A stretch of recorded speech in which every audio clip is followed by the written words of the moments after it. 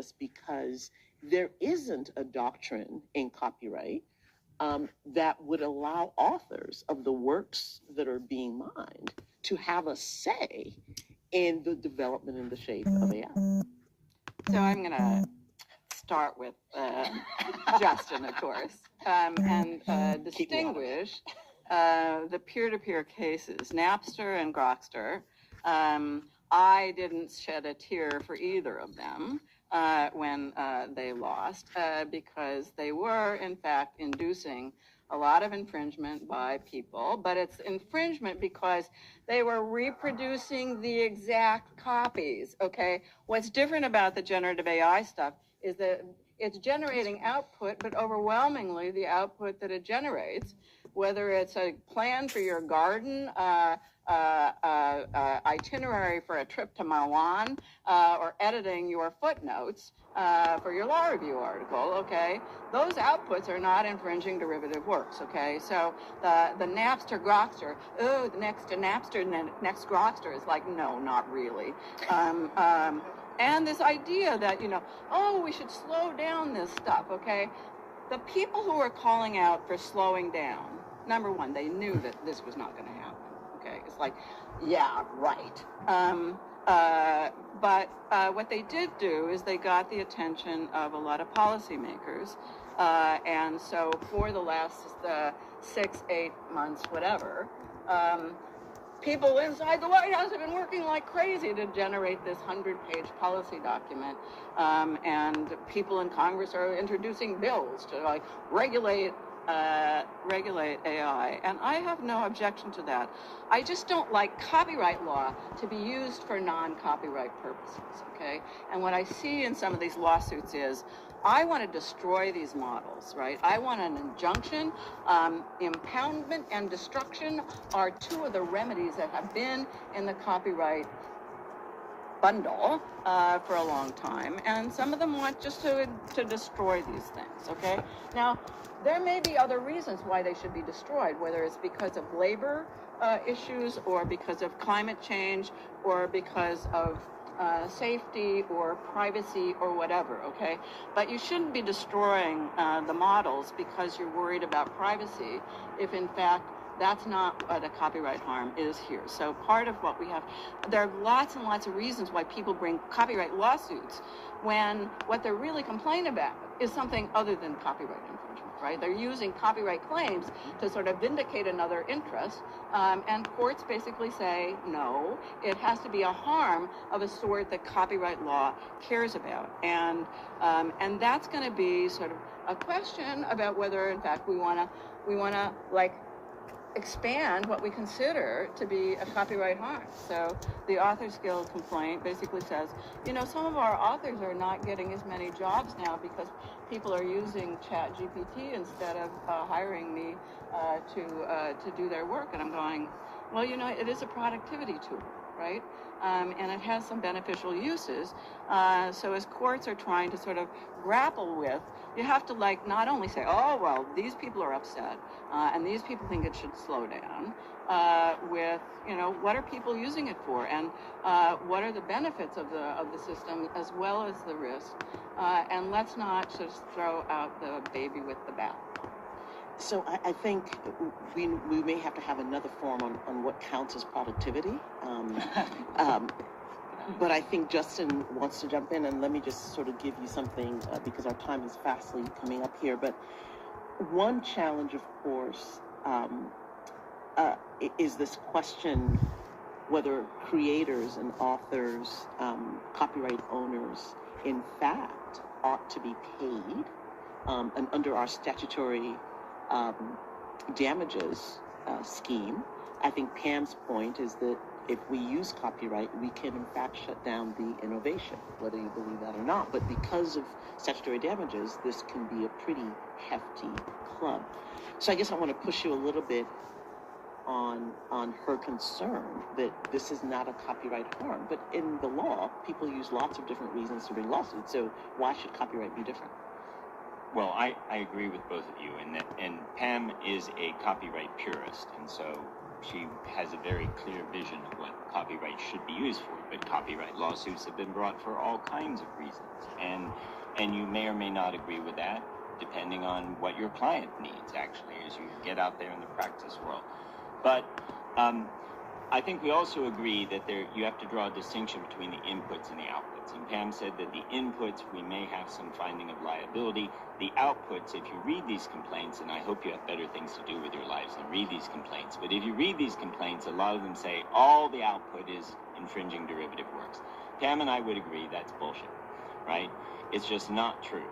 Nonetheless, it is also not true to blithely, blanketly say most of the outputs will not be infringing. We just don't know.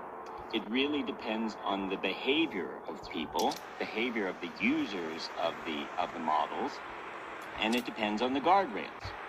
You know, there is one image generator, I think it's maybe DALL-E that I've played with, that if you say, I want to see Barack Obama naked in a bathtub, you won't get anything. But if you want to see Mickey Mouse in a Parisian cafe, you will get him. Okay, well, I'll tell you, I know from the general counsel of OpenAI that was Midjourney, not DALL-E. Okay, well, I can show you if you want to see. No, Mickey in a we do Parisian not want to cafe see. We do not from want to DALL-E. see. But go ahead. Finish It the got point. the wrong cafe, but it got a cafe. So, you know, what the outputs are, whether they're infringing or not, I think we'll agree most of it won't be infringing, but how much is infringing depends on behavior of users and depends on guardrails, which OpenAI can control. If OpenAI, this is not a programming issue, this is an end interface it uses. Pam and I would agree with that. You just say, you get Mickey Mouse, you just don't get results. And so those things are within the control of the tech people. One salutary effect of these lawsuits may be to force that discussion into the open and force some compromise between the two sides. Who should own the copyright in the outputs?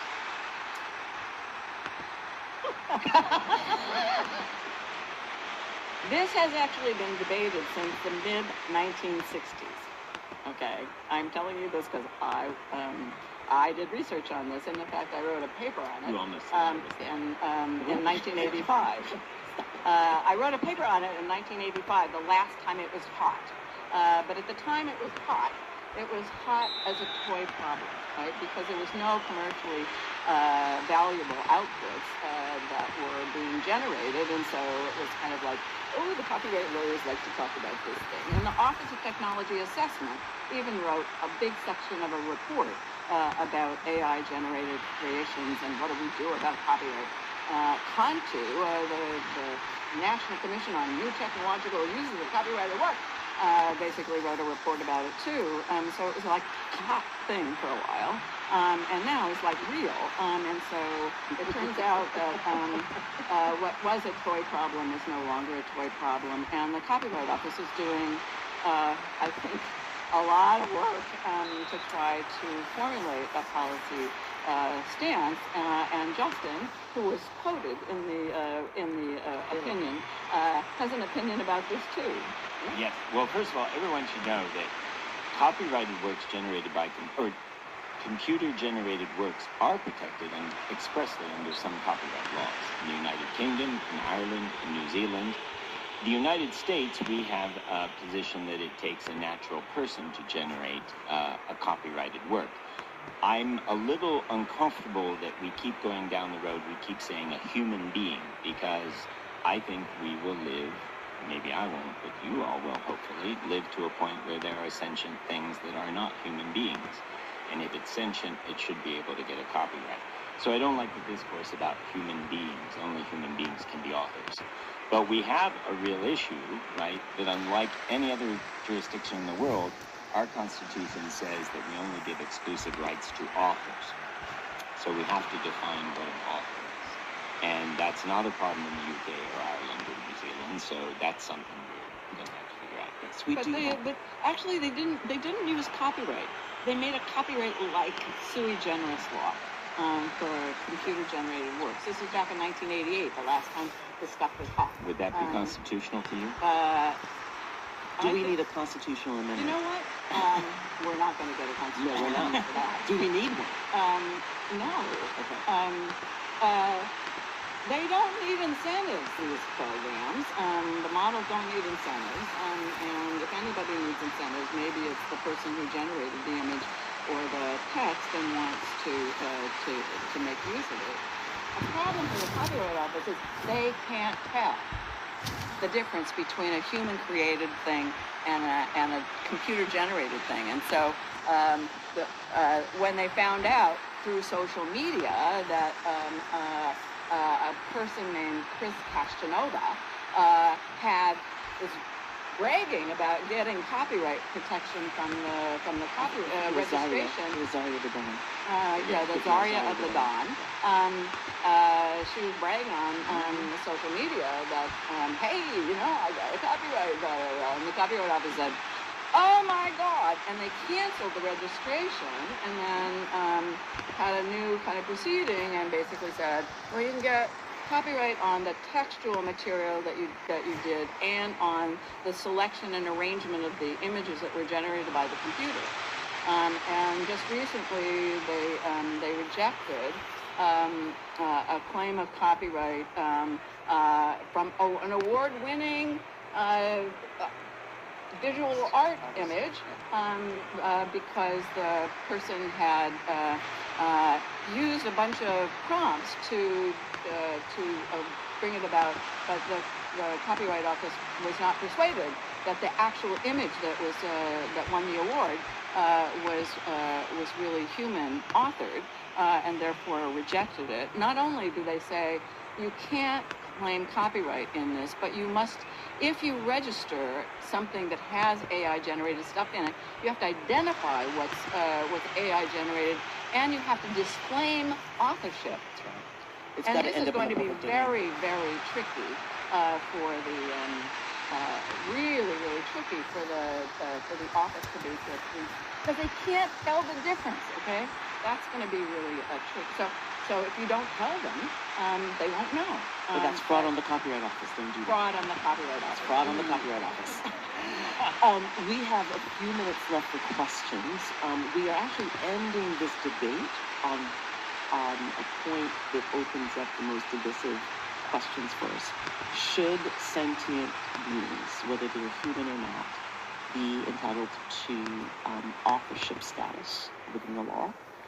Should we use compulsory licensing as a model to get data models trained? And more importantly, if someone says to a generative AI system, write me an administrative law review article like John Manning would write, does Dean Manning have a cause of action when that article spits out using idiosyncratic, things that the dean would put in his article, right? There are these questions about deep fakes and digital personality rights that are, so there are things that we're fighting about within copyright, but there are actually things that begin where copyright ends that historically we've ignored and that are going to be at the forefront, I think, of many of the debates that we have going forward. Let's get a couple of questions, please. At the back there. There's a mic coming your way. Thank you, Professor. Yeah, Hello? you're on. Yeah. Thank you, Professor. So it seems like a lot of this debate is traditionally over major institutions, OpenAI, etc. What about open source models? So how, for instance, if I can download Llama 2 on my desktop, it's 20 gigabytes, and then maybe I have to fine tune it so I can just use a basic $1,000 computer to build my own model, publish it on the internet, and anyone can use it anonymously. How is copyright law supposed to enforce the regulations if everyone can just generate these things anonymously on their own localized computer? Great question. Justin? Are you talking about how can copyright deal with the outputs of your... Well, the outputs is actually quite easy because while we call it copyright, it's been a long time since we've been in the digital networked environment that what copyright is really controlling is distribution, not reproduction, not production per se. Produce it and keep it on your home computer and no one will notice. Once you start distributing it, you will be found. And if you don't believe that, take a picture of yourself and put it up on TinEye and see how many places your image already appears on the internet. We have time for one more question. Just one more.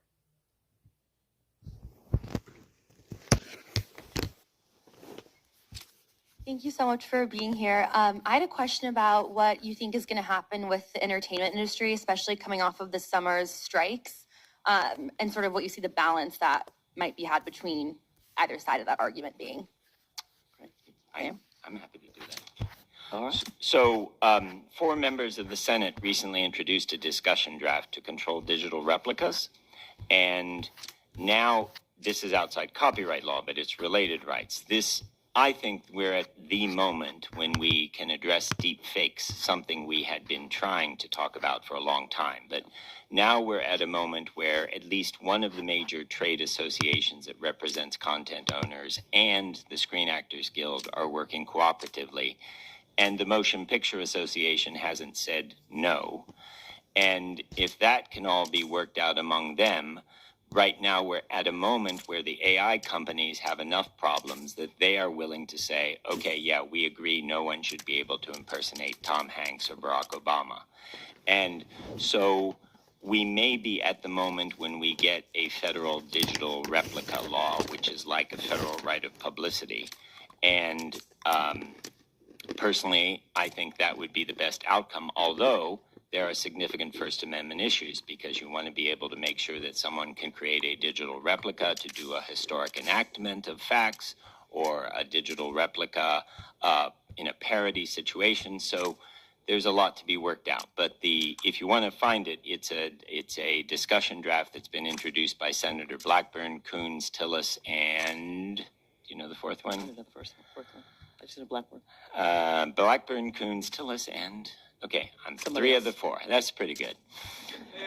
Pam? It's called the No Fakes Act, in case you're looking for it. And Jennifer Rothman, who teaches at the University of Pennsylvania Law School, has done an extensive analysis of it. And so while she is sympathetic to certain aspects of the problem and deep fakes and the like, she thinks that this bill is really highly problematic. But I think we don't have time to go into those problems. Let me just add, Jennifer, who's a good friend of both of ours, thinks everything is problematic if she didn't write it. Oh, And- stop it. Justin. And if you read the web page, her blog, she's highly critical, but then if you read the memo where she wrote in detail to try to actually address staffers, she's not nearly as critical. That betrays political savvy. On that note, thank you so much to our panelists. It's Halloween, October 31st, 2024, and welcome to this installment of the New Possibilities Hour, part of the Will Work for Food project founded by Natalie Armstrong Motan. Every Thursday, Jean Lawler and I are delighted to host another cutting-edge program for mediators, arbitrators, lawyers, and everybody who negotiates. As you know, there's no charge for these great programs. We ask you to contribute to a food bank if you like what you see. And so far, our audiences have been so very generous in contributing in honor of our great speakers. It's over $625,000 contributed so far in honor of our great speakers, and we thank both our speakers and our audience so very much for having been so generous over almost 5 years now. Today we have another great presentation from Angela Dunning. She's a partner at Cleary Gottlieb in Silicon Valley, and she'll be talking about generative AI, IP risks and opportunities. As an IP litigation partner at Cleary Gottlieb, Angela Dunning works with both AI developers and those implementing AI tools to navigate these risks in a fast-changing legal landscape. She will discuss both input and output risks, including the possibility of bias, errors, and hallucinations, as well as copyright, trademark, trade secret, and data protection concerns companies should be aware of in developing and deploying AI systems. She will also provide an update on the current status and trend lines of U.S. IP litigation directed to the training and use of AI tools, offering perspectives from the front lines of several major cases. Angela is counsel in many of those cases in the Northern District of California and elsewhere. Angela, we are absolutely delighted to have you. We know it's going to be not a trick at all. It'll be a total treat here on Halloween to hear what you have to say. Please tell us a little bit about the food bank to which you would like people to contribute if they're in a position to do so, and then your presentation. Angela Dunning, the floor is yours. Well, thank you so much, Jeff, and thrilled to be here to support the excellent work at Will Work for Food. I'm here to support the Second Harvest Food Bank located right here in the Bay Area. It's a very affluent area, generally speaking, but there are so many folks who go without, and if we can help distribute food as the holidays are coming up upon us, it'll make a real difference in the lives of our community. So thank you for your support, and I'm thrilled to get this chance to do my small part. Thank you. So I'll launch right into this discussion, and then if there are folks with questions, I'm happy to entertain those in the time we have left. I am going to talk about a number of the concerns and risks that people are sorting through with respect to generative AI and the, ever-changing, quicker than we can keep on top of it landscape here. But I always like to start with a discussion of some of the absolutely groundbreaking capabilities. I mean, we have seen just in the not quite 2 years since ChatGPT was introduced publicly in the fall of 2022, just an explosion of not only the use of the technology, but the capabilities. We've seen models get bigger, quicker, more accurate. We've seen models developed that can, not just create text or code, but extraordinary images and video. We have a proliferation of companies offering these capabilities and tools, and they are pretty staggering in terms of the opportunity that they provide to individuals, to businesses. I talk to companies and folks all the time. A doctor last week who said that Kaiser in the Bay Area is rolling out AI to help generate patient notes following meetings, which can save, even if it just saves 10 or 15 minutes per patient, can allow her to see and treat more patients, and she treats pediatric patients suffering from GI issues. I've talked to a developer of therapies for cancer just a couple months ago who is using a large language model to develop his pitch materials. He doesn't have time to work up those materials for investors. He's too focused on trying to get the therapies he's working on through clinical trials, but with these tools, he can generate those reports and try to generate rounds of funding to help support that vital work.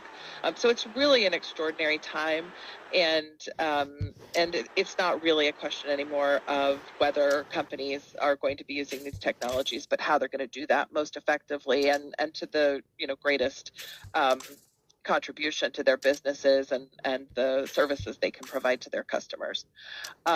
So we have seen, everything from this image that we created using the image generator offered by OpenAI, DALL-E. We just simply prompted it to create a photo of a lychee-inspired spherical chair, and you see what comes up is a beautiful image of a product that could be made and sold. So these tools are being used for product ideation.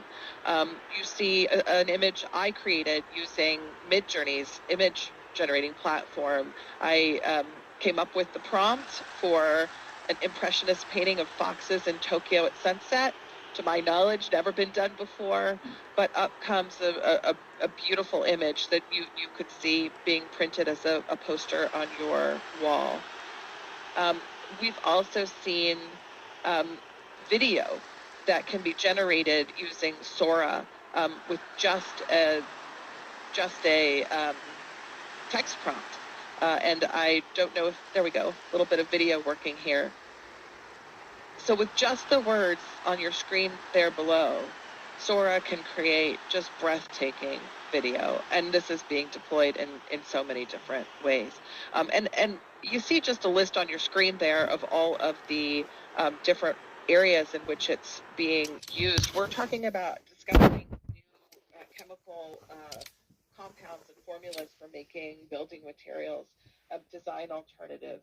Chatbots are huge. We're seeing just an explosion of use of virtual assistants because they offer a natural language interface.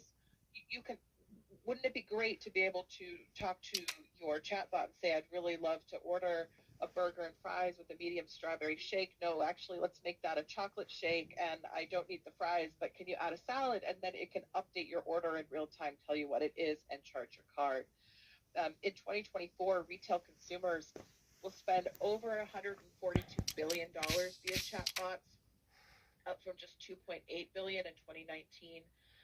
We're seeing an expectation that the chatbot market will grow just by leaps and bounds over the next couple of years. Salesforce recently found that 77% of customers are saying that chatbots will transform their expectations of companies in the next few years. But we're also seeing use of these tools, again, to translate text to speech, to translate conversations in multiple languages in real time, to develop therapies and diagnose disease, to solve complex problems like climate and traffic, and just address basic business problems like analyzing patterns, for instance, to identify risk in your business, or to identify non-compliance with policies or laws among employees, so that you can address those through policies or further training. It's an extraordinary time.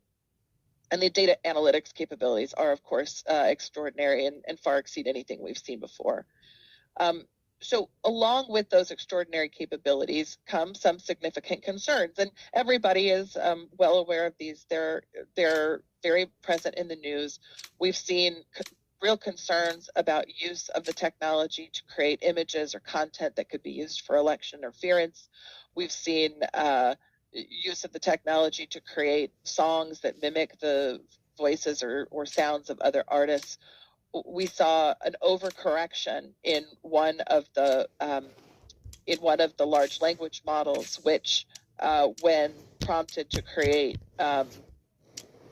Nazi-era soldiers, imposed a multiracial overlay to that, which plainly is anti-factual and counterfactual and not reflective of history. So companies are trying to figure out how to address concerns about how their capabilities may be misused intentionally by others and how they may inadvertently introduce bias or inaccuracy. We've also seen a slew of lawsuits filed. These lawsuits are primarily centered in the Northern District of California, where I practice, as well as New York, and they fall into two camps. One is mostly news organizations or music publishers, content creators who have filed direct claims against specific AI developers, claiming that their platforms can generate and are generating copies of copyrighted articles or song lyrics that people typically are required to license and pay to use. The cases that I'm working on are copyright class action lawsuits, mostly filed in the Northern District of California, where the claim doesn't center around any outputs. The claim is not that the large language model is creating a book that looks like the plaintiff's book. The claim is that the model should not have been trained on content that may include copyrighted work. And we'll talk about that in a little more detail. So let's start with copyright, which is one of my areas of expertise. I've been practicing copyright and trademark, trade secrets, false advertising, and related litigation here in the Bay Area in California for 25 years. And it's never been a sexier time to be a copyright lawyer. We will first address the issue of who owns what comes out of an AI generator. So there's a little case I litigated a few years ago against the crested macaque you see here in the screen, Naruto, who filed a copyright lawsuit against a human photographer and the self-publishing platform he used to publish these photographs that he procured in Indonesia using a lead that the macaques then used to take monkey selfies. And the holding in that case was that the monkey lacked standing to pursue a copyright claim because they're not human. And from there, we have derived a principle that's pretty much been, continuous and uninterrupted in U.S. Copyright case law, including at the Supreme Court level, that human authorship is required for copyright. So we knew at the time in 2016 that this would be extremely important for the context of AI, where what is being generated is being generated by a computer program instead of arguably by a human. And so the Copyright Office has to date maintained that outputs generated by humans, artists or other users, are not protectable by copyright because they lack a human author. And so the image you see at the top of your screen next to Naruto there is an image called Recent Entrance into Paradise. It's by a well-known inventor, Stephen Thaler, who asked for copyright protection for this work, which he claimed was created autonomously and exclusively by an AI software that he had developed. The Copyright Office rejected that application for lack of human authorship. He appealed to the district court, which affirmed, and it is now on appeal at the circuit level, where I think it's widely expected to be affirmed again. That was a fairly easy case, again, because of the way he put in his application, that there was no human involvement. But the images you see below that are an image called Teatro d'Opera Espacial, which was made by an artist, Mr. Allen, who actually won an award at an art show in Colorado for his work. He started with an image he generated on Midjourney, but then substantially changed it and spent just an extraordinary amount of time to create the final work that he submitted. And the Copyright Office has rejected that as well. And he has just filed an appeal claiming that, in fact, there is human authorship. He's put in his creativity, his imagination, and an extraordinary amount of time and effort. We also, I'm just going to go back one. We also had an application for Rose Enigma, which is a interesting development in the sense that the artist there, Chris Kostanova, began with a drawing they created and copyrighted. It's the pen drawing you see, which they then fed into Stable Diffusion as an image prompt and asked it to create, with an extraordinary level of detail and specificity in the instructions, the more the colorful and more detailed work on the right. Now, the Copyright Office has just rejected that as well, despite a lengthy discussion of the human authorship that went into creating that, and despite the fact that there is really only one human author for this work. Excuse me. Has just rejected that. So the current state of play is that things you develop using generative AI tools are not subject to copyright. And that's really important to keep in mind because it will help, it's important to know when you're making plans about how your business or you should be using these tools. If the outputs you're creating are something that needs to be protected by copyright, and that's because really it's going to be released publicly, and you don't want other people to be able to use it, then you need to be thoughtful about how you deploy these tools. The Copyright Office will register works that have been created in part using generative AI tools, but they will only give copyright registration for the composition and the overall arrangement, as well as the human-generated content. Any images generated by a tool are currently not subject to protection. Now that is, as I said, pending before the courts, who will have the final word on that issue. But it's something to definitely keep in mind. If we flip over to the U.S. Patent and Trademark Office, we've gotten somewhat different guidance. The Patent Office has said that for inventions that are created using AI augmentation, they may still be subject to patent if, in fact, the human contribution is sufficient to demonstrate human inventorship. In that instance, a patent will issue to the human inventors, and the AI cannot own a patent.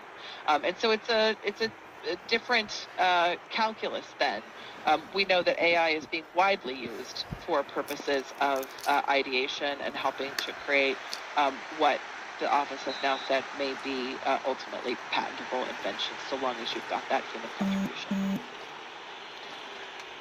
All right, let's move to infringement. So most of the litigation that's pending right now contains claims for copyright infringement. We could spend a whole hour on this topic alone, but copyright infringement is basically the exercise of one of the exclusive rights of copyright without permission. So the exclusive rights include reproduction of someone else's copyrighted work, preparation of a derivative work, that is, you make something that is substantially similar, public distribution or performance or display.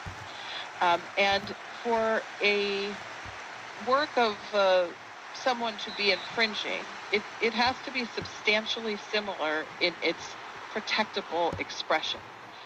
Copyright protection does not extend to any ideas, to facts, to concepts, to savoir-faire, to scientific principles.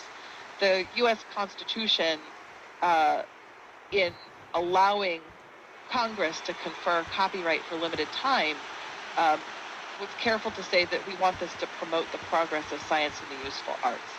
And that means, in combination with our First Amendment protections for free speech, that everyone needs to be able to build on ideas and facts, to discuss them, etc. And so we have these twin principles that copyright does not cover facts or ideas.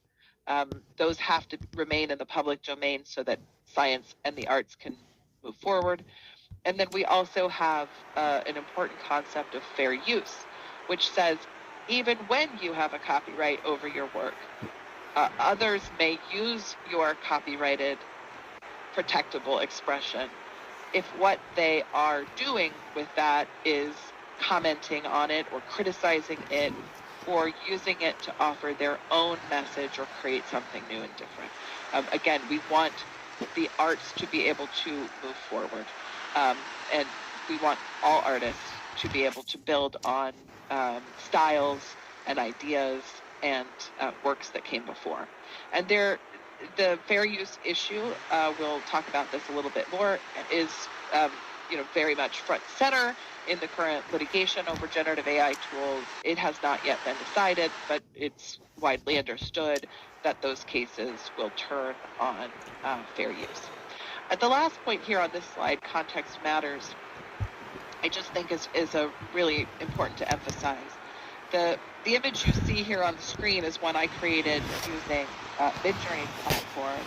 And you can see in this image, a bottle that resembles a Coca-Cola bottle, and also an image of Snow White and the evil stepmother. Now, if a party attempted to create an image on a platform displaying copyrighted characters and artwork from Disney or anyone else to sell that in competition with Disney's own images, that may very well be an infringement of copyright and not permitted and provoke a lawsuit.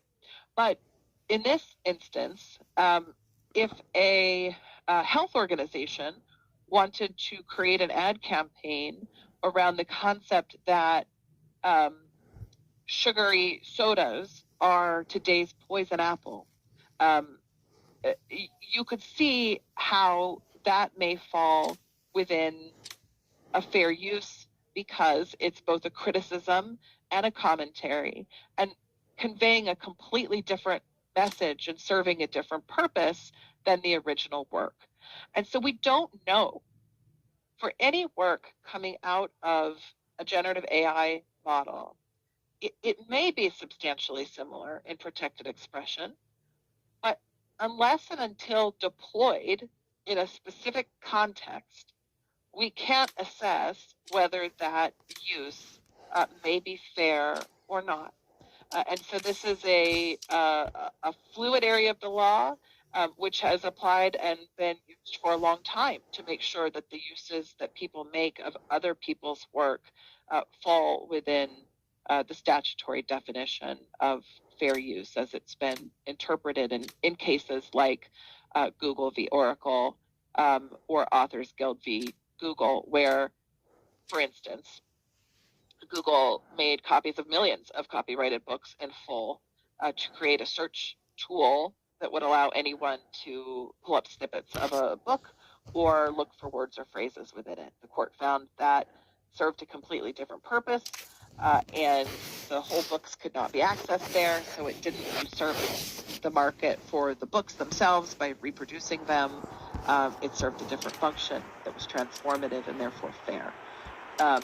Similarly, in Google v. Oracle, Google was permitted to use thousands of lines of code that had been that was owned by Oracle to create the Android platform, which was entirely new and would allow developers to build new programs. So it's a robust landscape of fair use jurisprudence, and it's being built upon as we speak.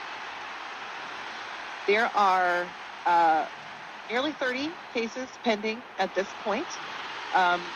The first one on your screen there is worth noting, Thomson Reuters versus Ross Intelligence, as that one is headed to summary judgment argument soon. That case involves an allegation that Ross Intelligence copied Westlaw head notes to create an artificial intelligence powered tool that allows for better, faster case searching according to the advertising. Whether those head notes are copyrightable content and whether this was a fair use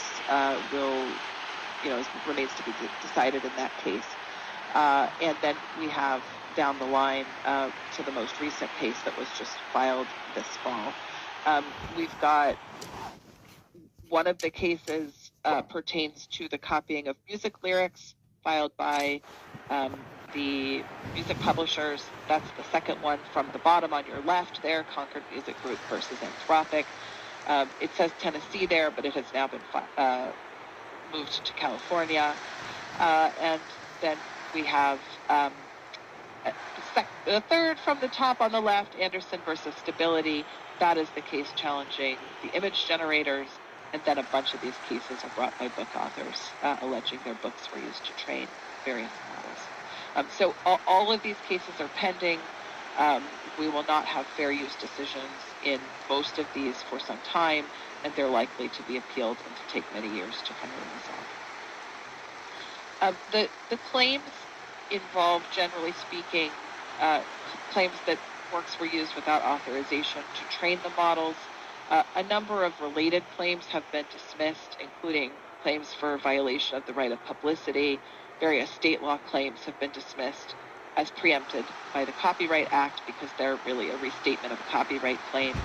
We also have a few claims that allege trademark or trade dress infringement based on the outputs that are coming out bearing some alleged trademark or trade dress of the folks who claimed their works were used to train.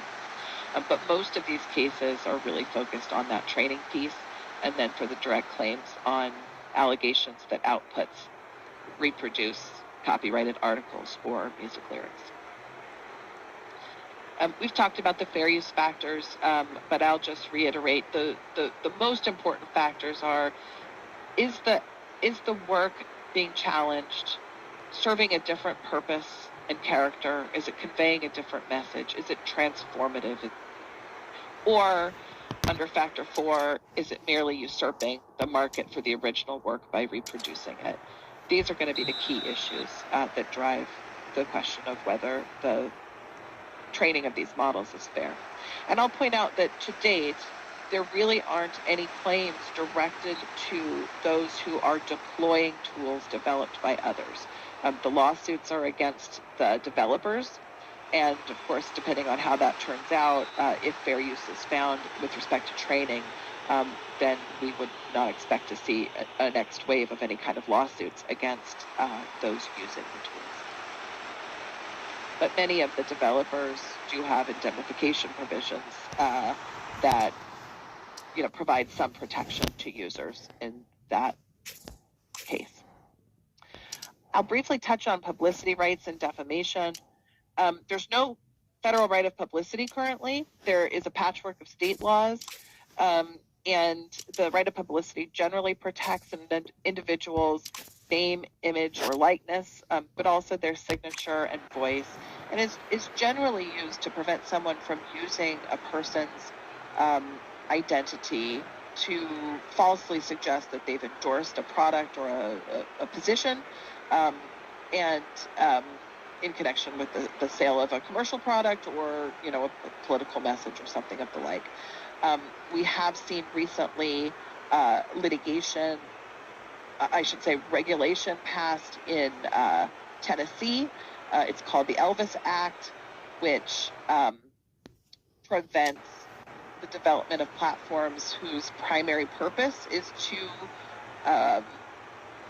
mimic the voice of others. How that will be interpreted and applied remains to be seen. We also have some various state laws relating to banning deepfakes and proposals at the federal level.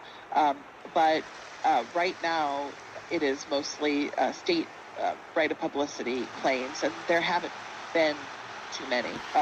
In the case of concerns like Scarlett Johansson being worried about her voice being used or something sounding like her voice being used for ChatGPT chatbot, that was quickly taken down. Defamation is also an issue that has come up. Defamation is, of course, a statement that injures a third party's reputation, and it requires some level of intent, depending on whether the individual is a private person or a public figure, and it's got to be false. And when we're talking about generative AI tools and outputs, it should be widely understood at this point that those models can generate inaccurate information.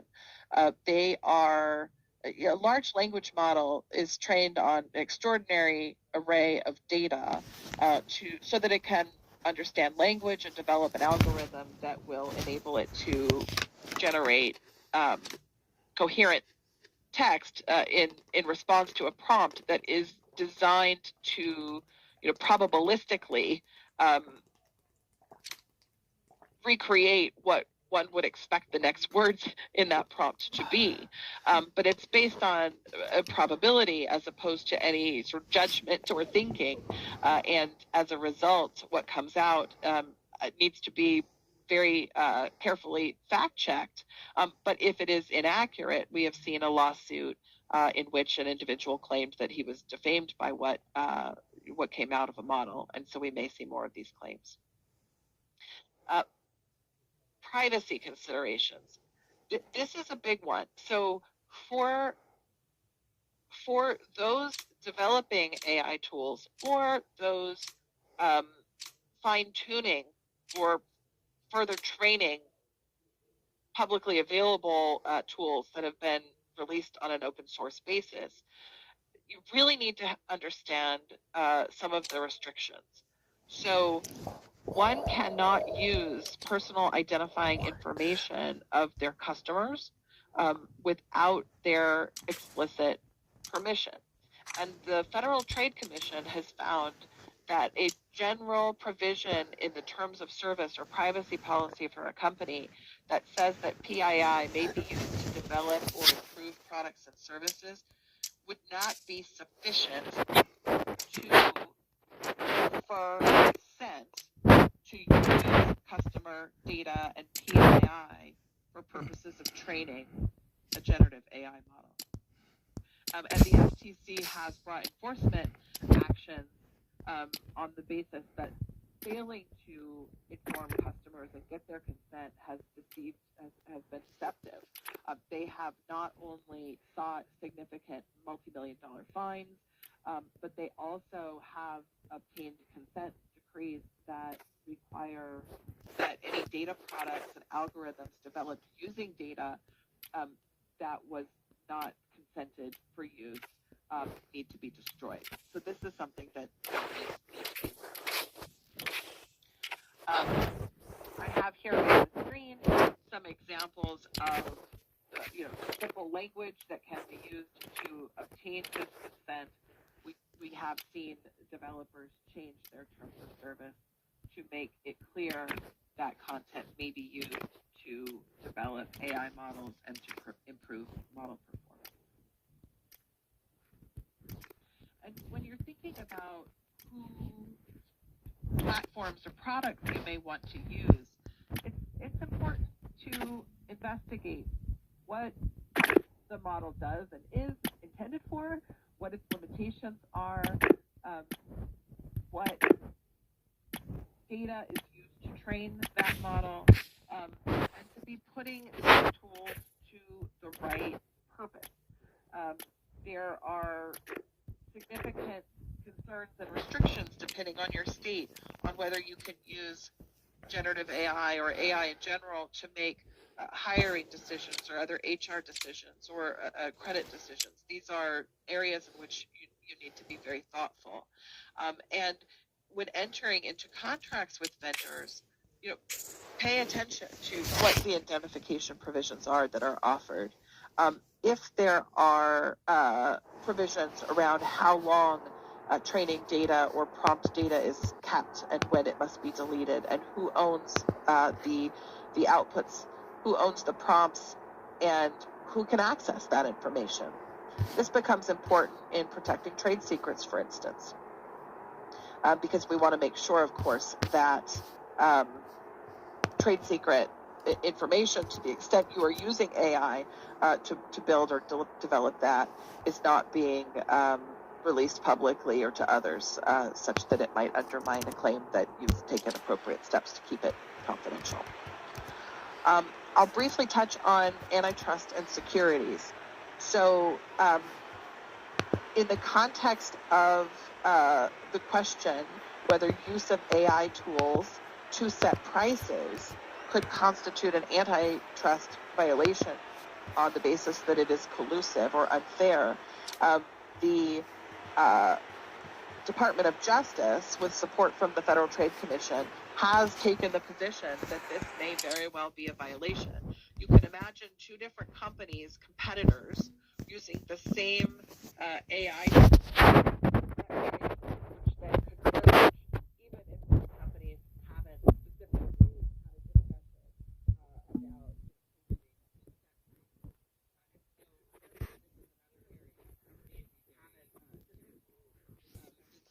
of this risk of claims of anti-competitive conduct.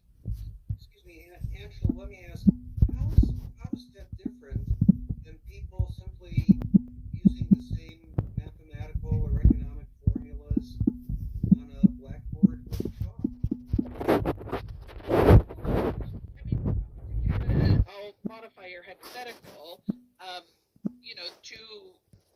Two gas stations across the street from each other can see what prices they're posting and are free to update their prices or lower them to compete. I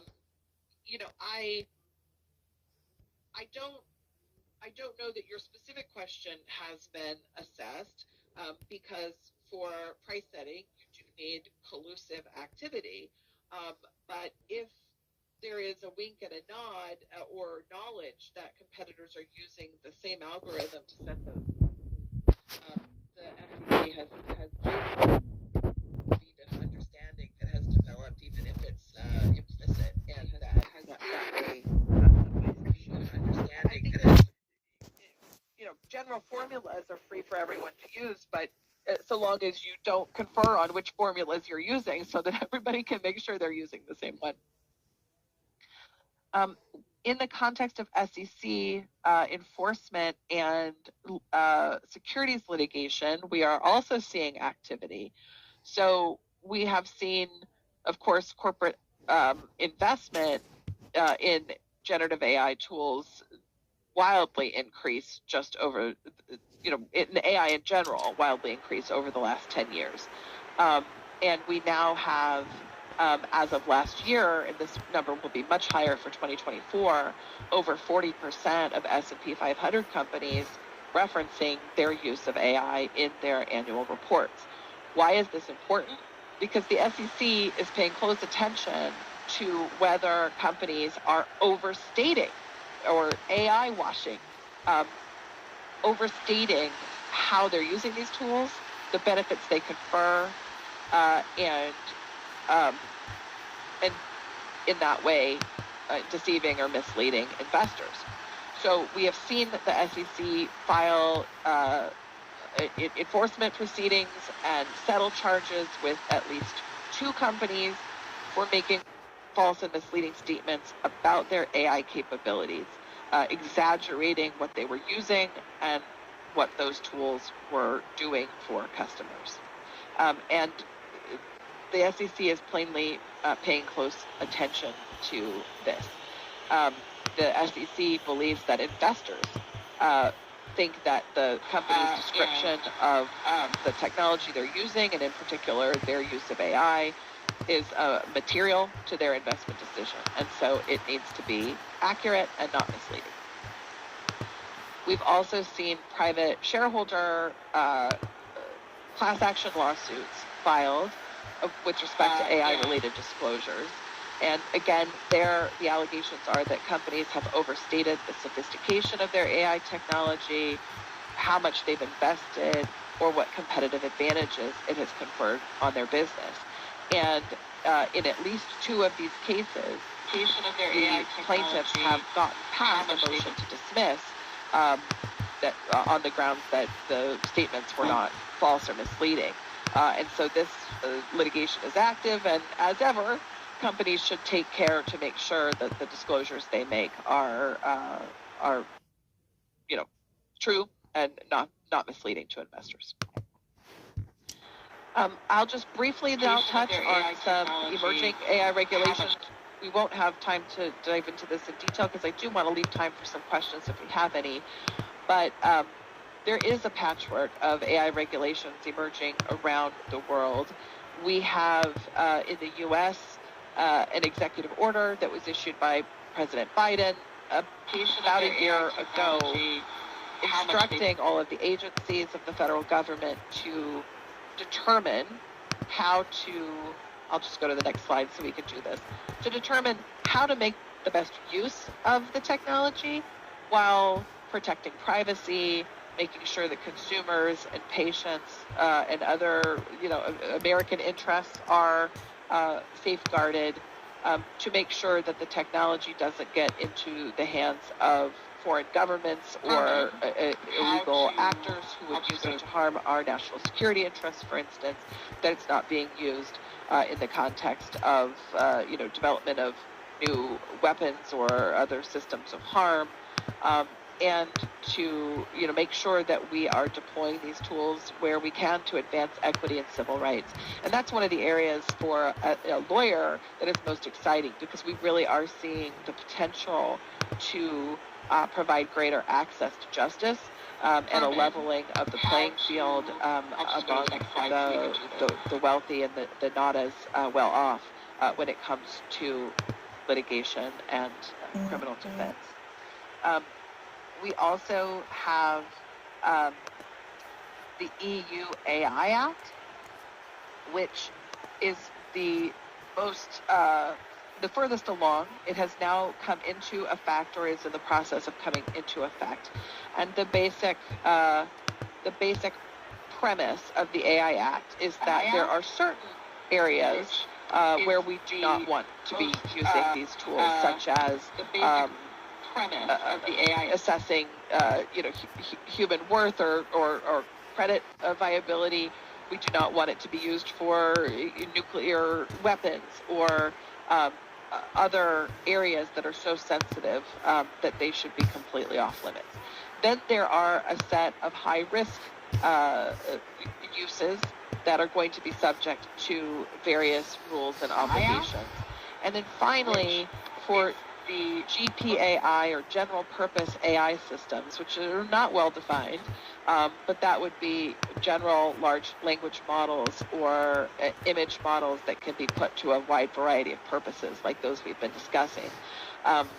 There are a series of requirements that are being rolled out that include disclosure obligations with respect to how they were trained, that require some testing processes to make sure they're safe, and otherwise some training and other copyright compliance obligations. How all of this will be interpreted remains to be seen. I think one of the areas that I think a lot about and that keeps me up at night is the prospect for real conflict between the EU AI Act and its requirement that copyright holders be provided a means of opting out of having their content trained on. There's a real potential for conflict with that rule and U.S. law, which requires and that fair uses be permitted. And if there is a finding in the U.S. litigation that use of copyrighted content to train models constitutes fair use, but the EU law, which purports to apply not just to EU companies, but to any company, no matter where they train their models,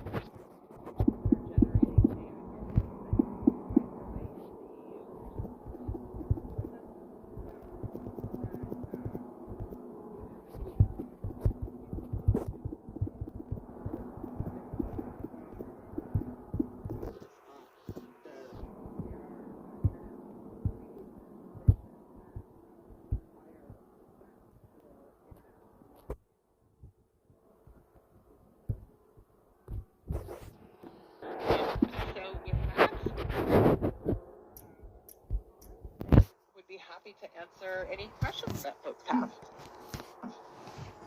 Angela, this was quite a tour de force, whirlwind tour of everything going on in the world of AI and litigation and disputes, as well as technical development. So thank you very much. We have a lot of mediators on the line. Let me ask you, when and where are we likely to see these cases come up for negotiated settlements?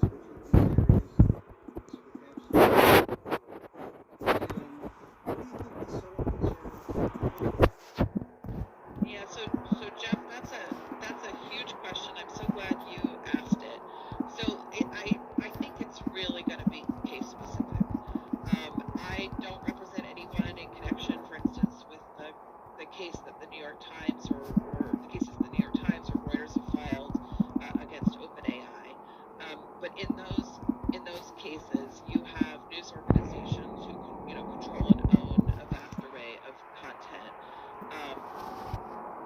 suing the platform for illegally, being able to generate content in response to prompts that reproduces the copyrighted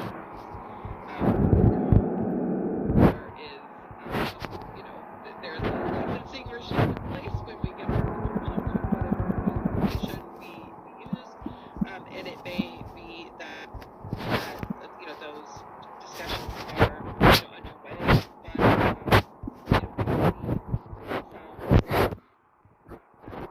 access or license agreements being entered with respect to content for training going forward, because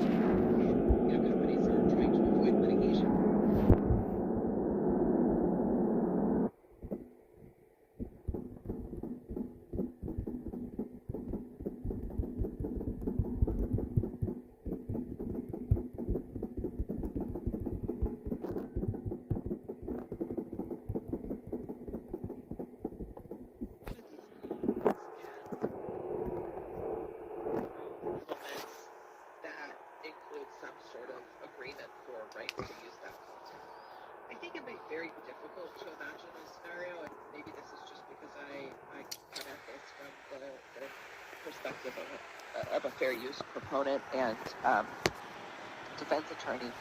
But I think it's very difficult at this point to imagine any court finding that these tools have to be removed from the market or that people can't use them.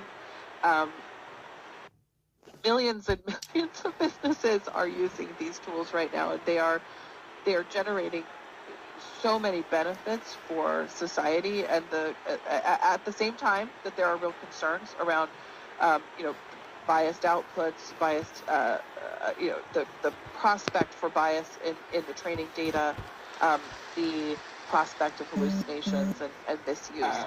The benefits are extraordinary, and this is why so many companies are deploying these tools to help with everything from marketing to product ideas. So that's going to be an craft in the cases that can be settled, terms that allow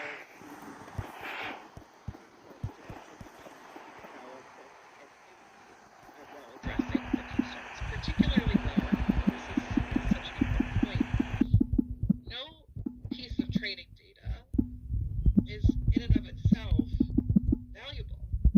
When I ask a large language model to tell me what the capital of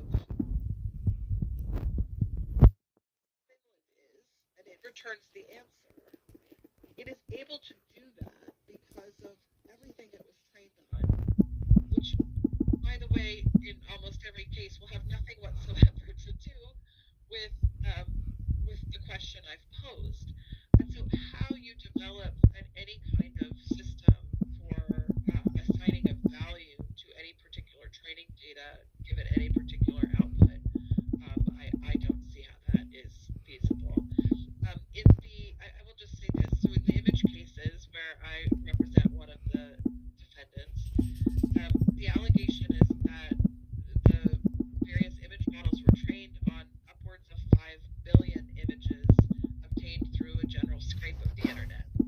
And statutory damages, if liability were to be found, are under the Copyright Act a minimum of $200 per work, even for innocent infringement, which, if you do the math and assume there are even just, we'll call it 1 billion copyrighted images in the training, you multiply that by 200, and we are higher than any of us should be counting. And the statutory damages for willful infringement go up to $150,000 per work, in which case we are in the trillions and beyond. So the amounts at issue are extraordinarily high, so high that they are existential. And in the mixed cases, we're talking about hundreds of thousands of books. So these cases have very high dollar figures attached to them, which is going to present challenges in terms of figuring out how to bridge gaps between the defendants who claim they believe that their training of these tools is fair, and the plaintiff authors whose complaints often boil down to not again that something is coming out of the model that looks like my book or my work, but that I just had this general feeling that it was not right for you to train on my work, and you should have gotten on to expectation for that.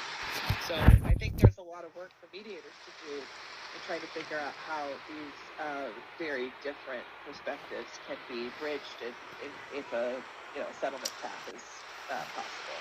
I see these cases being litigated through for a while.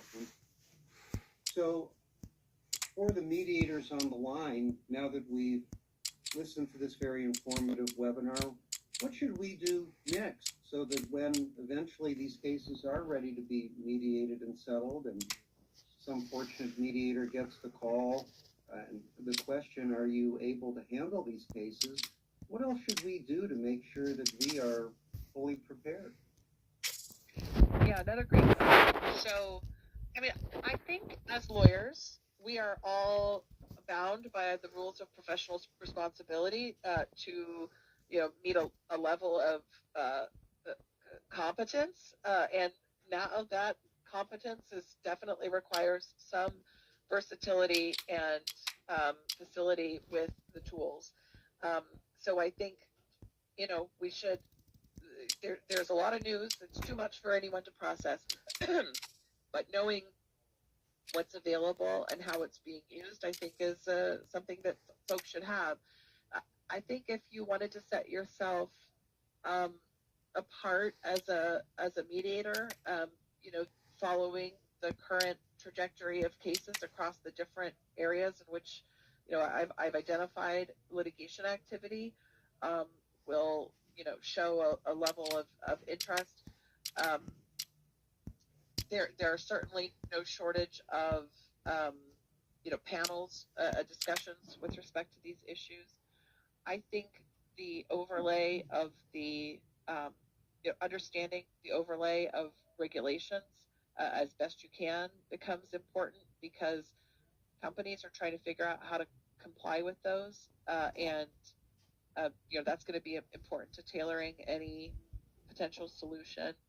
And you have the easier cases, right? Some of the defamation, the privacy, the securities cases where traditional principles apply. Those, I don't know that those cases are. I would market those the same way I always have. The allegations that a company is misstating how it uses AI or the benefits that it's deriving, that case is going to be resolved in the same way that securities class actions have been litigated and resolved for a long time. I think it's but being able to speak the lingo and feel comfortable in discussing what the tools are that are out there and how they're being used will be a real asset. And let me ask you one final question before we're out of time about your personal use of these AI tools. What do you find personally the most important or productive or significant use of these AI tools? Yeah, so I represent several companies, so I won't make a commercial endorsement of any, but I will say the commercially available large language models can be extraordinarily helpful. I have asked, I've asked one model to, let me know if there's another. I do trademark litigation. So is there a logo out there that looks like my client's? Yes, in fact, here's this logo from such and such company. They don't have a trademark registration. Tell me, how are they similar and different? Oh, sure, I'll be happy to do that. And then it will list all the similarities and differences between the logo.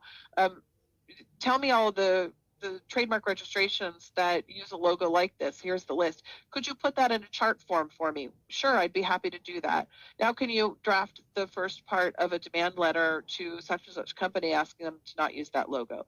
Now, at every stage of this interaction, as a lawyer, I'm going to check what is coming out, right? I'm going to check the trademark registration. I'm going to go to the website. So you're going to verify this information.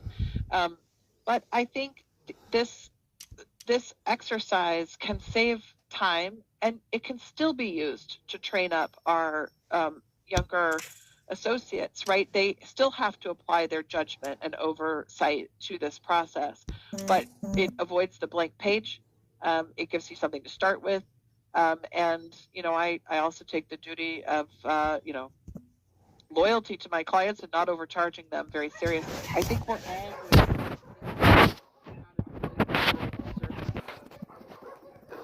we represent. And if you do it right and carefully and thoughtfully, we can provide real value while, still bringing to bear the judgment that our clients and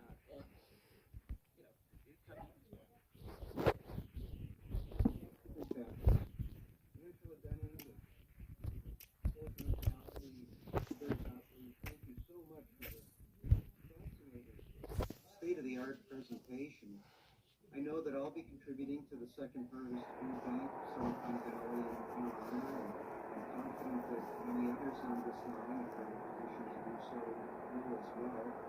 The website is www.sfp.org.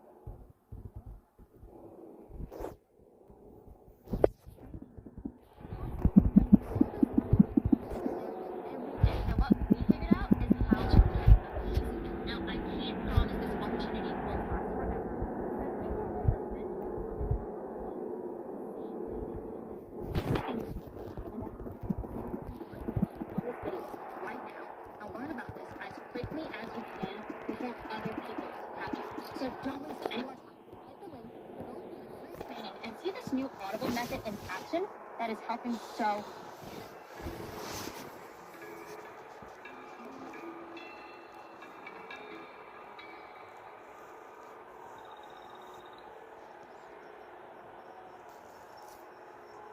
Hi everyone, come in, settle in.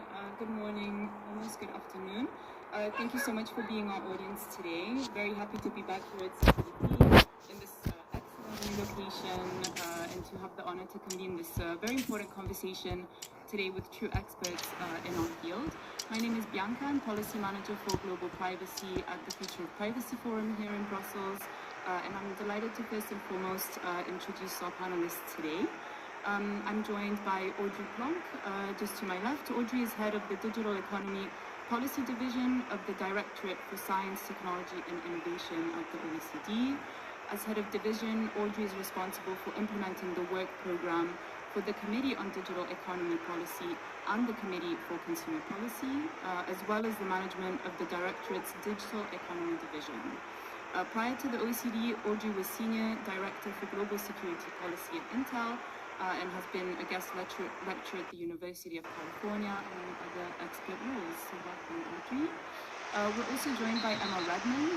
Emma is Associate General Counsel, Head of EU Privacy and Data Protection at OpenAI. She was formerly Global Head of Privacy and Chief Privacy Officer at Stripe, with previous roles as the Head of International Data Protection at both Ancestry and LinkedIn. Emma is an adjunct associate professor of law at University College Dublin and is also a member of the Government of Ireland's AI Advisory Council.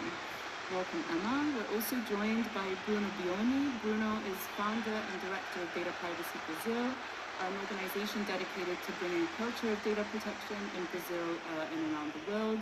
Bruno holds a PhD in commercial law, is the author of several data protection books, and is a member of Brazil's Federal Senate Committee on AI and Brazil's National Data Protection Council. Thank you, Bruno. And last but certainly not least, Gregory Smolinek is Deputy Commissioner for Policy and Promotion in the Office of the Privacy Commissioner of Canada. The promotion program that Commissioner Smolinek works on aims to inform Canadians of their rights and how to exercise them, and to bring organizations towards compliance with the law. Gregory leads the OPC Policy and Promotion team to develop practical information and guidance, and in developing advice on specific initiatives. So welcome everybody. We've come together here to discuss today some of the different regional and global approaches to AI regulation, what these developments spell for global regulatory alignment as we look towards interoperability, and whether we're seeing the emergence of a more international law on AI on the basis of shared principles.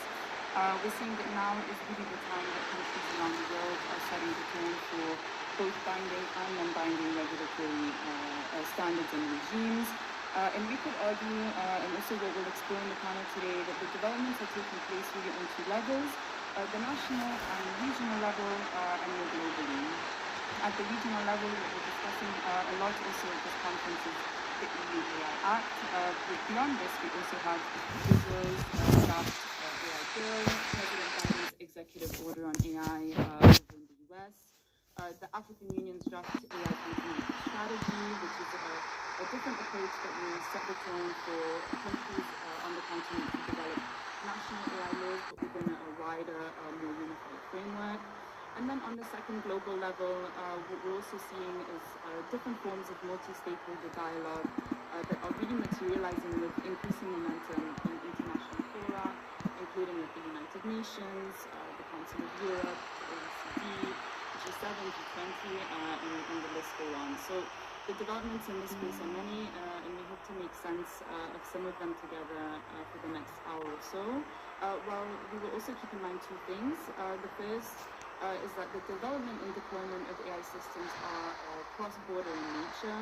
So talking about regulatory alignment is deeply important, not only for legal certainty, but also for meaningful rights protection across borders. And the second thing, we'll of course come to this from the ever-present role of data protection laws and practices in informing these evolving AI norms. So CPDP is also, as a conference at heart, a privacy and data protection conference, so we hope to keep true to that. So enough from me. We'll start nationally, regionally, and go to more global developments. And Bruno, I'd actually love to start with you. If I may ask you, what are you seeing in the approach to AI regulation in Brazil, also in the wider context of legal cultures and frameworks in Latin America? Are you seeing that this approach differs greatly to other regions, and what are some of the examples there? Thank you so much, Bianca, also for the invitation and also for the great Forum and the University of Brazil have been collaborating for several years, and also it's so much good and great to be here with you in one more year at the CPDP. Yeah, and with regards to your question, I think right now we are seeing a regulatory fervency worldwide, globally, and specifically in the region of Latin America. I think we should track specifically some kind of initiatives. Chile just proposed an AI regulatory initiative as well, which is very rooted in the UNESCO's principles with regards to AI ethical guidelines. Also, Rede Ibero-Americana of the data protection authorities in the region is trying to set up a common framework in order to strike what is the role of data protection authorities in this regulatory game. And Brazil is also pushing for a regulation this year. It is expected to conclude this process by the end of the year, because then we can also not only conclude the G20 Brazilian presidents, which it must be prioritized AI as well, but also do our national homework in order to strike a rights-based approach for our regulatory effort and also appetite. And trying to establish a comparison between the Brazilian regulatory approach with others, specifically with regards the EU AI Act. I think both are very framed in this idea of a risk-based approach, but also trying to conciliate and strike a proper balance with a rights-based approach. And one thing that we are not, I think, not, let's say, developing or assessing in a deep way is that the risk-based approach is not a monolithic. We can and we should explore a little bit more the nuance and difference behind it. What I mean by that, like if you develop from the environmental regulatory experience by applying a risk-based approach, we could see that the big challenge was trying to strike a balance in terms of regulatory interoperability that would fortify a democratic control, social control, to define and to assess what are the tolerable risks in our society. So, for instance, in Brazil, we have like a really solid environmental framework that says any kind of assessments in the environmental initiative should be public by default, or at least we should have some conversation for those kind of assessments be under public scrutiny. So that's inspired a lot how the Brazil is thinking an AI regulatory approach by saying in a stronger way that such kind of tools, algorithm impact assessment, must be public by default, and also should be framed in a more participatory method or model. So, for instance, when we have a specific environmental initiative in Brazil, we should also have public hearings in order to hear the society, the group that is going to be affected, to raise their own concerns. So if you establish a comparison between the Brazilian AI regulatory proposal, we have a specific chapter targeted to the public sector, and that kind of public deliberation is even more silent if you consider that kind of approach that is being framed in the Brazilian perspective. So also the latest version that was released almost 3 years ago developed and evolved a lot in order to raise some political and normative language, what means regulate AI in a country like Brazil that is within the global south and also face very unequal and asymmetrical structural dynamics such as racism in Brazil, because there we are seeing a deployment of several facial recognition systems for the public security, and of course there are a lot of bias on it, and then the consequence, the side effects are terrible, because the black community in Brazil is being strongly and unequal affected by it. So for instance, how we try to respond on it in a broader way in the Brazilian regulatory perspective by assigning strong principles, but also trying to assign the role of undirected discrimination as a core principle for our law as well. So if you establish that kind of overview in terms of a panoramic analysis in the Brazilian regulatory perspective, we could see how the language, the normative language, I think it is a more rights-based approach than others that we are seeing in the world. For instance, we have the so-called umbrella terminology, which is the vulnerability or vulnerable groups, because at the end of the day, we should respond the inequalities, not only think about race, but also gender, but also other vulnerabilities because we could and should develop this from an intersectional perspective. So it's very different when we are talking about some kind of bias with regards a white man or with regards a black man, and then we plus and add, for instance, the variety of gender. And we are seeing this, for instance, by the application of AI for employment process and recruiting process and so forth.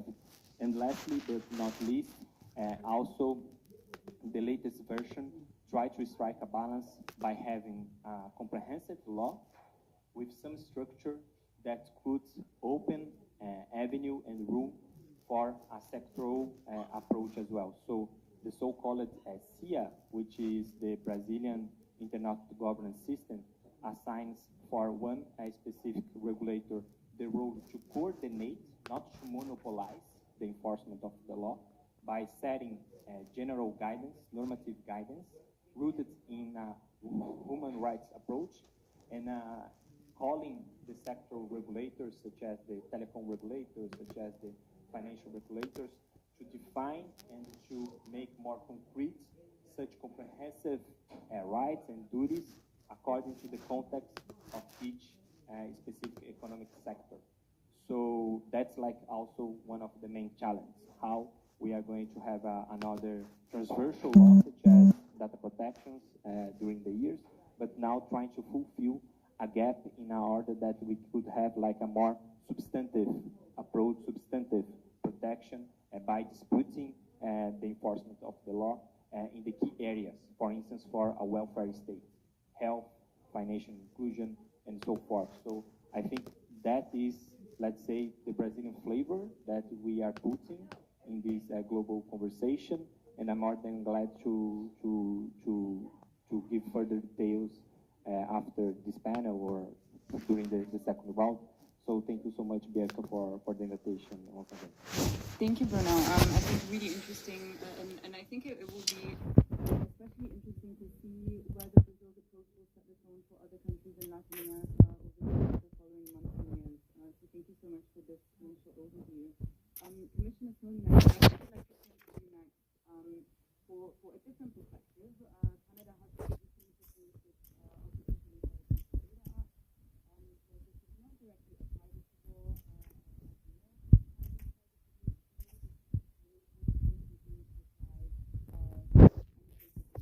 Data in the context of AI systems. So we'd be really curious to hear from your perspective and experiences as a privacy regulator. How do you see the role of privacy and data protection in these ongoing conversations on AI regulation in Canada and beyond, particularly in what feels like a very crucial moment right now? Thank you, Bianca. Thank you for inviting me to listen to this now. Good afternoon, everybody. I'm Gregory. I'm going to give you a little bit of an overview of what's been going on in Canada, both nationally and in terms of the Office of the Privacy Commissioner. Canada's actions internationally related to AI. First, to set the stage a little bit, our point of departure of the Commissioner, the Commissioners has been that technologies, AI included, obviously have benefits that they can offer to people in society, but as you'd expect from the Data Protection Authority, technologies and new tools must be implemented in ways that respect privacy, quality, and other related components. It now seems like an ancient history, but it was that many years ago, in 2019, we launched a public consultation on AI with the aim of developing a proposed regulatory framework for artificial intelligence. That was 2019. And we published that proposed regulatory framework. This is our Adios. 20. That framework is available still on our website, and the ideas behind it were that an appropriate legal framework for AI would allow personal information to be used for public and legitimate business interests, including the claim, but only if privacy was in question. That's been keeping with this as well as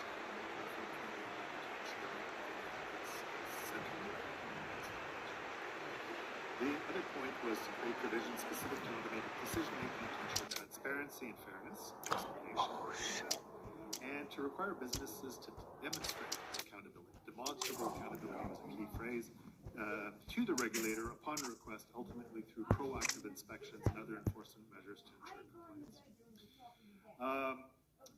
Moving forward a little bit to this year, actually, we launched a strategic plan which outlines the priorities of the Commissioner for the next few years.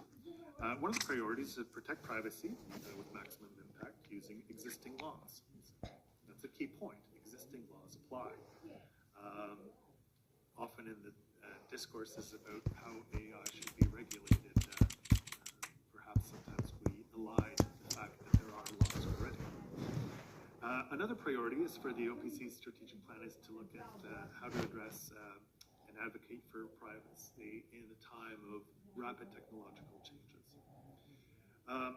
So we emphasize the importance of fostering a culture of privacy, encouraging privacy by design, and promoting innovation, while at the same time using innovation to protect fundamental rights to privacy, or the fundamental right to privacy. So to Bianca's comments about what's going on in Canada, in our legislature, in our parliament right now. So, again, I repeat, an important consideration is that while Canada's privacy laws need to be modernized, the existing laws still apply to AI systems, including generative AI products and services, and the OPC is prepared to enforce them. On the legislative front, there's a bill committees going through what we call clause by clause assessments. Legislators are proposing amendments. The bill includes actually 3 statutes. It's kind of like an omnibus. One is a modernized private sector policy, consumer privacy. Another one concerns are related to the law. And then the third one, very important, ADA is the artificial intelligence and data.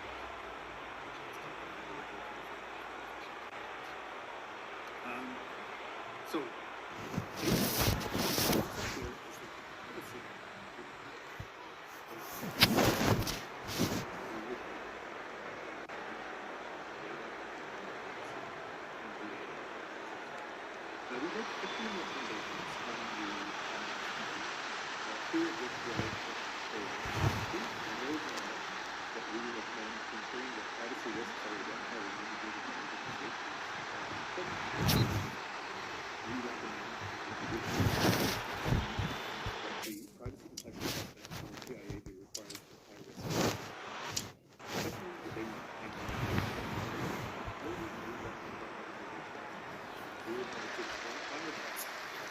recommendations, decision-making, not just those that could have a significant impact, and this would apply as well to profile. And to permit greater efficiency and coordination, the OPC, our office, should be given the ability to coordinate better with domestic regulators, including a new regulator known as the Data Commissioner that is proposed under the AI Act. So that's where we stand. That clause by clause is happening now. We're sort of in the middle of it. And Parliament will break for the summer. They'll resume the examination of the bill in the fall. And with any luck, we'll pass it before we have an election next year. As an example, by the way, to give some explanation here of high-risk activity, AI models should have the capability to analyze, infer, and predict aspects of individual behavior, interests, and even their emotions. That would be in the category of high risk. So anything that could provide insights about individuals, including whether they get, for instance, job offers, loans, pay higher insurance premiums, or are suspected of suspicious or unlawful behavior, would be categories of higher risk.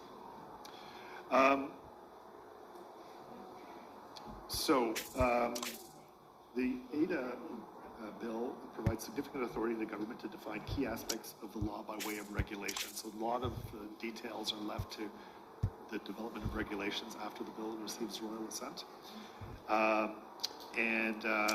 So there's, with it left to determination in regulation would be what constitutes a high impact system and determining measures specifically about the way data is to be anonymized and so on. So there's a lot left to be decided after the bill that gets through Parliament.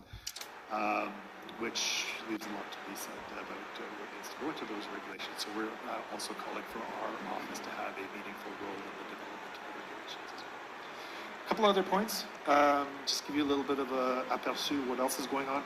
Our Treasury Board, which is Government of Canada central agency, they developed a guide for public institutions on the use of AI recently. They're actually encouraging federal public institutions to explore generative AI tools. It sets out parameters on the use of AI by federal institutions, generative AI. It reminds institutions about protecting privacy as well. Some basic things. And it recommends starting with low-risk uses as well. A few words on international and domestic cooperation. So we're currently working with domestic and international counterparts on research and policy initiatives in the area of generative AI, and I'll have more to say about this later on. We're also, this is something that we just look to, for instance, British examples. We've developed a new cross-regulatory forum called the Canadian Digital Regulators Forum, which brings our office together with the Competition Bureau and our telecoms regulator. And in our inaugural year, this past year, we focused on generative AI as well. Provincially, territorially, so we have a federal office, but we have provincial and territorial privacy commissioners as well. We've been working with them as well. And one of the areas of cooperation between our federal office, Quebec, British Columbia, and Alberta is we have an ongoing investigation into privacy practices of OpenAI. So that's an ongoing investigation. And basically the investigation is to establish whether OpenAI is compliant with Canadian law.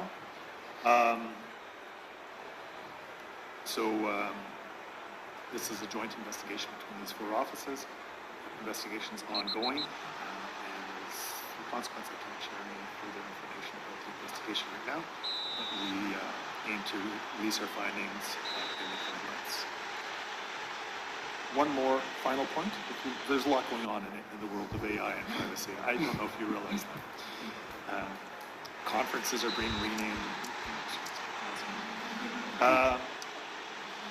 Another related AI development. Our federal government, the Department of Industry, launched a voluntary code of conduct on the responsible development and management of advanced generative AI systems last September. This is while the bill's going through Parliament, they suggested a voluntary code. So at that time, about a dozen companies and organizations, some of the organizations are industry associations involving like hundreds of other companies, signed up for the code.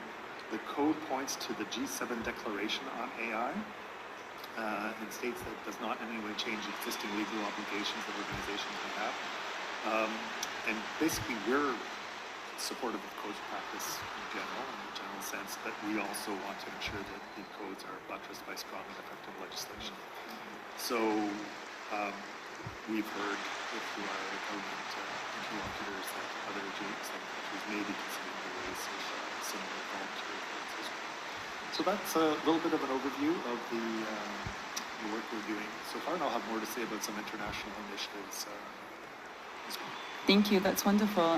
Really interesting to hear that while there are these kind of hard law approaches, there are also these softer law initiatives like codes of practice, codes of conduct, and so on. So we can dive further into that in a little bit. But for now, I'd like to turn to you, Emma. We've heard both from Bruno and from Commissioner Smolinek with this kind of wider picture in mind. And it's certainly challenging to try to grapple with all of the regulatory developments. Also in the EU, we have the broader EU digital strategy, with the DSA, the DMA, and the EU AI Act, and all of this in the context of how rapidly AI technologies and particularly generative AI tools are evolving. So I was wondering, what are some of the issues that you're paying attention to from your perspective, considering that a lot of the evolving tools are so cross-border in nature, and what is important from kind of your very practical perspective in terms of regulatory alignment on AI? Yeah, feel free to grab that. So thank you for having me. There are so many things to think about as they were both kind of discussing all the amount of work that's been done over this. It's truly phenomenal, both by government, by organizations, by authorities. It's truly phenomenal when you actually take a step back and think of all of the work that's been done. So I think it's credit to a lot of people around the world as the technology moves faster. So I think it's worth maybe taking a step back and kind of a bit of a nod and acknowledgement in terms of what has been done. I think for us, there's a lot of listening and understanding that's going on as well. We were founded as a research lab where originally and well beyond 30th of November 2022 when ChatGPT became available, and so our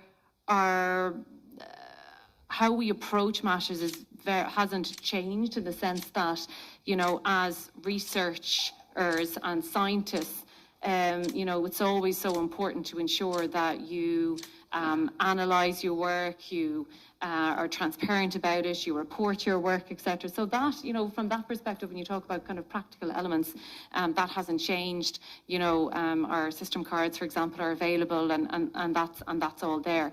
But of course, the regulatory alignment is absolutely crucial in this, and we can hear all of these key words like comprehensive approach, soft law, codes of practice, liaising. I'm just making notes myself on this. The meaningful role that we can all have, the risk-based approach, these strong principles. These are all really, really strong concepts to work from. There's a whole plethora of ideas as regards how to approach it, and we've seen it all out there. But really, this notion of global harmonization is so important. We talked about this before, of course, when it came to GDPR, and we still do, in terms of how does that all come together. And there's no real answer, I think, or certainly what I've seen, but what you're seeing is just a lot of effort that people, organizations and governments and bodies are putting together, again, which is really admirable. Look, it's in the context of evolving and fast-paced change. There is no doubt about that. I don't have time to go around the world, but obviously the EU has been like a star player in terms of the AI Act and the first proper attempt at a standalone regulator for AI. Truly phenomenal. All the work that's been done, of course, in Canada, Australia is coming out, of course. Even in the US, obviously slower pace there, but we can see efforts in terms of the Connecticut SB, in terms of Colorado, and so you're seeing it all kind of come together. And then, of course, you look at the work in terms of the G7 Hiroshima Code of Conduct and so on, and of course work on the OECD, which has been immense. So all of that is coming together, and so where does that go? Like with the AI Act, you can't put a line in the sand and say, right, off we go. It's about understanding those systemic risks and getting more intel in terms of how that actually will work, and codes of practice, and that involves everyone kind of working and coming together in that respect. There's several practical areas, though, I think, where especially with the AI Act, it can inform a lot of the kind of global harmonization approach, perhaps. So if you look at risk classification, of course, being the obvious one from the AI Act, and how that interpretation can be translated on a global level, taking into account all of those particular codes, for example, that we're proposing. Then you have this notion of data governance and transfer, and we saw that actually with GDPR and that extraterritorial effect that it has, because that idea that travels with European citizens and those protections travel. So that's another. All right, this is a highly anticipated panel on Gen AI and IP. We're continuing with our next session, which will be moderated by our very own Professor Lemley. Hey, come here real quick, I want to show you something. Do you want to see the worst sales presentation ever? Check this out. Am I getting close on time? if you do join the affiliate boot camp, it'll give you lifelong training. It's a $47 a month value. You'll get it. Codes, for example, that we're proposing. Then you have this notion of data governance and transfer, and we saw that actually with GDPR and that extraterritorial effect that it has, because that idea that travels with European citizens and those protections travel. So that's another aspect to think about with this. You're also looking at the transparency and accountability. Like, these are all words we have already in our back pocket, which we can, and those tools that we can use, and I will chat about those later. So that's another kind of practical area which can really be, be assessed. Again, I mentioned the fact, we're a research lab and how we, publish our system cards and so on. So that's an example there, but this is a very much a broader approach for everyone in terms of transparency and accountability. They're such loaded words, but in practical terms, how to actually go about that. The key, though, is, I think, this notion of harmonisation. I mentioned it already. It's such a key word in order to get this concept right. Each piece of legislation, each piece of code, each proposal, it all has its place and purpose, I believe. But it's about actually finding that nugget of commonality for everyone. That's the hardest part. And so that means really planning well in advance in terms of regulatory alignment. I think it's really important for discussions to be had and thoughtful discussions to be had with, policy, with government. Everyone needs a steer, and with industry, of course. And that engagement and dialogue and adaptation and innovation all requires, listening modes at all time. And I can't, I suppose I really can't emphasize that enough in terms of how important that is. The challenges are huge, of course, because it's very complex. And at the same time, for every organization, I always say context is king. It's so important to understand what it actually means to you in your organization, your industry, your government, whatever that is. And so in order to leverage, I think, AI to tackle some of the world's challenges, it's really important to ensure that these frameworks are complementary to each other. It's going to be impossible to try and line it up exactly, but this notion of being complementary to each other, I think, is really interesting. And fortunately, we have organizations like OECD, G7, UN, who are really kind of setting those global norms, which is fantastic. But the development of those norms at a global level, which links to, I suppose, like international norms and laws, that's the kernel, that's the piece in order to try and kind of emphasize that. And I think, governments will probably need support in terms of like helping to translate that and what that means in practice. Multi-party stakeholder is the obvious one in terms of participation there. And so I think overall what I would say, just to summarize, listening mode, engagement mode, multi-stakeholder participation, an acknowledgement of the work that has been done to date, I think is really important.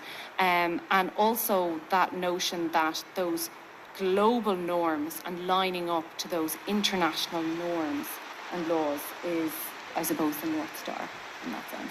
Thank you, Emma, for really highlighting some of this complexity and also some of the challenges that you're facing. And Audrey, I come to you last in this first round on purpose because we've kind of been building it up, from national and regional contexts. But there is also a very prominent role for international organizations like the OECD in this entire ecosystem.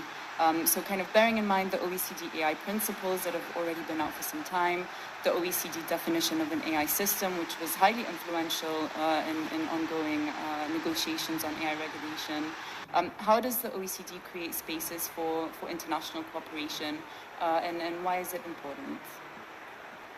Thank you. Hi, everyone. It's great to see many familiar, friendly faces and to be back at CPDP. And thanks to fellow panelists for laying out some really important initiatives that are happening at the regional level, at the domestic level. You're all probably familiar with the OECD's AI principles that came out in 2019, but they didn't just kind of fall out of the air. They came from a robust multi-stakeholder process of engaging a lot of people who work in AI to develop, scientifically sound principles that could be implementable. We just updated them, and I think principles are important and they're great, but they're principles. They're soft law. They're not enforceable in a hard law sense. And so I like to think of sort of global AI governance as a set of concentric circles in some ways, where you have a lot of different needs and they all serve a purpose. They're not mutually exclusive, but we will have to have hard regulation and hard law. And as my Canadian colleague said, existing laws apply and new laws will come into play, and they will look different in different jurisdictions, even across a sort of very similar bloc like the OECD, where we have very similar governing structures and policy structures, but they're still different. So that hard law is going to look a little bit different everywhere. And that's okay. We just have to be okay with that. It's going to interoperate if we do a really good job, and we should do a really good job because we have a great opportunity to do a better job than we've done in some other domains and areas of technology policy. But it doesn't mean that we shouldn't have voluntary standards, and it doesn't mean that we shouldn't have norms, and it doesn't mean that we shouldn't have these sort of layers, if you will. And so from the OECD's perspective, our role is to really bring together people, multi-stakeholder. It's a cliche word, but it actually means something in our context, to do the technical work to build norms that can then be eventually used in other contexts, whether in treaties or in hard regulation. And I think you saw that we started doing that early in AI before it was a household name by a long shot, because to get to 2019, we started working on it in 2017, 2016. So, it didn't just happen in 2019. There's a lot of work that went behind it to get to 2019, and then a lot of work that's happened in the last 5 years that got us to some very small changes to the recommendation that was released, to the principles that was released a couple of weeks ago, as well as an update to a definition. And I sat through the negotiations around changing the OECD definition of an AI system, which has been very influential in a lot of legislation, and it was hard. It was really, really hard, and it was hard because scientists have very different views on what is going to happen with AI. They have their very different views on what is going. It's not like there's a singular path forward, and so we have to run a policy and a global policy environment in the unknown, which is not unusual in technology. So it was really hard to get to an updated definition, but it was really necessary because now that definition's in the AI Act, it's in the OECD, it's in Japan, it's being used in Canada, it's in the Council of Europe's AI treaty. So if we're talking about maybe not harmonization, but interoperability or cohesive, coherent approaches across regions and countries, I think we have to start with both definitions, but also terminology. And that's one of the things that I think that we do. We're a policy organization, but we're set up to be more technical than many other policy organizations. So, and we are set up to work in a multi-stakeholder way. I think one of the challenges with the current moment that we're in right now, which I'm probably preaching to the choir about, is that there is a proliferation of different, similar but different things coming from often the same set of people, players, countries, governments, whoever. And that makes it hard to say, I assume, I don't mean to speak on behalf of the organizations or the companies, I'm going to choose that code of conduct versus that code of conduct, and because they do use different terms. And it was one thing, if you just look at the AI Hiroshima code of conduct, they use the term advanced AI system for the first time, which isn't picked up in the Canadian code of conduct. And so we've spent months trying to figure out what an advanced AI system is, and we don't agree.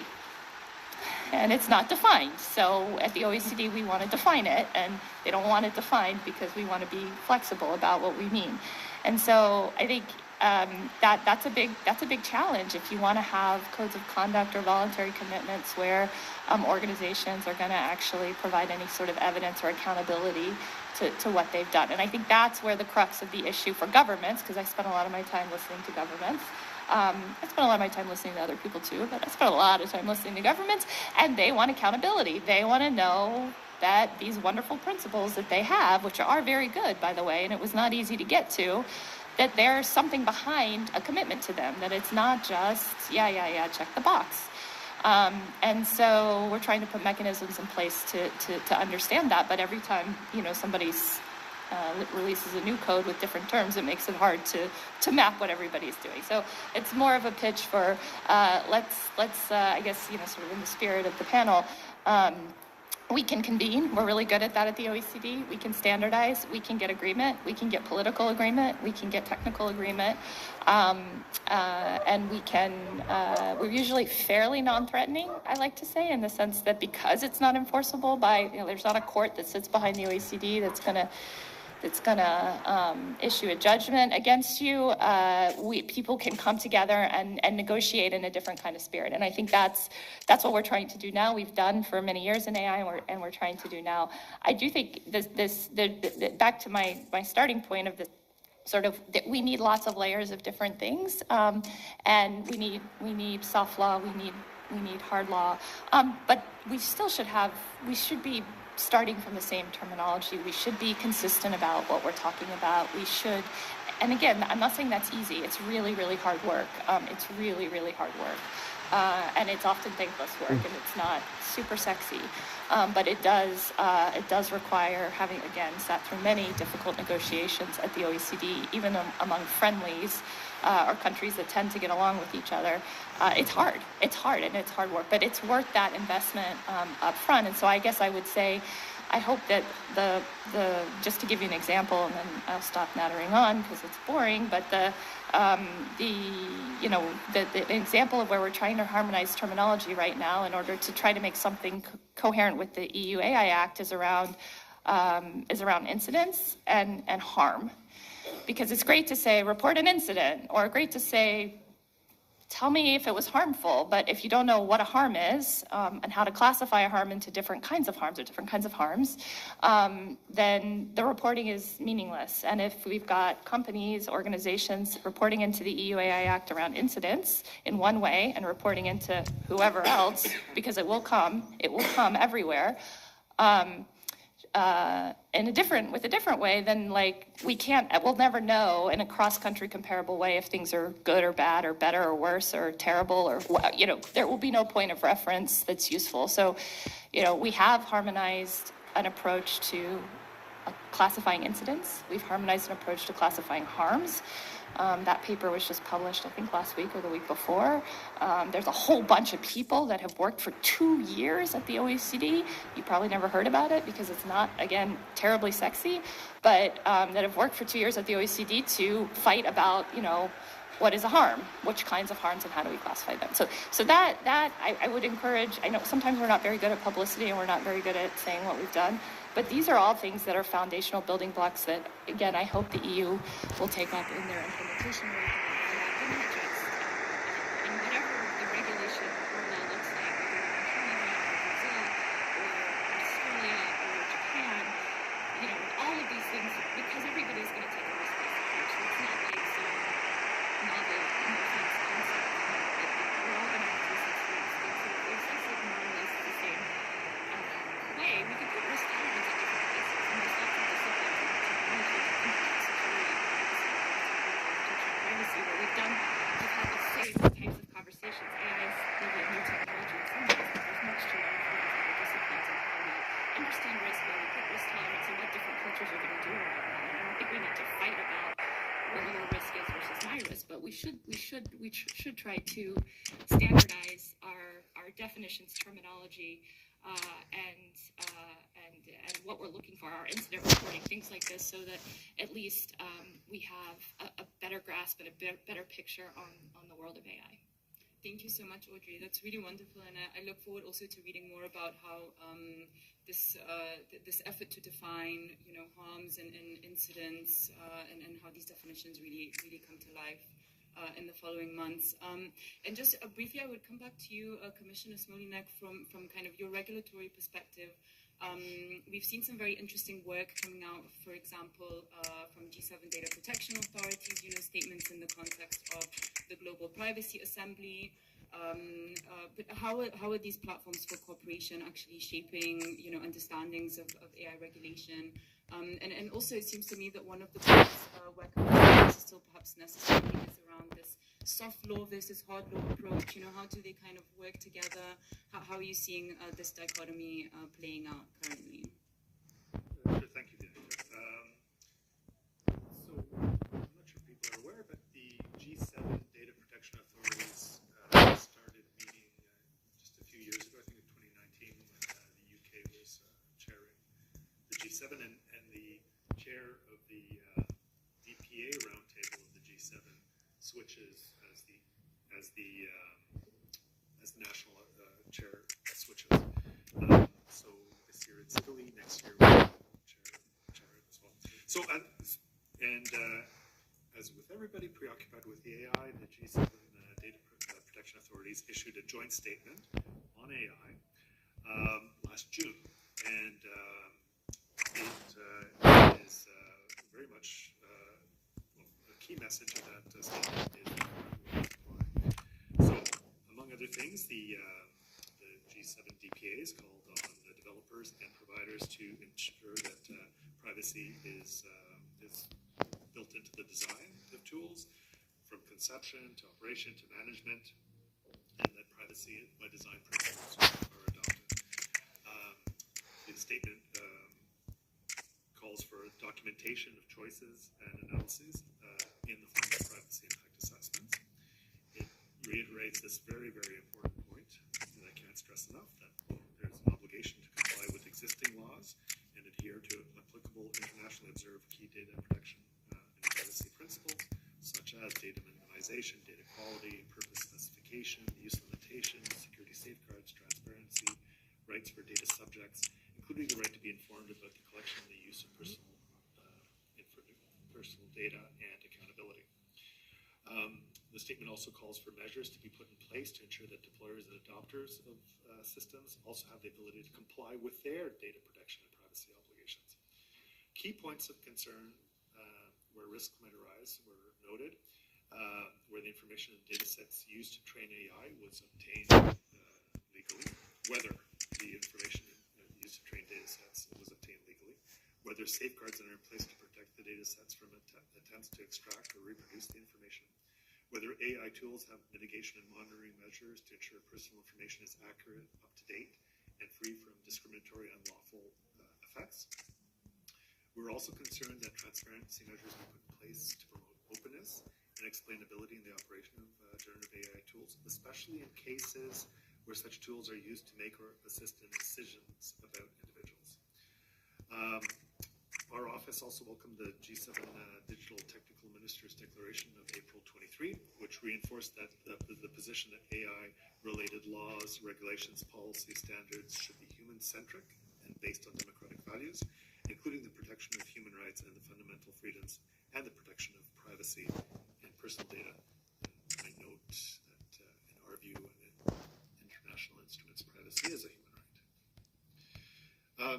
On the national level, we've done something similar with our provincial and territorial counterparts, issuing joint statements. But before that, or at this event, we organized an international symposium on generative AI last December, well attended, that coincided with the meeting of the Berlin Working Group, which is a grouping associated with the Privacy Assembly that brings together technological experts, privacy experts.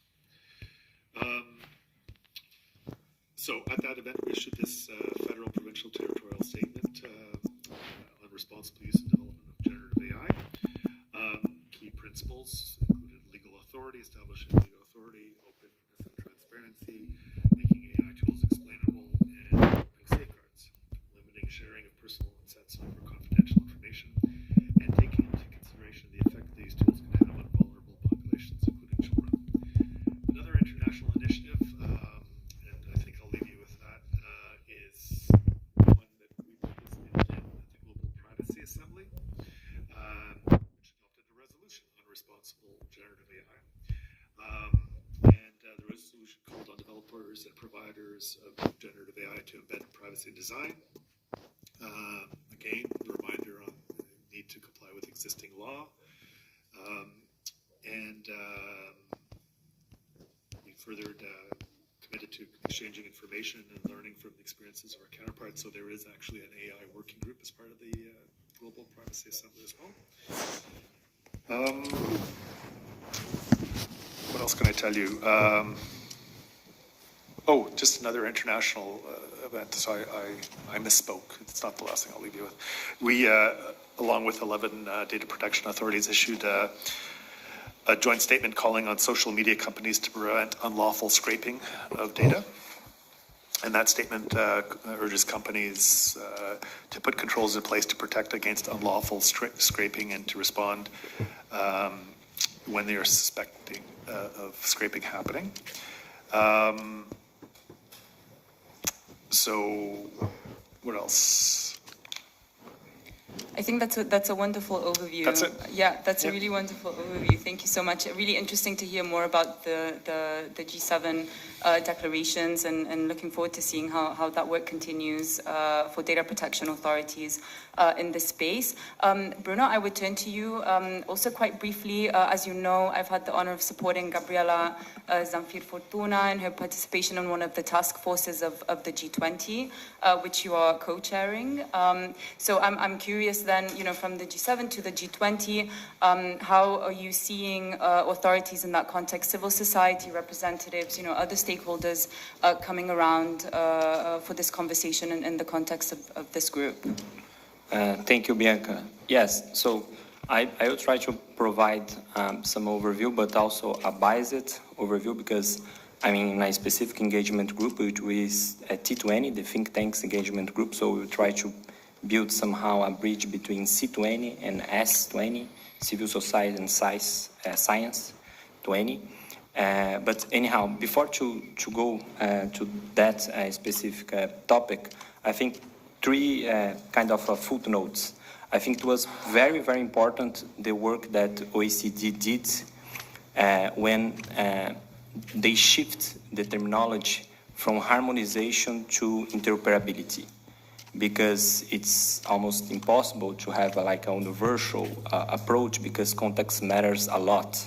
And also because we have to have some kind of alignment, but also recognizing the difference, also the opportunities, the risks, and also the damage that we are seeing with this technological progressive or the technological development. So for instance, when we are talking about artificial intelligence, not just about harms, a future discussion, but also about a present discussion on damages.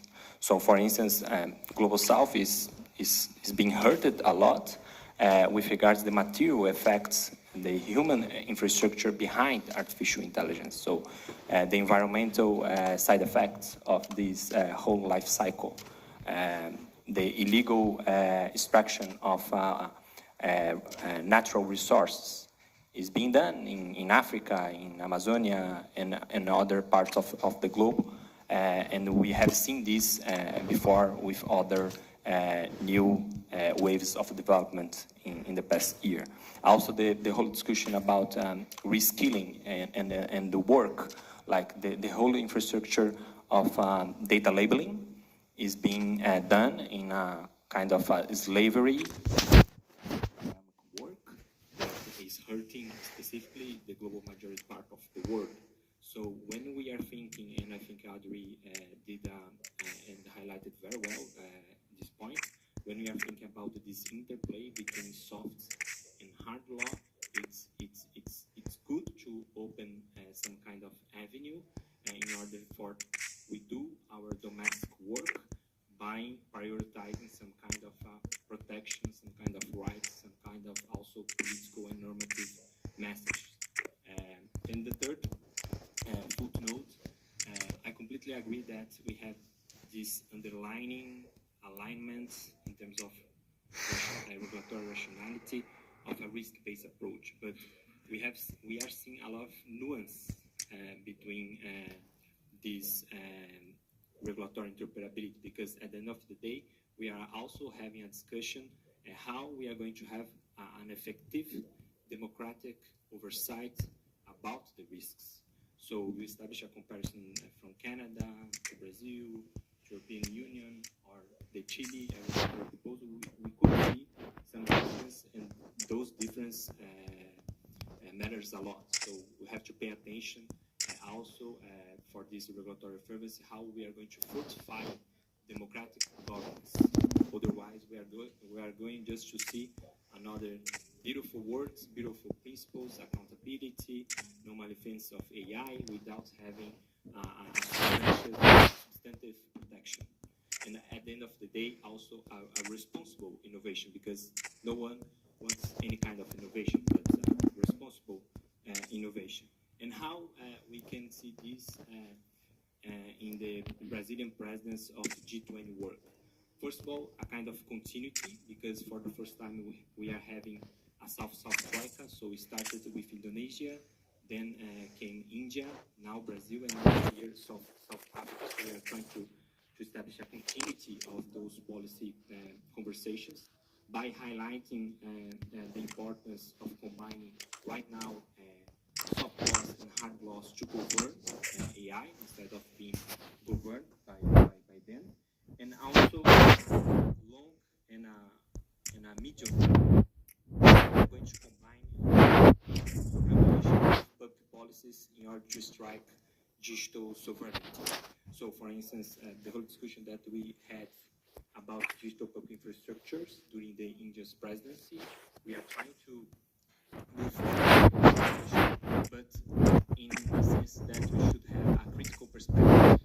And what we mean by having a common approach with regards to data governance. If you think not only about the benefits, but also the harms, the damage, we are still having the same discussion of having a proper enforcement in terms of data governance. AI and other future technologies, they have to fulfill by data. And one of the most pressuring issues related to the global south is how we are going to produce data, and also how we are going to have proper methodologies in order to strike a balance between some groups that are invisible and sometimes hyper-visible on it. So, for instance, G7 did a great start by highlighting we should have a transnational solidarity by highlighting the importance of AI to solve the greatest challenge of our society, for instance, climate change, for instance, poverty, and so forth. And this is very alignment with the Brazilian presidency, and also somehow breaks some kind of myths that we should have always large language models to solve those kind of problems.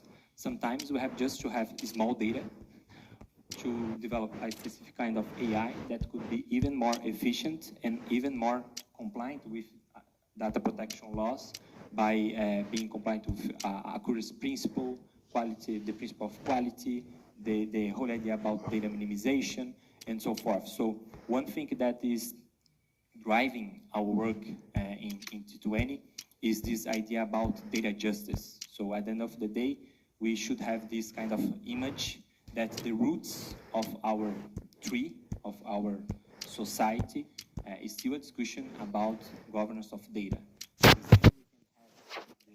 The access of a tree, such as AI is a foundational model or a kind of technology, and try to prune the top of the tree by taking back the structural problem, which is about data governance. So, for instance, another concrete example, like in Brazil, we are seeing a lot of initiatives, very interesting initiatives about citizen generation of data, because sometimes some public policies make even more invisible who is in the peripheral areas in Brazil. So they are producing data to say, I'm here, and you have to take into account that kind of data that make even more diverse and even more equal the public policy for electricity, for whatever. So we we are having that kind of a discussion, I think right now in G20, specifically in G20, to take a step back and say we have to have a proper approach on data governance in laws, and then we have to fulfill some kind of gap, historical gap, that is the gap of enforcement of data protection laws, because we are reaching the fifth generation of data protection laws, and we are still trying to improve something that we have more than decades in terms of history. Thank you so much, Bruno. Also, and also the crucial element of transnational solidarity that you mentioned, that's also mentioned in the context of the G7. And I would come to you next, Emma. Just for my last question to you, and you touched on the data protection principles. It's really the focus in the alternative dimension. But beyond kind of data protection principles you've been familiar with for such a long time, what are some of the other kind of requirements and principles that are coming to play in practice? For example, looking at safety, security, and so on.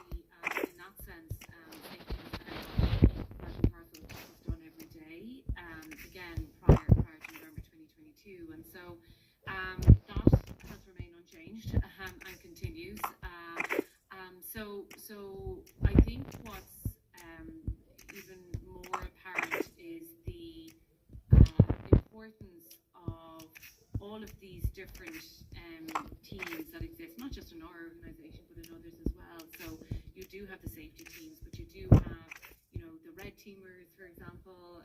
I work with them myself. You also have the, we've talked about like the preparedness framework that we have in place. But I do think from a data protection perspective, I still go back to that because there's so much from the work that's already been achieved. I still go back to everything that's been done today because there has been so much. There's a lot of muscle memory already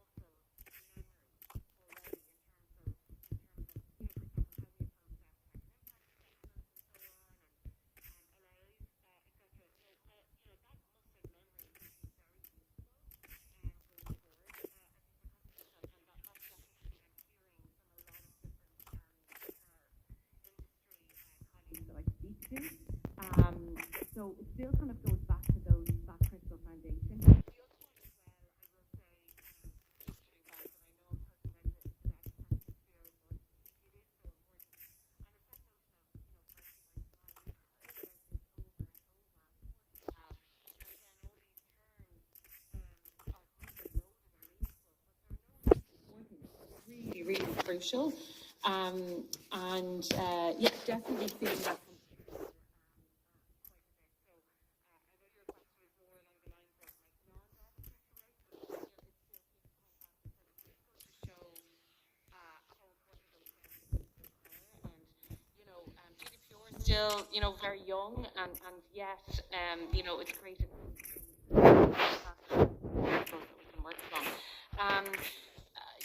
The accountability aspect of things and the transparency aspect, that is going to be, I think, a very, very core that's going to involve, again, so many people within an organization, so many guys and so many principles that need to be, garnered from lots of different corners of the world. Everything that's been described here already is going to be included within that. So I think that layered approach on, both data protection principles, foundational ones, and non-data principles will continue to happen. It has to, because that's the nature of how it works. And of course, it all has to happen very quickly and very fast. And that's why being very aware of kind of your mission, your principles, your standards. And again, context is king. I keep saying this all the time, but it's so important. That's where I think those principles come into play. With that, of course, as well, you know, it's all well and good to have all of these principles, but at the end of the day, it is about prioritization. And so, like any organization, you have to kind of prioritize something one versus the other. You know, it's not possible to do everything. And, you know, for us, of course, obviously, there's some very core principles that we talk about. We actually issued our charter just a few weeks ago as well, which goes into that in a bit of detail, which no time now, okay? But that, you know, does kind of highlight, at least for us, you know, what is important. And so, yeah, I think those principles remain the same, to be honest. I'm sorry, I know you're asking non-data questions, but I have to, I still go back to my core school of thought. But no, that's great to hear. I mean, data protection is still very important and very central.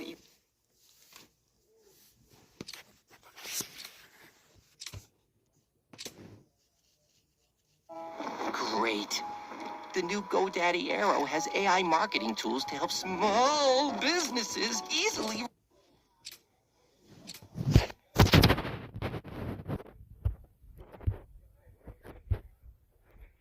Welcome, everybody.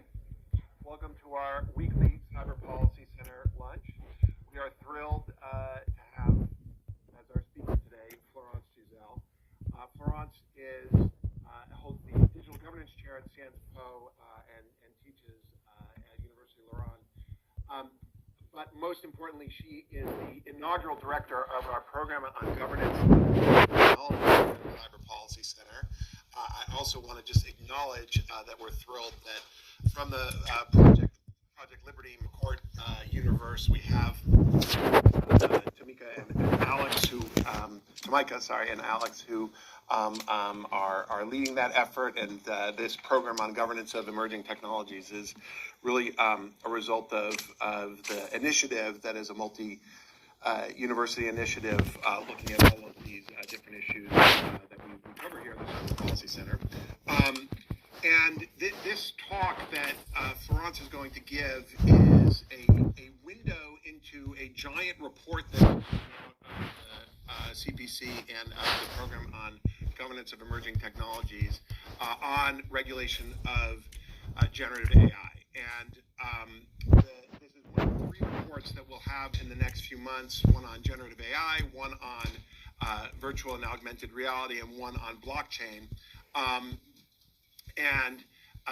This is sort of looking at it from, you know, looking at policy proposals in all 3 of those domains.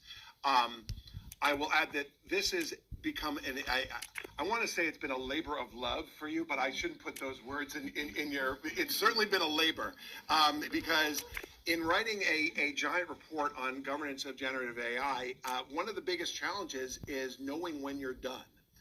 Because things are changing every week in the governance of generative AI, and so this has turned into a beast of a report. So those of you in Silicon Valley and beyond who are joining us by Zoom, please email me and personally at stanford.edu if you're willing to offer some comments on this report, because it's you know, the more feedback we get, the better. And so, as with all of our sessions, she'll go for about half an hour. We'll have questions from the floor. Those of you who are on Zoom can submit your questions by in the Q&A function. Thank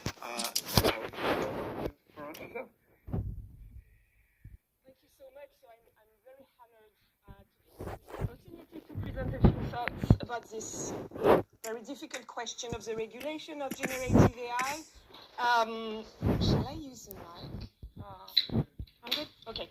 As Professor Persily said, it's a very long report that we are currently drafting. When we started working on that question, it was in the summer, and at the time we had the Parliament's version of the AI Act.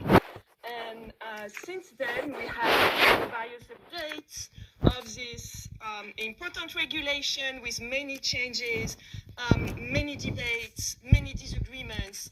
And now the AI Act is on the finish line. It will be adopted in a few weeks, as I will explain. So hopefully we're done. But of course I'm talking as a European scholar that is upset with what's going on in Brussels. Of course we're not done with the rest, and we're not done with everything. So what are we going to discuss today to deal with? What is this report about generative AI models? I will not spend too much time on this. Of course, this has been extensively discussed and debated. And we have, today we are accustomed to use those tools, to use ChatGPT, for example. What is important is to highlight the fact that those chatbots that we interact with on a daily basis, or for some of us at least, are based on more general models, broader models that we could call foundation models. You have various expressions that are used to designate those models, basically, and you can see that this definition that is the most widely adopted definition is a little vague, but basically you have a few criteria to determine what a foundation model is, the volumes of data that are immense, the fact that those models can be fine-tuned to achieve various specific tasks, the fact that they are complex, and that they might have unforeseeable capabilities. And this is what's at stake at present, and this is the reason why I call that presentation Regulating Under Uncertainty, because there are so many things that we don't know. How they work, what they can do, what they could do in the future, what users could do with them. I wanted to give a positive example of those enforcing capabilities that was released last December. The official publication is dated from January, but basically in December it was announced that an LLM was capable to solve a mathematical problem that had never been solved. And what is interesting is that when this study was released, it was said, well, nothing was in the training data that could help solve that mathematical problem. It wasn't known. It was a problem that no one had solved, and the LLM could solve it. So it's fascinating. It's probably one of the first examples of this kind, but of course we will have other ones. And of course, we can feel a little bit worried about what is coming, because we are talking on a daily basis of all those possible risks or those established risks. We know that those models can hallucinate, they can produce inaccurate information, inaccurate content. There is this problem of discrimination that has been highlighted about machine learning tools for quite some time now. You have many other concerns, and I would like to quote here something that was said by Sam Altman a few weeks ago in Dubai, because I liked the expressions that he used, very subtle societal misalignments. So basically what he says is that he's not that concerned by killer robots.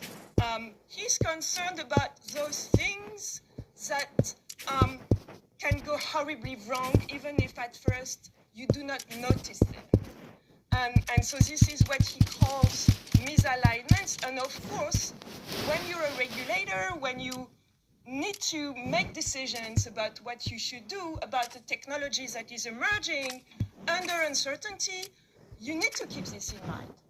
But what should your behavior or your decision be? The first possibility would be to say, well, as a policymaker, as a regulator, I don't do anything. This is emerging. We don't know. We don't even fully understand the technology. We do not know the future, and we want to help the industry grow. We want to promote innovation. So as a regulator, as a policymaker, I could just say, well, let's let the industry self-regulate. The industry knows, experts know.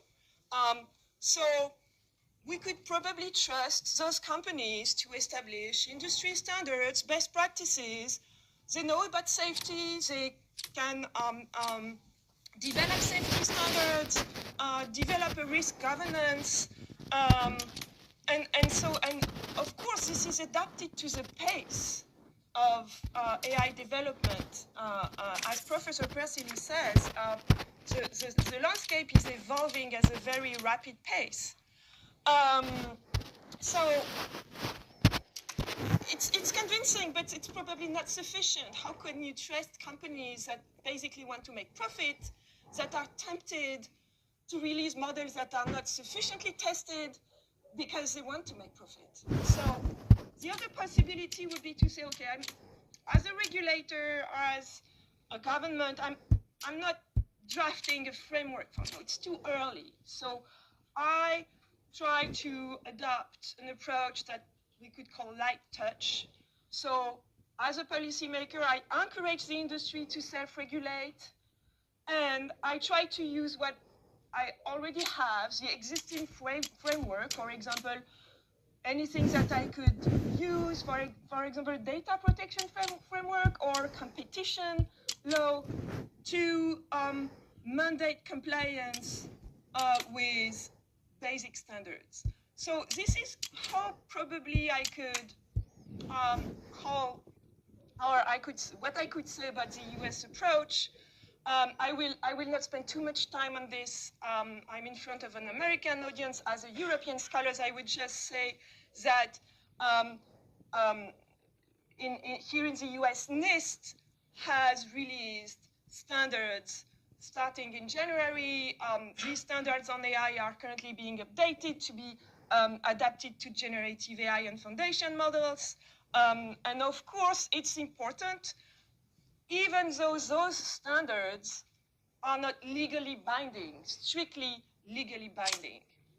Another option that I find very interesting, because this is also what the EU Commission is currently starting to do, even though it is also adopting mandatory frameworks, but trying to get from the major companies commitments that they will, for example, test their products before release, that they will be transparent about their models, and so only, for example, release their model weights after looking at the possible risks, ensuring that those companies use techniques to make users aware that they are using synthetic content. So this is called watermarking, and so this is something that we could discuss because this is also imposed in the AI Act, and I think it will probably create enforcement issues.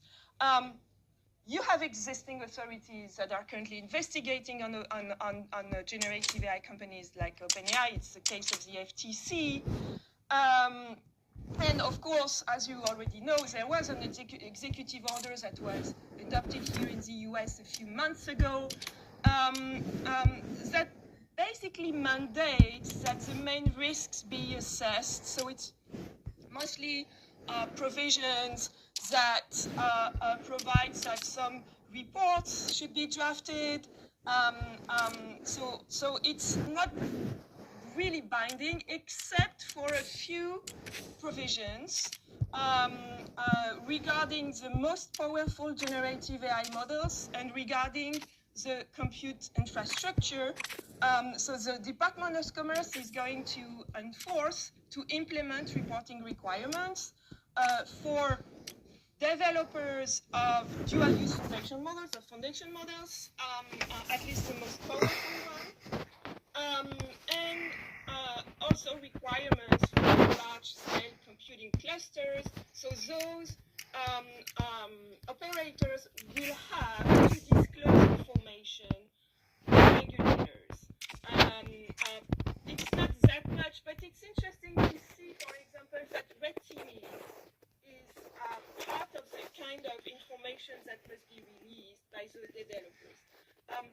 One remark here, the executive order starts many definitions, very technical definitions, and for a European scholar like me, it's very important and very interesting because you do not find as many precise definitions in the current version of the AI Act, which is something that is worth highlighting, and so we are currently in that report trying to make a comparison between the various definitions that we find in those different regulations.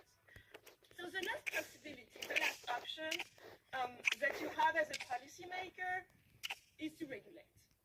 Just to say, well, okay, I'm in the middle of an uncertainty, but I want to take action. I want to do something because the risks are too high, and we cannot afford as a society to let those technologies grow, develop without safeguards. So of course you have disadvantages of this approach because it's very challenging to design a targeted framework, something that is really adapted to the current state of the technology. And so this is what we probably can see with the experience of the drafting of the AI Act. There is a risk of regulatory capture. Why? Because if you're, let's say, the EU Commission, if you're a regulator, a government, you need the technical expertise. And where is it, the technical expertise? Mostly in the industry. So it's very difficult for a regulator to draft a regulation that is adapted. And of course, and this is what we're witnessing in the EU at the moment, it's also a problem regarding enforcement. When you need to enforce it, you also need those experts, you also need the industry, and there is also a risk of a regulatory capture. So you have problems related to this option to regulate, but you have also many advantages because, of course, self-regulation is not sufficient. You need to establish mandatory standards, and you need to have authorities that are competent measures to supervise what AI companies are doing. So this is why the EU AI Act was adopted, and I want to insist on the reason why it's so important. Basically, and as far as I understand it, this act is regulating the world, and the industry is will adjust to these standards. Why? Because the actual providers, whether they are established in the EU or in third countries. Also deployers that are people that use an AI model or system under their authority when they are established in the EU. But there is a third point. The Act covers any provider or deployer that is established outside of the EU if the output of the AI system is utilized in the EU.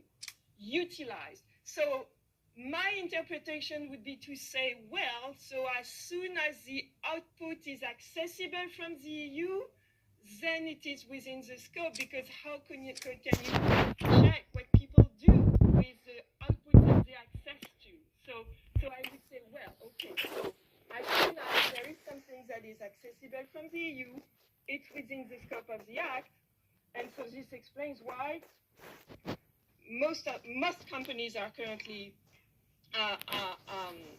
trying to preparing compliance with the Act. So it's and the pace is very, very rapid, because as far as I know, the final vote on the AI Act will take place in a few days, on March 13th. It will be the final vote in Parliament.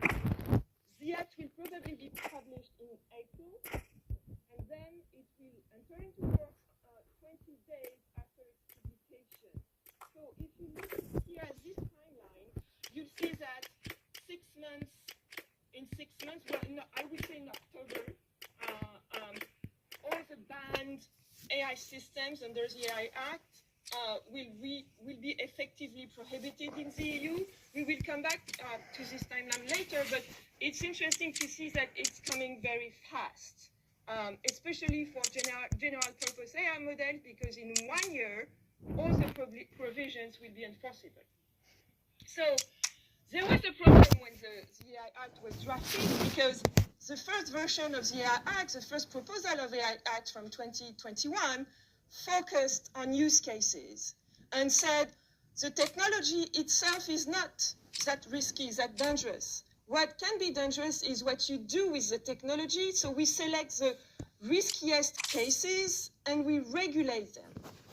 But then, when the was released, you had this very intense debate about it, and this is why, during the course of negotiation, it was said, well,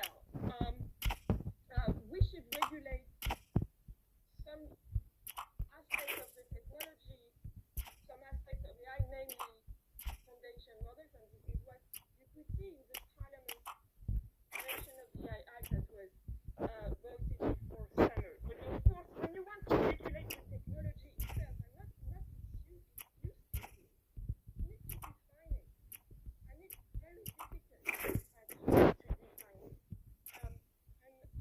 What I would like to insist on is there was an evolution from a risk-based approach on use cases to another approach that is less clear, because that it integrates provisions related to the technology, to the models themselves. This pyramid is basically how the EU Commission has presented the AI Act since the beginning. So you can see that it's really risk-based and based on use cases. You have some use cases that are considered unacceptable. You have use cases that are considered high risk. You have use cases that are considered limited risk. So let's say a few words about all those categories. Some applications are totally fully banned in the EU. Let me give you one example, the example of social scoring that is banned. This is the case of crime prediction tools that you use here in the US and have generated much debate. They are basically prohibited. Then you have those use cases that are considered high risk. Why? Well, because they are related to certain types of services, of sectors, of applications. So, for example, medical devices, toys that are regulated and below, but also other type of sensitive areas like AI models in education, in the judicial system, in democratic processes, and so then you have very, very stringent obligations that should be followed by providers. So again, this is how the AI Act looked like in 2021. Third category, remember the pyramid. I don't know if it's that limited, but you have a list of applications where disclosure is mandatory. For example, disclosure is mandatory when you have a chatbot that interacts with people. People must be aware that they're interacting with a chatbot. People must be aware that they are facing or reading synthetic content. So watermarking is mandatory. People must be warned that they are looking at a deepfake. They must be aware that, for example, a media, a newspaper used AI-generated content. So you have all the cases where the use of AI must be disclosed.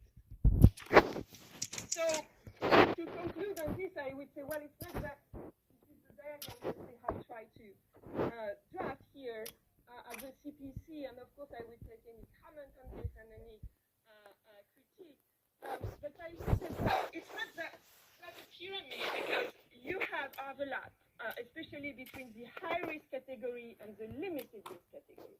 You can have a chatbot that is high risk. If this chatbot is used in a higher education institution or in the judicial system. So you have overlap, and this is the reason why I do not trust these pyramids that much. But what happened during the course of negotiation is this.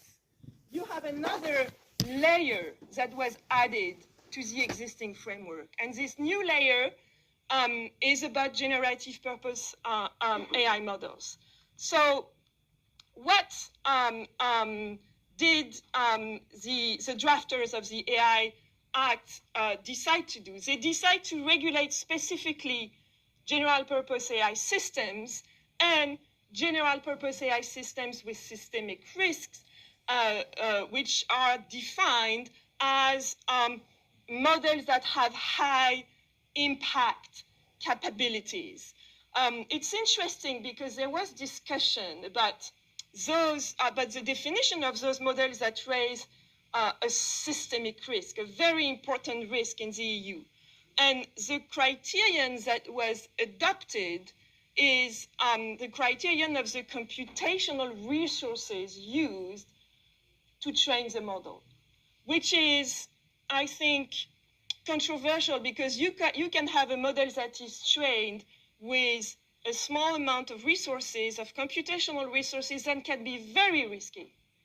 But this is the main criterion for now. But of course, this will evolve over time. This can be revised. This can be modified.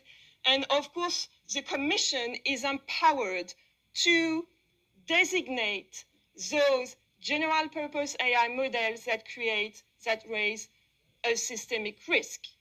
So what happens in the case where a general purpose AI model or foundation model is designated, and if this foundation model is considered as with systemic risk?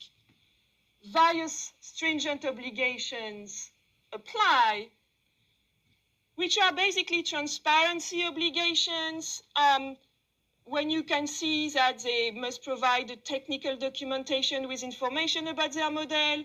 They must inform their downstream providers. This is common sense. And you could say, well, this is what the industry is already doing to a certain extent.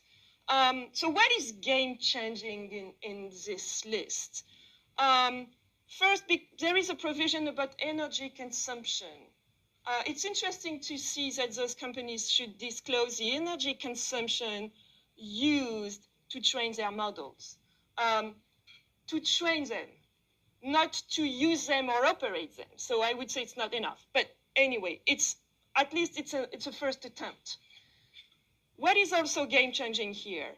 Well, you can see that it is required that they provide information about the content used for training, which is really new, and we'll see how this is enforced. And they will have to implement a policy to comply with copyright provisions. It's a complicated issue. I know it's also a heated debate here in the US with various ongoing cases.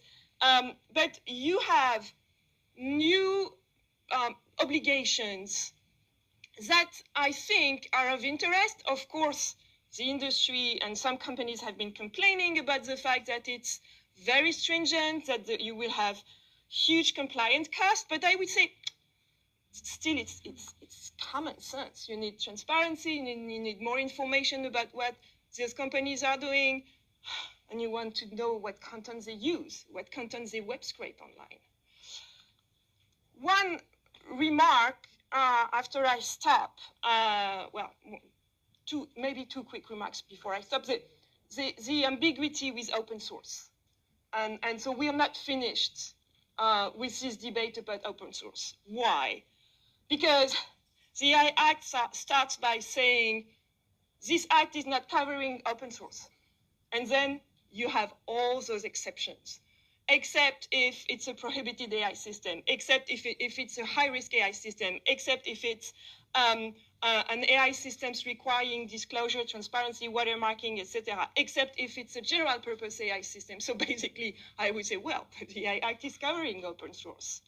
What is interesting is that there is a small exemption of transparency obligations for what is called free and open source models.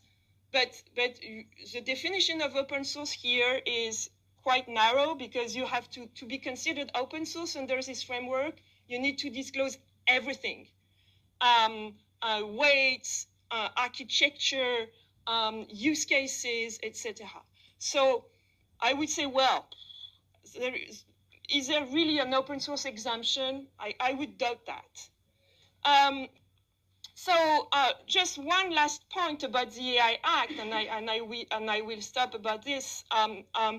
It's the fact that the Act will be implemented at national level. It's for member states to designate the authorities that are empowered to enforce this Act, except in one case where the AI office that is part of the EU Commission is competent and acts as a market authority, except in the case where you have a provider that provides a general purpose model and an AI system based on that general purpose model, with basically OpenAI with ChatGPT and GPT-4.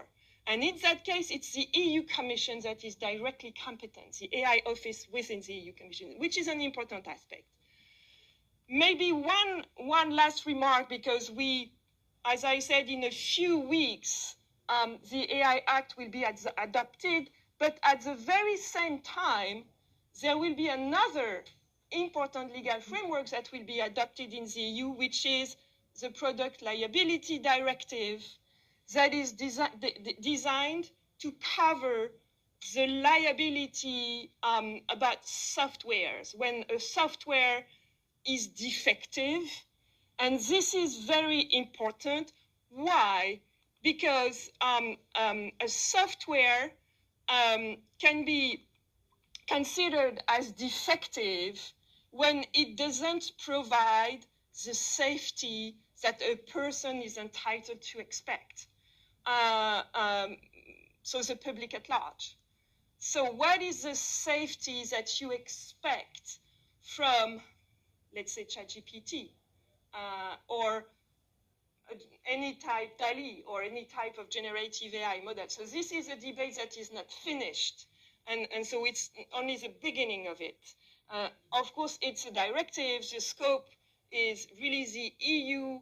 So there is no extraterritorial effect of this text, but it exists and it will be implemented, and it's worth mentioning it. So I will stop now. I've already been too long.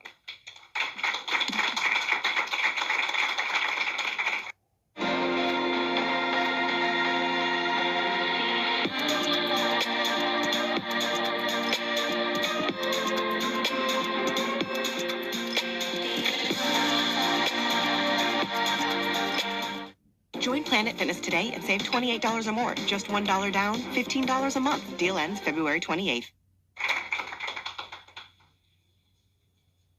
Well, thank you so much, Florence. I want to start with a bit of praise for you and us in doing this project, which is to say, we couldn't have done this work without you, but also how important it is in academic institutions that we have people who can explain the complexity of these legal regimes. It's actually quite rare, I think, where there aren't the rewards for academics to publish explainers like this, and yet it is so important that we understand this. And so I'm going to ask a few questions, principally in your role as I'm going to say European ambassador to the Cyber Policy Center, although I don't want you to traipse on Maricha Shake's land as well. So since we have definitely several European perspectives here. So let me just start at kind of 10,000 miles above, which is in thinking about what happened in the EU and comparing it to other kinds of regulation of technology that the EU has done. GDPR, as well as in particular DSA, and thinking about like, what are the different ways? I mean, as you know, and we've had several speakers come through here talking about the Brussels effect, talking about how, America innovates, Europe regulates. is the AI Act following a similar path to the other sort of European regulations of technology, or do we see something a little bit different here? And underlying my question is also of the fact that actually there are European AI companies in ways that there weren't, say, European social media companies, right? And there are efforts like with Mistral and these other. And so could you give a sort of just window as to how this regulatory effort compares to, say, others that the Europeans have engaged in with respect to technology? Okay, so let's take the example of the GDPR. It's a good example. The GDPR, I wouldn't say that it was something that originally was designed to, let's say, regulate the world or to have effects beyond the EU borders. Why? Because the GDPR basically was adopted after an important directive that was adopted in 1995, the Data Protection Directive. So at some point, it was felt that an update was needed. And of course, there is an international effect, especially since the GDPR regulates data transfers. So I don't think it was originally the intention to have effect outside of the EU borders, but it was, and it was studied, it was factually established.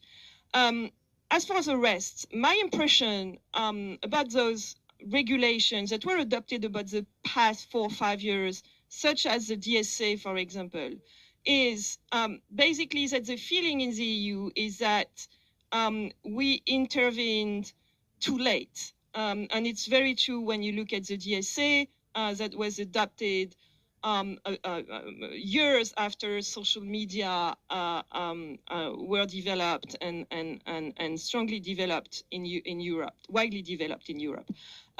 So I think this is what's currently taking place with the AI Act. We do not want to intervene too late because we were too late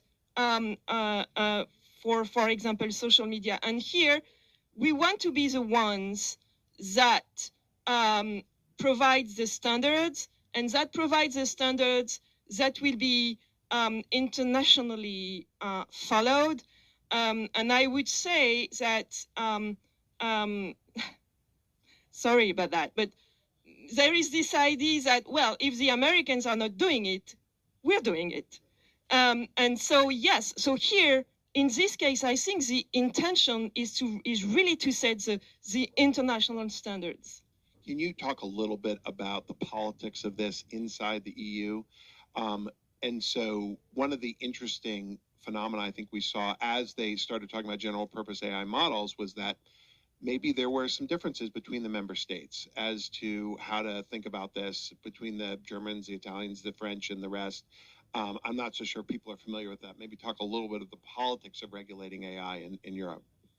Yes, well, I will start with... Let me just interrupt. Those of you online, we're starting to get some questions over the transom. Just put them in the Q&A in the Zoom. Yeah. So, yes, I would answer that by saying that you have two main preoccupations at the EU level, but everywhere. First, of course, regulating and making sure that you have safeguards in place. But second, promoting innovation and promoting European companies. And of course, this is what we witnessed during the negotiations on the AI Act with, in December, at a very late stage, we saw 3 countries, namely France, Germany, and Italy, saying, well, we do not want any provisions on foundation models. We do not want any binding framework on foundation models. What we advocate for is what they called mandatory self-regulation. So we trust self-regulation, but we want to make it mandatory. And I heard a couple of times here that mandatory self-regulation doesn't mean anything. So I asked about it. I asked a question to my European colleagues who told me, but it's an American concept. And so I'm happy to have this discussion with anyone here to, just to determine what mandatory self-regulation is. But yes, so we had this. By the way, my parenting philosophy is mandatory self-regulation. That's sort of the way I think of it. Go ahead. Yeah. So you had, and why why did these three countries adopt such a stance? Clearly because they wanted to protect their own companies, and it's particularly true with France and Germany, because they all have their champions, and so this is what was said in France. We want to promote a European version of generative AI or foundation models, and of course we promote transparency, we promote open source. So yes, there is this preoccupation, which is not strictly speaking protectionism, but it's still a little bit paradoxical. I want to talk about the open source issue, but I also want people, since we have a huge crowd here and also online, a kind of record audience, if anyone has questions, please raise your hand, and then we'll start passing the mics around.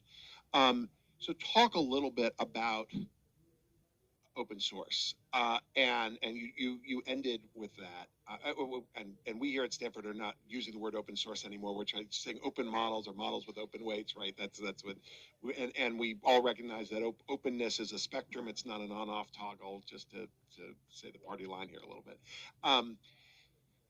How should we think about the potential, really, of any regulatory body, but in the EU, how they're going to regulate open models going forward, because it seems like a kind of, I don't want to say an impossible problem, but it seems like a very tricky regulatory challenge. It's very challenging. My first remark about this is to say that when you look at those European frameworks, it's not just open source, it's free and open source.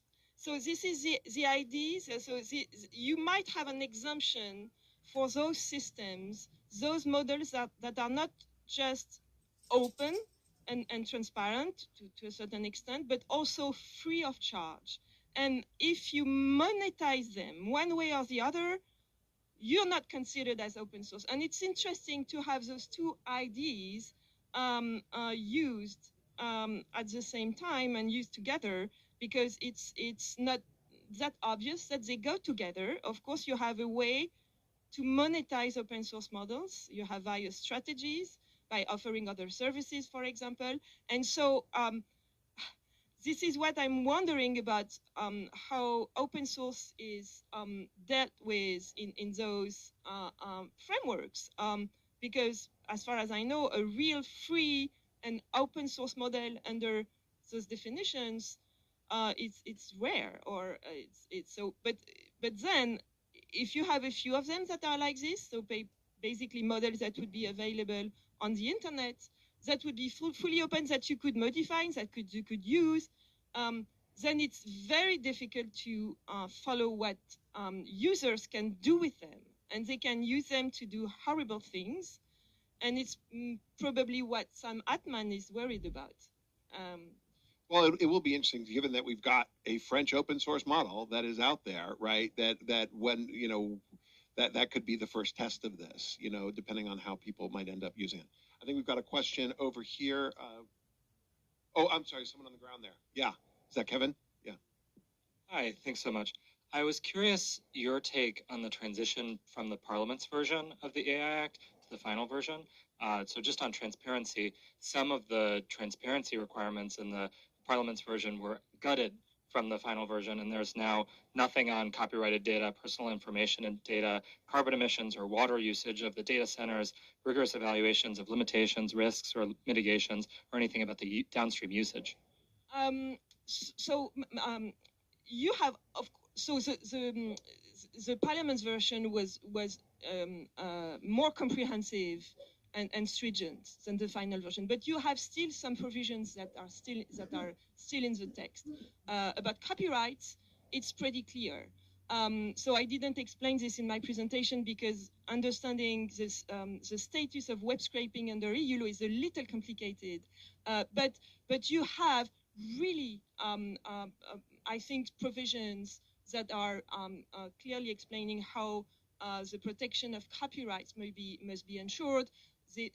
Those companies must adopt a policy to make sure and justify that they adopted a policy to ensure that copyrights are respected.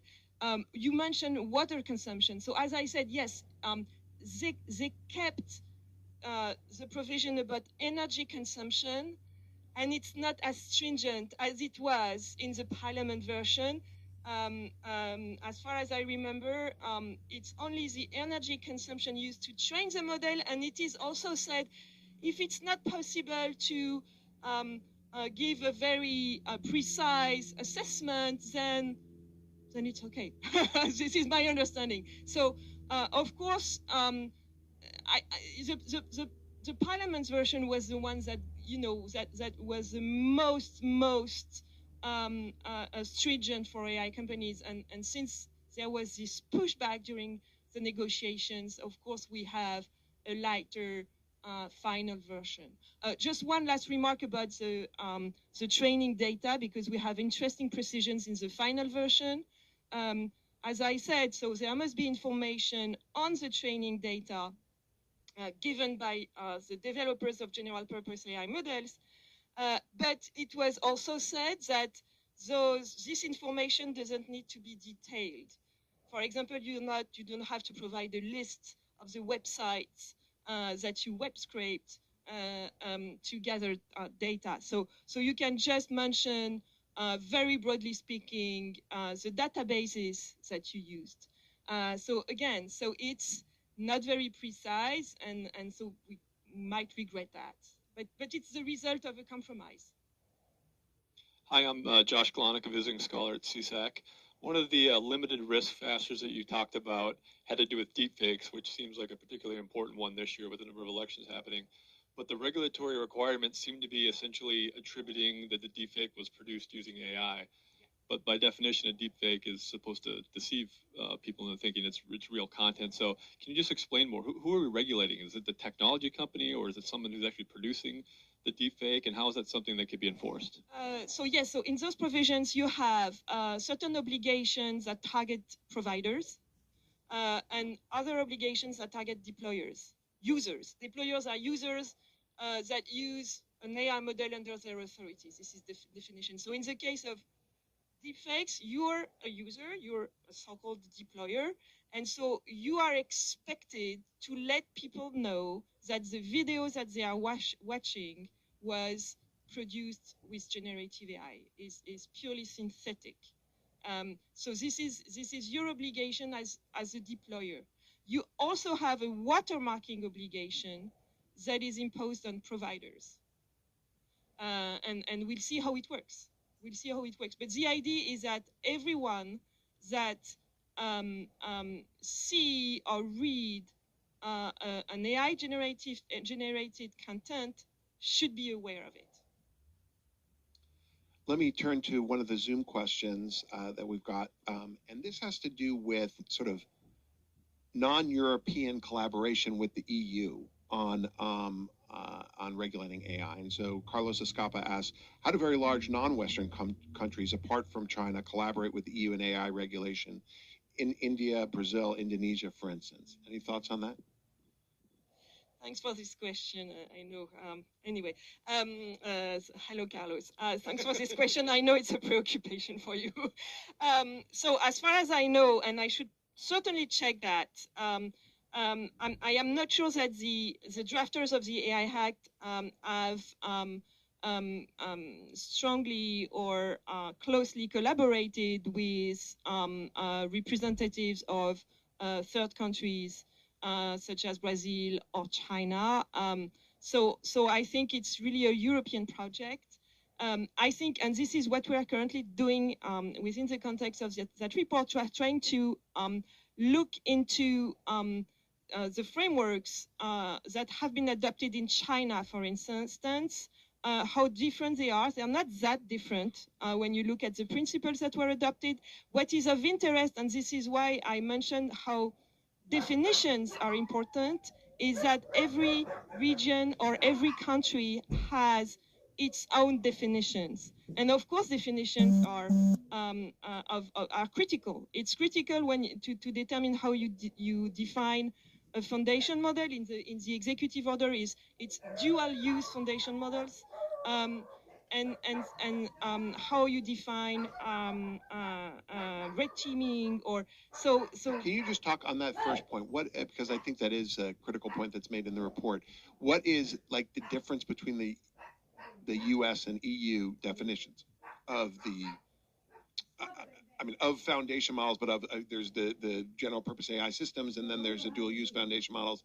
I know this seems to get technical, but it seems pretty important as to what exactly is being regulated here. So it's absolutely critical, and let me add one remark before I answer you. It's critical because if at some point we want to have a real international approach of the governance of those AI models, we need to agree on definitions. And so this is why we are currently doing this comparison between the various regulations, because I would say that the definitions that you can find in the executive order are technically more precise than the definitions that you can find in the AI Act. So the AI Act favored, so you had various expressions. In the Parliament's version, you have foundation models. Coined here at Stanford, I should say. That phrase is something we made up. But finally, the expression that was, and I'm not totally convinced with this expression because it's very vague and the definition is very vague, but finally it was decided to use the expression of general purpose AI model. General purpose, why? My understanding is that just it's as opposed to the specific purpose AI models that are regulated in the original provisions of the regulation. So general purpose AI models, why not? Well, it's the idea that they can be fine-tuned, they can be adjusted to accomplish specific tasks. In the executive order, the White House provides more precise and technical definition. So you have this idea of dual use foundation models that is far more precise. For example, it is said that those models have tens of billions of parameters, for example. So it's far more precise. You have more technical definitions, and I think it's important. And I regret that the EU did not adopt more precise definitions and more definitions because we need them. And so this could be, you could have more work on that question.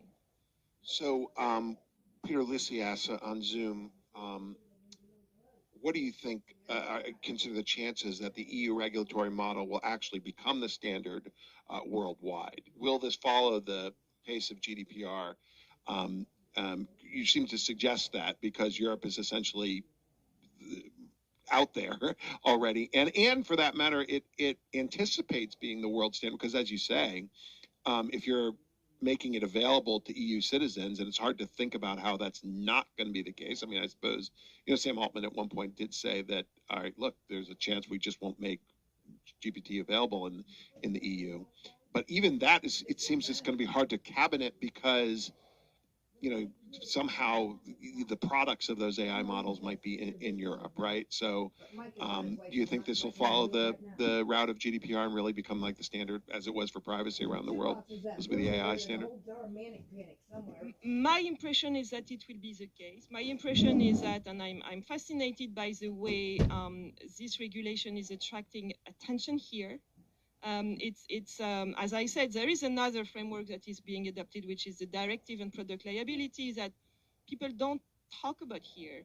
Why? Because here, the AI companies are not that concerned about this product liability directive that has no extraterritorial scope.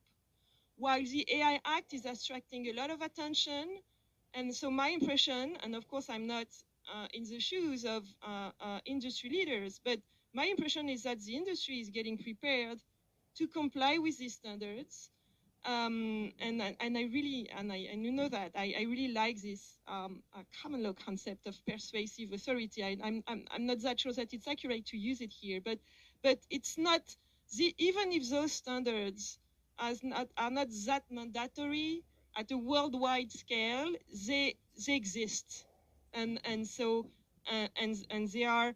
they are specified. So it's really important, I think. Samit Chakravarti. Hello. Thanks for the presentation. Wonderful.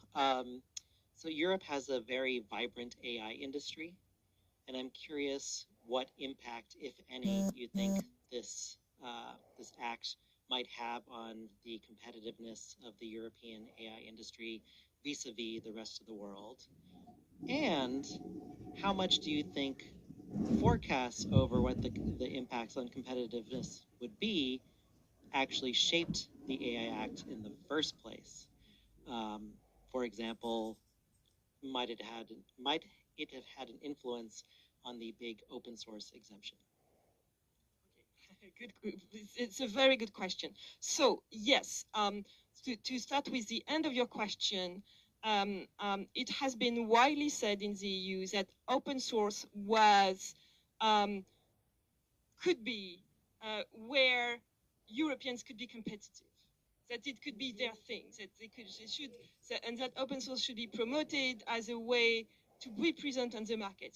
So you would have, and it's really binary, and I apologize for this, but you would have, on the one hand, the US with proprietary models and the EU with open source models. I'm not sure that it's that true.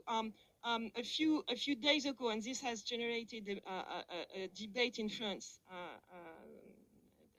very intense debate in France. But a few days ago, Mistral has announced a partnership with Microsoft, but also announced that their latest model is not open source.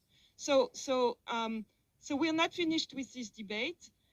So this is my answer about open source. And my second answer about your question on innovation in the EU, and I could say I have no final answer on this, because during the negotiations on the AI Act, and still now, you have a debate about the compliance costs of those measures. And you know what, I am not in the right place to answer that question of compliance costs. Some people would say it's enormous, and some people would say it's acceptable. It's just the cost of doing business for companies. And I frankly do not know how expensive it will be to be, let's say, transparent, such as when you provide the technical documentation for other providers. So yes, this is what I would say about that. I think that as the technology and industry evolve, and this is something that our colleagues over at OpenAI, at HAI are looking at. It's the long tail of smaller companies where we would wonder about both the competitive impact and the Googles and the OpenAIs and the Anthropics of the world. They're going, maybe they'll gripe, but they'll be able to comply with this. But I think as and you've heard me sing this tune before, which is that if we assume that this technology looks like social media or search, we're making a big mistake, right? Because it is this kind of keystone technology that's going to have all of these incarnations, and that the AI Act is, in thinking about deployers as well as providers, is trying at least to think about all these many use cases down the line, but it's going to be everywhere, right? And the hard part, I think, is going to be figuring out what's not covered by this, because all of these technologies are going to be sort of infiltrating the daily life of folks, in Europe and elsewhere. So I think we've run out of time. I want to thank Florence again for both the report and this talk. Thank you.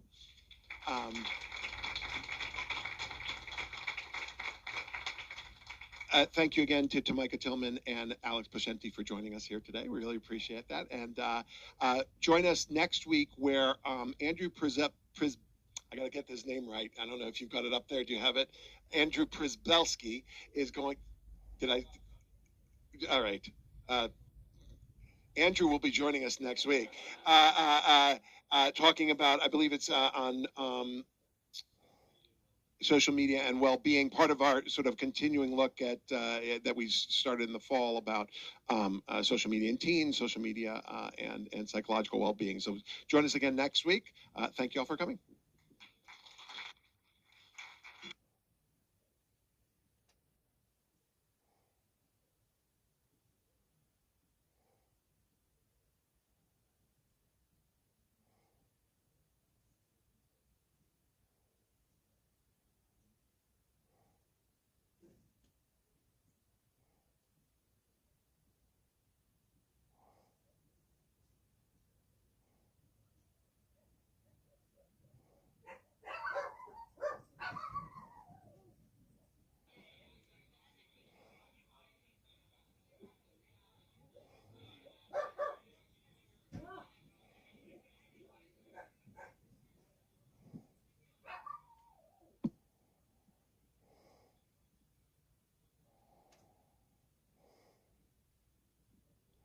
Welcome, everybody. This is our first Cyber Policy Center workshop of the new school year, and we're doing it in a new location here at Stanford Law School. And we couldn't have a better speaker than our director on the program of platform regulation, Daphne Keller. I'll just say, for those of you who haven't joined us before, you can see we have an elaborate setup for these Cyber Policy Center workshops. And so we've got our Zoom that we do every week to the thousands around the world who are watching, as well as to put on our YouTube channel afterwards. And so every Tuesday at 1 p.m. Pacific, we'll have these hour-long workshops with lunch available at 12:40 right beforehand. And the Cyber Policy Center workshop, deals not just with legal issues, but also issues related to social science and technology. And we'll also bring in some other folks this term from the platforms, from government, to talk about various issues related to technology, democracy, well-being, platform regulation, etc. So today, it's wonderful to kick off the year with Daphne Keller, who, as I said before, is the director of our program on platform regulation. She's going to be talking about platform law and the Supreme Court cases from last term and maybe upcoming terms. And so she'll talk for 20 minutes, half an hour, and then we'll open it up for questions. Those of you on Zoom should put the questions in the Q&A, and they will magically appear on my phone, and I can ask her questions. So we usually have a conversation right after the speaker delivers remarks, and then we'll open it up for questions from the audience. So thank you very much, Daphne.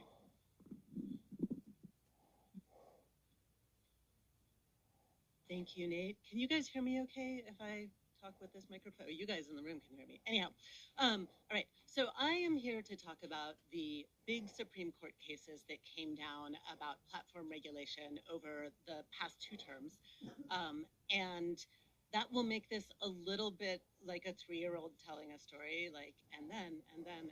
But I will attempt to pull out some big themes and animating principles and not make it too much of a lecture.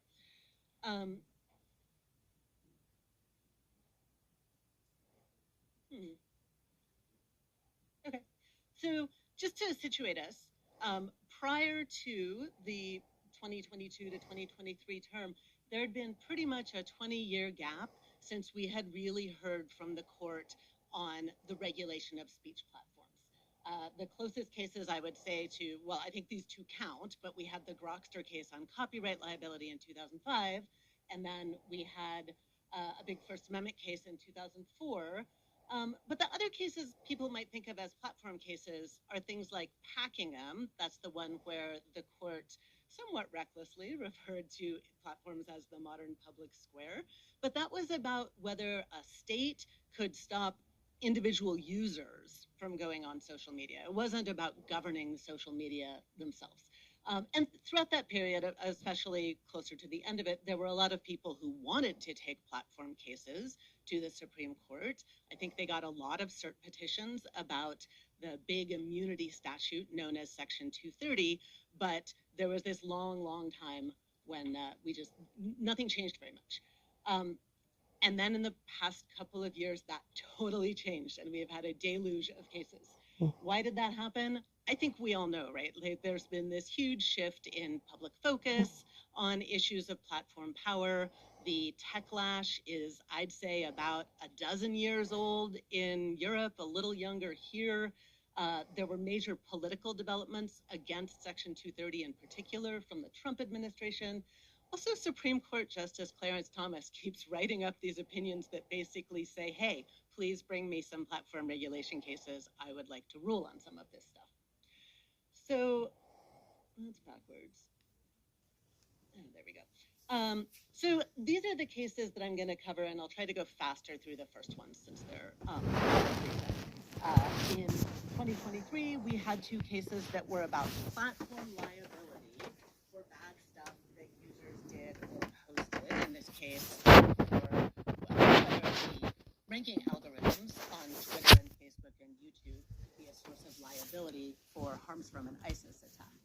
And that's the kind of case everyone has been waiting for and expecting for a long time.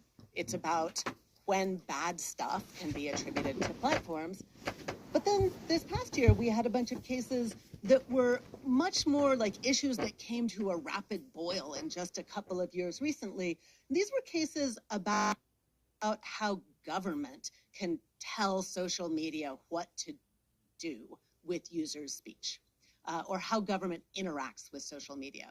So there was Linka v. Fried, which is about government actors themselves when they're on social media. There was Moody versus NetChoice, which is about the Texas and Florida social media laws, so-called must-carry laws, that required platforms to carry content against their will or effectively did so.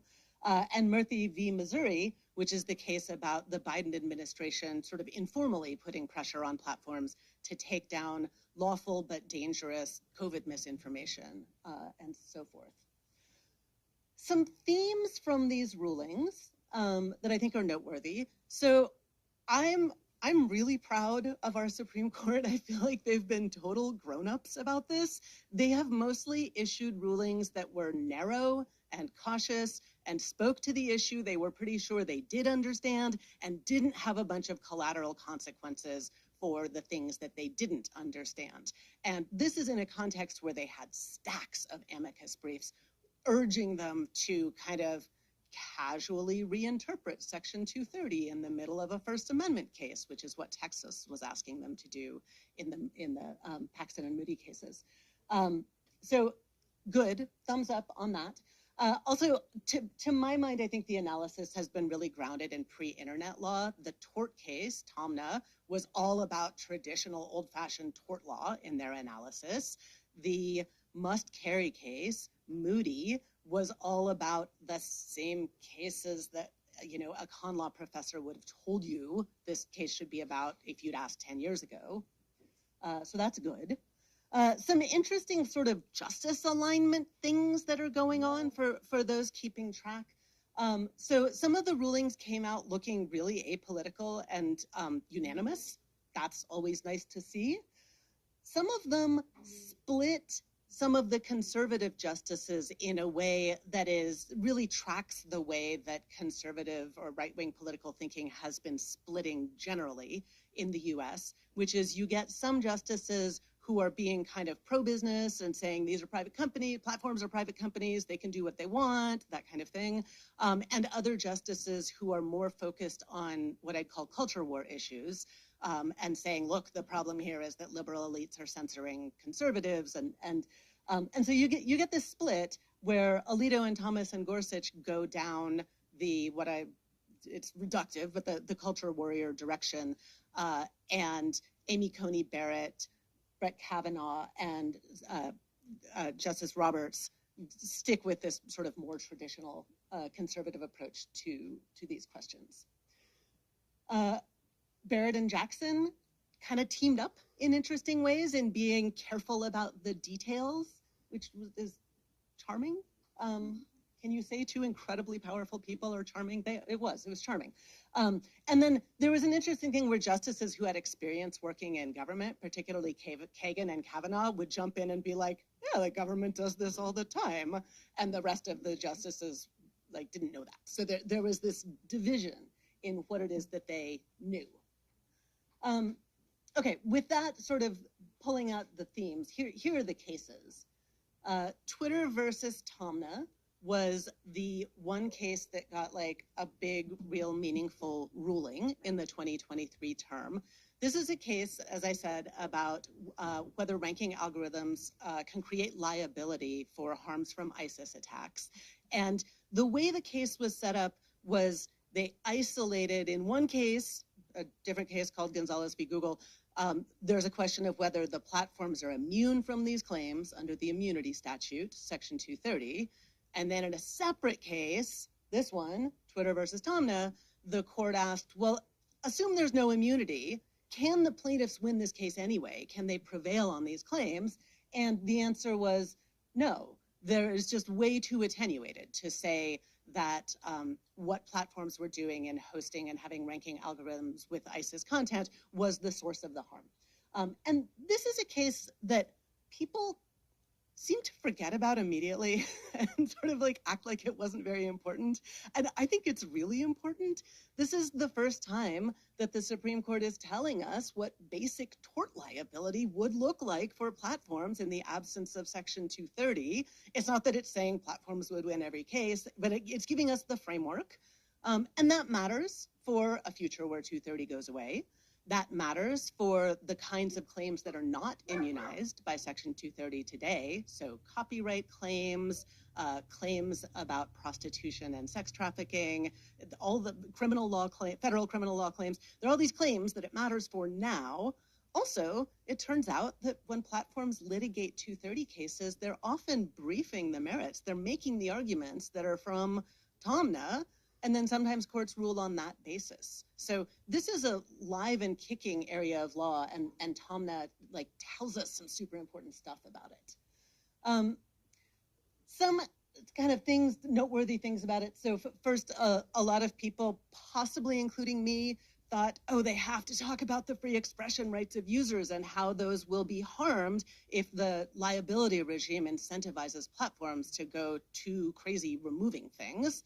And there were some amicus briefs. There was one from the Center for Democracy and Technology that did a really good job of making this argument.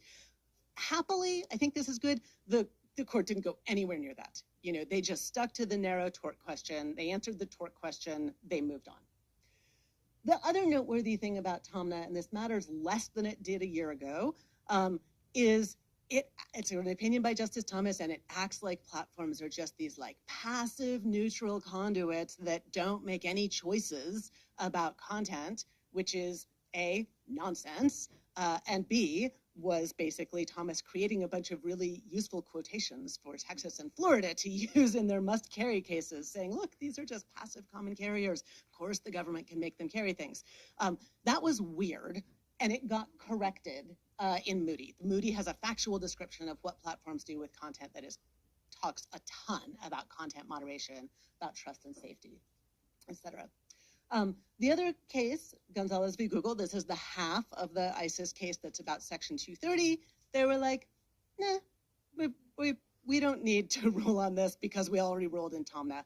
And for anybody who sees this issue come up again, is there immunity for ranking decisions under Section 230? And it might come up again under a case called Anderson versus TikTok that just came out of the Third Circuit. Please be aware, tens of thousands of lawyer hours were invested in briefing like every possible argument on every side of this issue. I feel like it's almost malpractice to not go look at those briefs and just like invent the arguments that you think might make sense now without checking them. This is a list of some of the ones that I think are useful. Moving on to the 2024 cases. So last term it was technically 5 cases, but it led to 3 opinions. There were the 2 cases about the must-carry laws in Texas and Florida, which got issued under the name of Moody. There's the 1 case about informal government pressure on platforms, and then there's the case about government actors themselves when they're on social media. I will give this one the shortest shrift just because I think it's less relevant to platform regulation per se. But this was a redo of an issue that was much more high profile in a case about then President Trump's Twitter feed, and whether if you are a state actor such as the president and you are using a nominally private social media account to do governing stuff, then are you subject to the First Amendment? And the redo in Linke v. Fried and the companion case that went up involved some far less conspicuous state actors, a local councilman, some school board members, and it led to this kind of like, okay sounding standard that you can assign First Amendment obligations if the official actually has some state authority and they're purporting to exercise that authority in whatever it is they're doing on social media. And in the case of Mr. Lindke, they said he's not subject to these First Amendment obligations. All right, the must-carry cases. So these are the ones that in my world got the most attention. They were about these two Texas and Florida laws. They're big, messy, complicated laws, but some takeaways about them. They were explicitly politically motivated to stop censorship by liberal elites in Silicon Valley. Things like that got said in the governor's signing statement, and the legislators said it. It was quite clear. They're both really long and complicated. Florida has these weird provisions saying that if somebody is a journalist or if they are a candidate or they're talking about a candidate, then the platform can't moderate their speech freely. So like I can put up a lying, fraudulent promotion for my muscle building supplement and then mention a political candidate, and then it can't come down in Florida, is the theory. Both laws also had this idea that platforms were going to have to be value neutral or viewpoint neutral in moderating user content. And it was unclear exactly what that meant, but an example that I think is really telling that came out in oral argument in a back and forth between the Texas AG's lawyer and Justice Kavanaugh was, well, of course platforms can take down pro-ISIS content as long as they also take down anti-ISIS content. So like how you achieve balance is by banning all speech on a topic or allowing every possible side, no matter how horrible, of the speech on the topic. The laws also had some important and kind of like didn't get enough attention rules about procedure for content moderation and transparency. There were rules requiring platforms to notify users and in Texas's case, let them appeal after a content moderation action. This is something that has been widely demanded by civil society around the world for years. It's part of the current European laws. That part did go up to the Supreme Court for review. And then separately, there were some kind of familiar types of transparency mandates, like to issue aggregate reports about the number of posts moderated and on what basis. Those didn't go up to the Supreme Court. The platforms sued, or two trade associations, CCIA and NetChoice, sued on behalf of platforms, saying three things. First, they said these laws violate our First Amendment rights to set and enforce editorial policy. That's the issue that goes to the Supreme Court. Notably, there's also a really important issue about these laws affecting users' rights. The government coming in and saying, for example, yes, you can read the Twitter account or the X account you wanted to follow, but only if you also read these other things that we forced X to carry. Or maybe X carries them voluntarily now. But, so James Grimmelman had a great brief, or I think it was Gautam Hans with James, had a great brief on the listeners' rights angle there. I filed a brief with Jack Balkin on behalf of Francis Fukuyama, talking about how a less restrictive means would be to empower users to have more control rather than having the state come in and provide top-down mandates about speech. There are very much users' rights issues, but they kind of disappear as the case gets litigated. Platforms also said these laws violate Section 230, and they said that they violate the Dormant Commerce Clause, that this is something that states can't unilaterally do, because then you'd get a 50-state patchwork of communications laws, that this needs to be the federal government. I'm going to linger on the circuit court rulings just because ultimately the cases get remanded, so knowing what the circuit courts did before matters. In the 11th Circuit, reviewing the Florida case, the court said, these laws, the must-carry provisions, violate the platform's First Amendment rights to set editorial policy. And then they said that the notice requirements also violated the First Amendment because it made it so every time that platforms wanted to make an editorial choice by moderating content, it added this meaningful additional cost. But it upheld some of the other transparency provisions, which again, like there'd been this much briefing on them, and then the court provided this much analysis. So everything's a little messy when it comes to those. And by the way, if you want it unmessy, I have a law review article, Platform Transparency in the First Amendment, I think it's called, that is a very deep dive on the real First Amendment issues here that none of these courts got to. In the Fifth Circuit, things went like way off in a Fifth Circuit direction. For those of you who aren't lawyers or law students, the Fifth Circuit has a reputation at this point for being not just far right, but like far right in a way where they feel like they could just make up some new law and the Supreme Court might angrily reverse them a bunch of times, but they can't catch them all. So they went full Fifth Circuit. They said there's no relevant First Amendment rights here for platforms.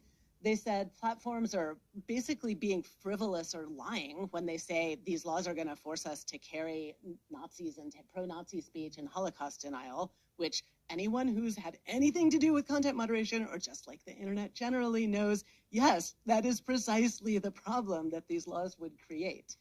And then it upheld everything else about the laws too, including the notice and appeal and transparency measures.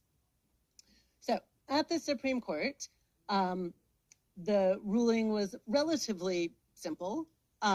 So first, all of the justices agreed that based on what had been argued so far, they didn't have enough information to just strike down these whole laws in their entirety. The justices were asking questions at oral argument that nobody had really expected and nobody had briefed about, well, maybe it's not okay to make YouTube be viewpoint neutral, but what if we made Uber be viewpoint neutral in deciding who to give rides to?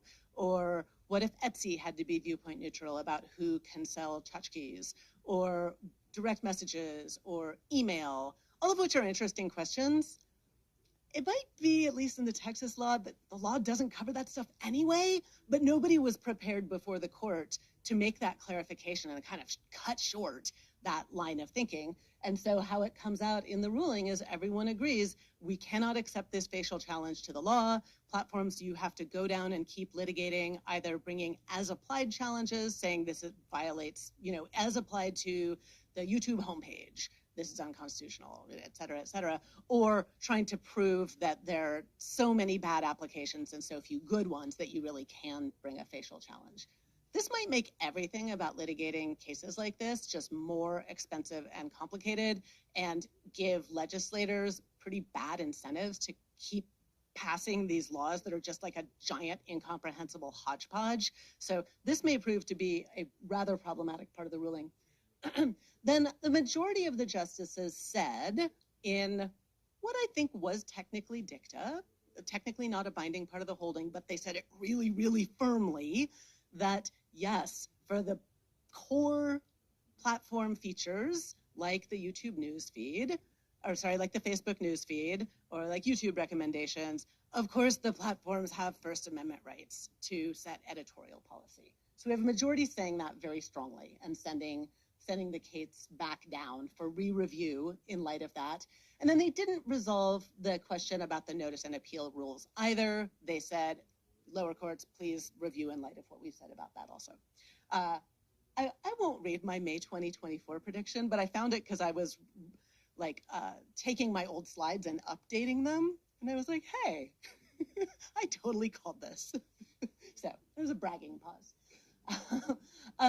Okay, what's going to happen on remand?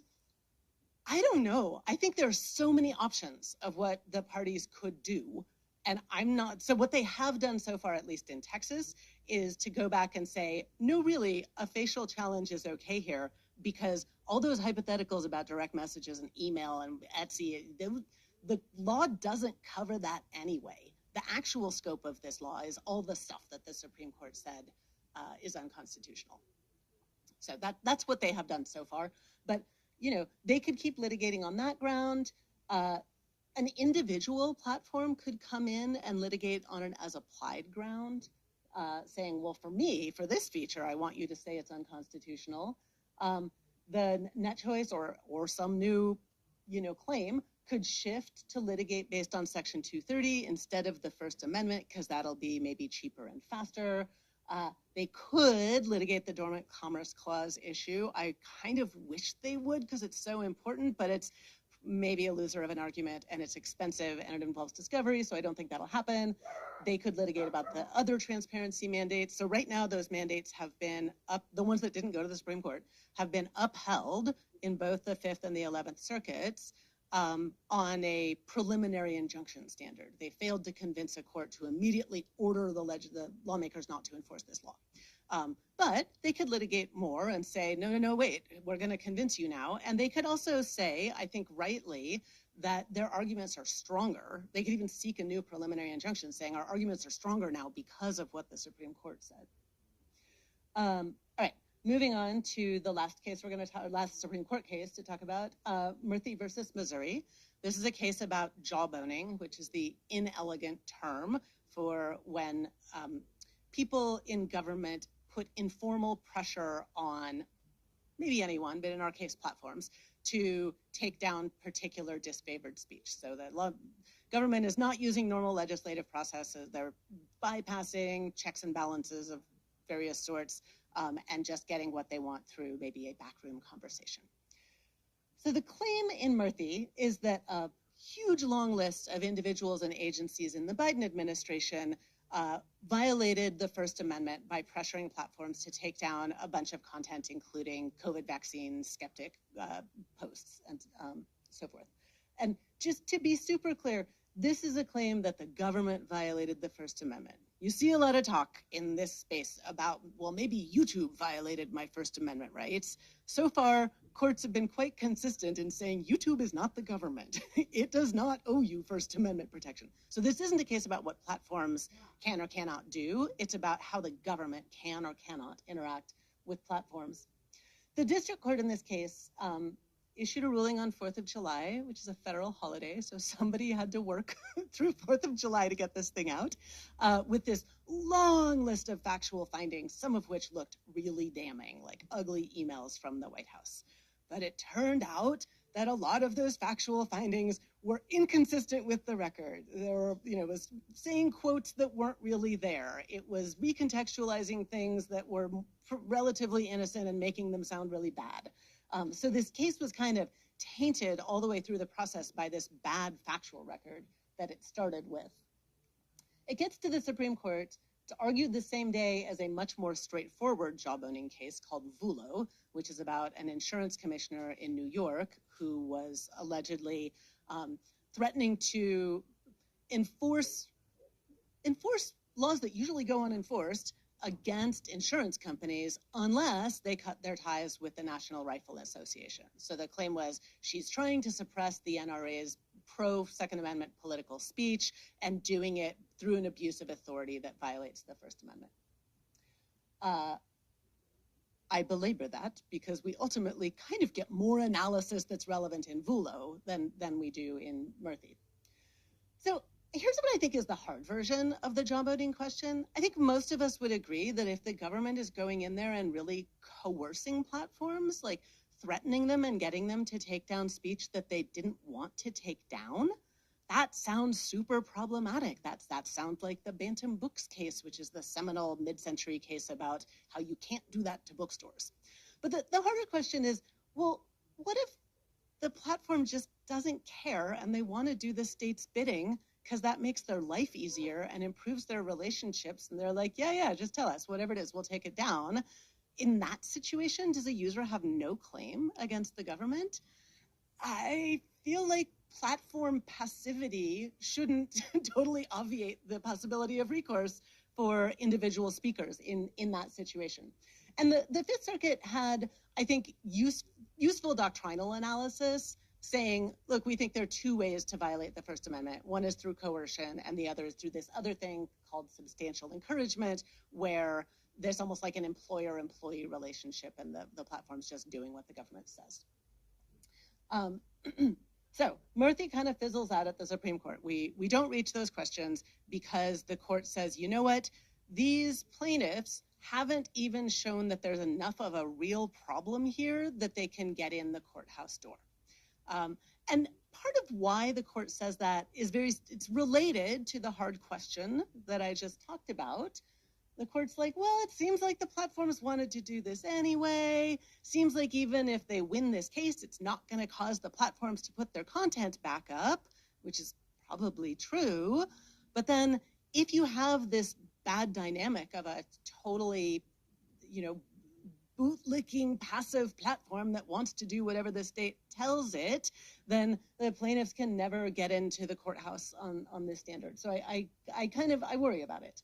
Meanwhile, Vulo comes down and is ruled as basically like a straight coercion case, so it doesn't have to encounter this harder version of the question. All right, one last slide on pending cases, and then I will sit down and talk to Nate. There is one very relevant case that the court has already decided to hear this term, FSC, Free Speech Coalition versus Paxton. This is about another Texas law. This one isn't a social media case. It's a case about pornography sites or sites that have 1/3 or more pornographic content. And it requires them, among other things, it requires them to verify users' ages or to try to check users' ages through various mechanisms spelled out in the statute. And the Free Speech Coalition, which represents adult entertainment businesses, sued, saying this violates the First Amendment. How do we know? Because there was a case just like it 20 years ago that went to the Supreme Court. And the Supreme Court said, if adults have to show ID every time they're trying to access content they have a legal First Amendment right to access, but that has social stigma attached to it, it is going to stop them from doing that. They will be chilled out of exercising their First Amendment rights, and there must be a better way to do this. There must be a less restrictive means of protecting children from pornography, which is the state's goal, such as controls at the device side, parental controls, controls on browsers, etc. So that's what happened last time. That's what the district court said in FSC v. Paxton. But then this case, too, goes to the Fifth Circuit, and the Fifth Circuit, like super duper Fifth Circuits, in this case, they ignore the Supreme Court precedent from 20 years ago, and they instead apply a case from the 1960s about magazine sales. So presumably, the court is going to smack down the Fifth Circuit in some way, like yell at them and say, you did it wrong, but maybe there's been a big cultural shift such that something substantive will change about the analysis of that question. Interestingly, there was a brief filed, recently by an age assurance vendor telling the Supreme Court, hey, we've got a less restrictive means. If the porn sites had to use our technology, that would solve all the problems with this law.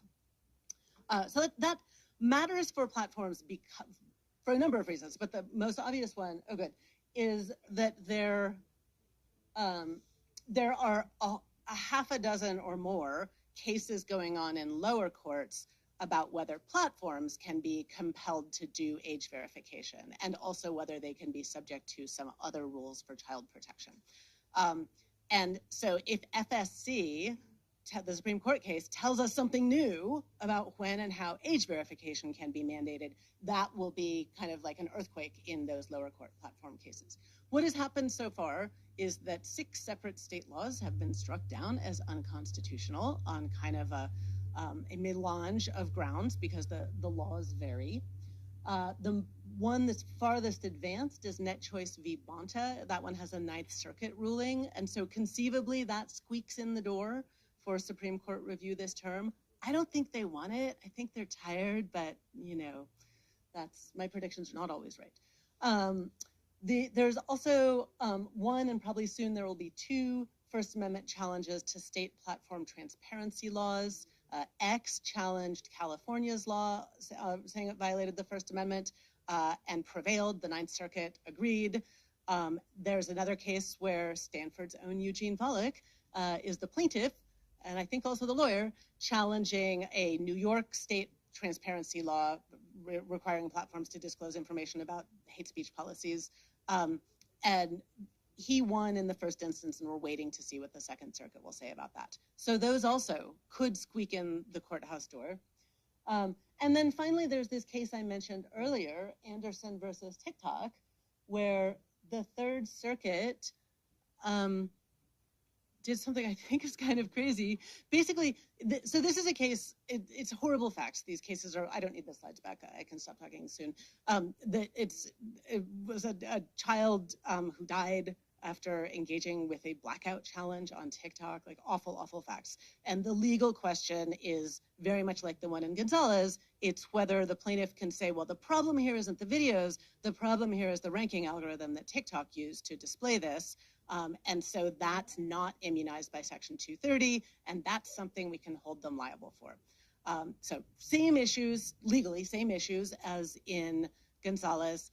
The Third Circuit does this thing I think is really bonkers, but it is the thing that Clarence Thomas keeps inviting everyone to do, which is it says, oh, well, in Moody, the Supreme Court said that algorithmic ranking to enforce content moderation rules is the platform's protected free expression. So if it's the platform's expression, it can't possibly be immunized by Section 230 because 230 is supposed to immunize you against claims about user expression, which, if true, would just totally gut 230, right? Like the point of 230 was to give the platforms the legal protections they need to go out and actually do content moderation.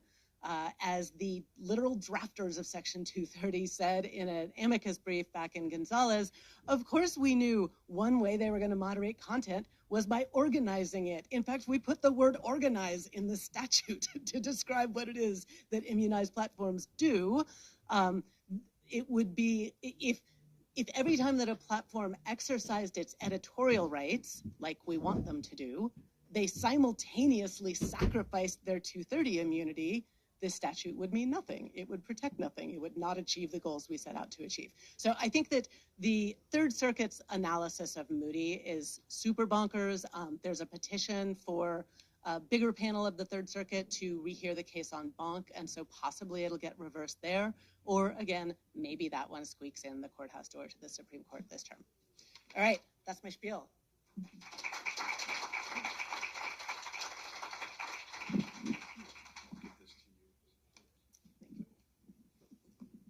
So I suspect that there are a lot of questions. So raise your hand if you've got questions. I'm going to start since I don't want to run out of questions here, or I don't want to go too long. I'll start with folks in the room. If you're on Zoom, put the questions in the Q&A. We have a tradition here in the law school that Mark Lemley gets the first question. So we'll go Mark Lemley, then Frank Fukuyama, and then others. Yeah. So this is a sort of a little bit of a kind of broader look question, but so one of the things that was notable. Oh, sorry. One of the things that was notable about the Moody case, right, is this sort of unanimous agreement that facial challenge is inappropriate. But that's not the only case. There are like 3 cases this term where the court basically said, hey, facial challenges, oh no, those are terrible, right? Bring back an as-applied challenge.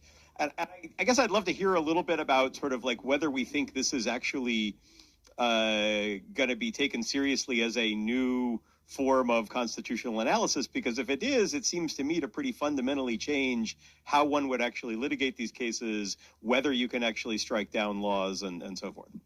Yeah, so I've definitely heard a number of First Amendment litigators sound the alarm about this one, because there has always been the sort of encouragement in the law to bring facial challenges in First Amendment cases or from the court. And the idea that that sort of weapon might be taken away and that you might have to litigate a bunch of things piecemeal instead is, if taken seriously, would really change how First Amendment litigation works. I've definitely heard a lot of people being like, they don't mean it. But how do you test that, right? So in the oral arguments before the Ninth Circuit in the Net Choice versus Bonta case, the panel got very interested in this question and were asking the advocates, how do we break this into pieces? They got into, angles about, are the pieces severable? Well, severability is a matter of state law, not federal law. Do we have to ask a state court? How do we break this down? But what they ultimately did seemed kind of reasonable to me, and I hope that there is some kind of reasonable path for a lot of these cases, which is they sort of broke out chunks of the law, and they were like, this whole part, the part where platforms have to make sure children aren't harmed by the following list of bad kinds of content, that part's unconstitutional. And then sort of other parts that posed harder questions they sent back. That's not a great answer, but that's what I've seen happening. Which kind of is a facial challenge, right? Yeah, it's a facial challenge to part of the law. Yeah. I'll just add one thing here, which is that the Roberts Court has massaged the facial as applied distinction for the last 15 years, so that in the election law area, in fact, my students who are in my election law class just learned.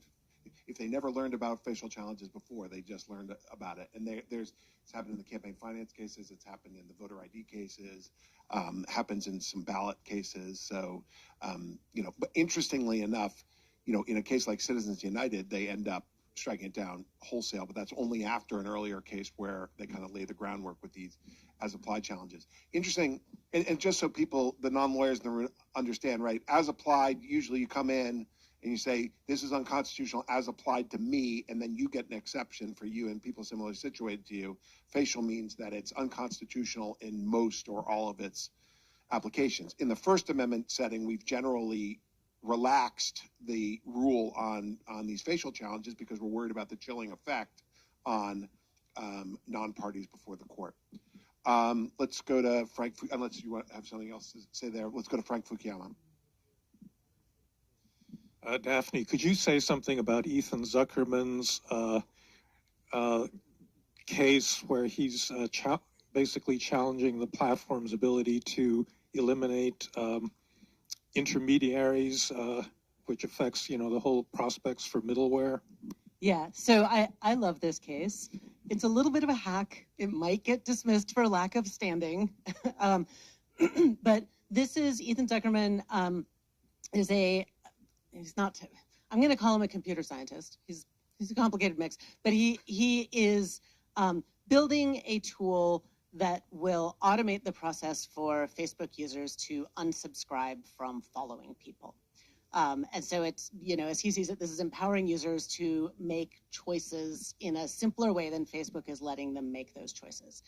And historically, people who made tools like that got threatening letters from Facebook, from Meta. In fact, somebody who made a effectively identical tool a year or two ago got a threatening letter from Meta. And so the idea that you might get sued for building something like this seems pretty realistic in light of that history.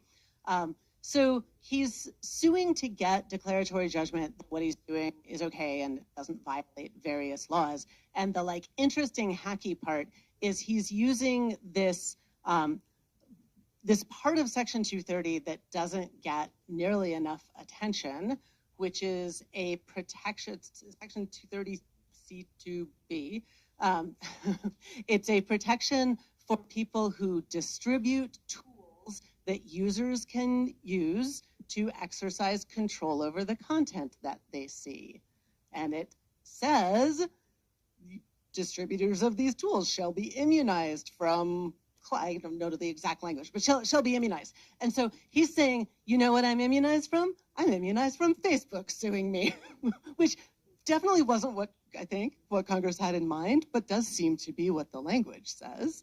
That it's not a perfect theory. There's still other claims Facebook could make that wouldn't be blocked by this theory, but it will be really fun if the court takes the bait and actually talks about this stuff. Doesn't this tie in a little bit to the parts of the net choice case that they didn't address? So in this situation, right, there's a sense in which, Ethan, by the way, he's a professor at UMass Amherst, used to be at MIT Media Lab. So he doesn't want to have to pay a penalty, but they could kick him off the platform. There's nothing that's going to stop them. He doesn't have a constitutional right to stay on the platform, right? It's just a question of whether he's going to end up being liable to them, right? Isn't that ultimately what that case is about? So I think they have a right to, I don't know. This is complicated. Because otherwise, if the law is interpreted in such a way that basically he is, by virtue of common law or statute, he has a constitutional right to be on the platform and to impose this middleware solution, right? Then it starts looking a little bit like common carry. But he's not saying he has a constitutional right. No, that's what I'm saying. What is he saying? It's Well, like he's saying that he can't be punished. Well, what does it mean to say that the platforms have a right to kick him off? Right now, what it means is they can use legal tools to stop him from coming back, and he's trying to get rid of those legal tools and make it so they can't use the law that way. Yeah, that's what I was going Right, to say. but they right. can use technical means to try to block him. Right. And there are various baby legislative proposals out there to try to make it so that platforms can't do that. That gets really complicated really fast. I want to go to the next question, I think over here, but let me ask one in the middle. I want to, since you've written early on about the fact that platforms should be immune, that platform algorithms should be immune in the same under Section 230. I'm caricaturing it a little bit, but you can add flesh to that. As we think about the interaction between Moody and this Third Circuit Anderson that's going up to the Supreme Court, could you give a minute as to why you think it's so clear that the algorithm is that they are immune under 234 algorithmic choices that they make in ordering speech? Because I think, and you talked a bit about it, but that's, when you talk to reform groups, right? When they'll say freedom of speech doesn't include freedom of reach or something like that, or they'll say that, look, the platform's own decisions to amplify terrorist content, self-harm content, whatever, those they shouldn't be immune from. So first, what do you think? Why is it so clear that Section 230 does immunize them? And then secondly, in a non-230 world, why is it important that they get immunity for the algorithm? Yeah, so I think one reason is this sort of logic I spelled out earlier about how the pro-moderation goals of 230 would be defeated if platforms could only ever take things down or leave them up. They couldn't use any of the other normal editorial tools of newspapers arrange stories on the cover or on a different page. This is very much part of what editorial judgment does in the real world. Secondly, there's this word organize in the list of characterizations of platforms that are protected under the law. There's a third thing, and I'm forgetting it. But to move on to the policy consequences, so I filed a brief in that case with the ACLU, and we argued very strongly that this just brings all the problems of content moderation into the ranked features of platforms. If platforms didn't have legal protection for their users' speech generally, they would be incentivized to err on the side of removing anything that carries legal risk generally. So you would see Me Too posts coming down, you would see satire and parody coming down, etc. That is a recognized problem. That's why we have laws like Section 230 and like the DMCA for copyright. But the reality is that how most of us consume social media today is we look at an algorithmically ranked feed in something like X or Instagram or Facebook. And on YouTube, 70% of video views are from recommended videos. Like the real world of how speakers reach audiences and audiences find the voices they want to hear on social media is very much mediated by algorithms. And if we said, nope, that part isn't immunized, then either the platforms have to super sanitize the ranked features, so we just get this Disneyfied version of X or Instagram or YouTube or whatever, unless we already know what to dig and go looking for, or they have to, avoid ranking and have YouTube show you videos in chronological order of when they were uploaded. It's kind of bonkers. And the justices recognize this. Several of them spoke to it in oral arguments. Like the idea that you can take the scale of content being generated on these platforms and then just not try to organize it for people defeats the purpose of the platforms. Let's go that question. Thank you, Professor, for the lecture. And I'm curious about the transparency law because in your article you argue for a democratic self-government model instead of the consumer model in net choice. I wonder, are there currently any transparency law that support this kind of model, and is the Bonta case a good case or? Yeah, so the distinction that I try to draw in the article is I'm actually quite worried about transparency laws that open up the door for the enforcers, who are going to be attorneys general, who are generally very political actors, open up the door for them to go in and say, oh, you say you have a policy against homophobia, but it looks like you're taking down this other thing that's definitely not homophobic. You know, there's just all this opportunity to probe the actual underlying editorial decisions and try to influence them in the name of transparency, and to do so even unwittingly. I think it's very easy for this to happen. I'm also worried about the burden of transparency exercises driving smaller platforms to become more and more sort of standardized and boring. I think that there are versions of transparency that raise these problems a whole lot less. And the primary examples are things like allowing researchers to scrape platforms. So just go out and make copies of whatever's out there. There's no gatekeeper deciding what the researchers can and cannot see. Maybe to open up APIs with specified data so then the researchers can pull data from there. Anything where it's just like, there's a bulk disclosure of information or a bulk access to information, and then the researchers can go do what they will to it, has fewer of the First Amendment risks I'm worried about than a law where it's like, well, we want to know about this kind of speech, and we want to know about that kind of speech, and we want, you know, I hope that makes sense. So something that's where the enforcement is going to be about deciding whether something has been rightly categorized as violating a particular rule. We got a lot of questions online in this vein as well from other parts of the world, actually, and part of the question is on, let's say, like takedown requests, you know, any so obligations to report why you did X or Y. Where does that fit into what you just said? Because the researcher access, I understand, but reporting obligations on content moderation, do you think those are dangerous? Unfortunately, in this case, yes.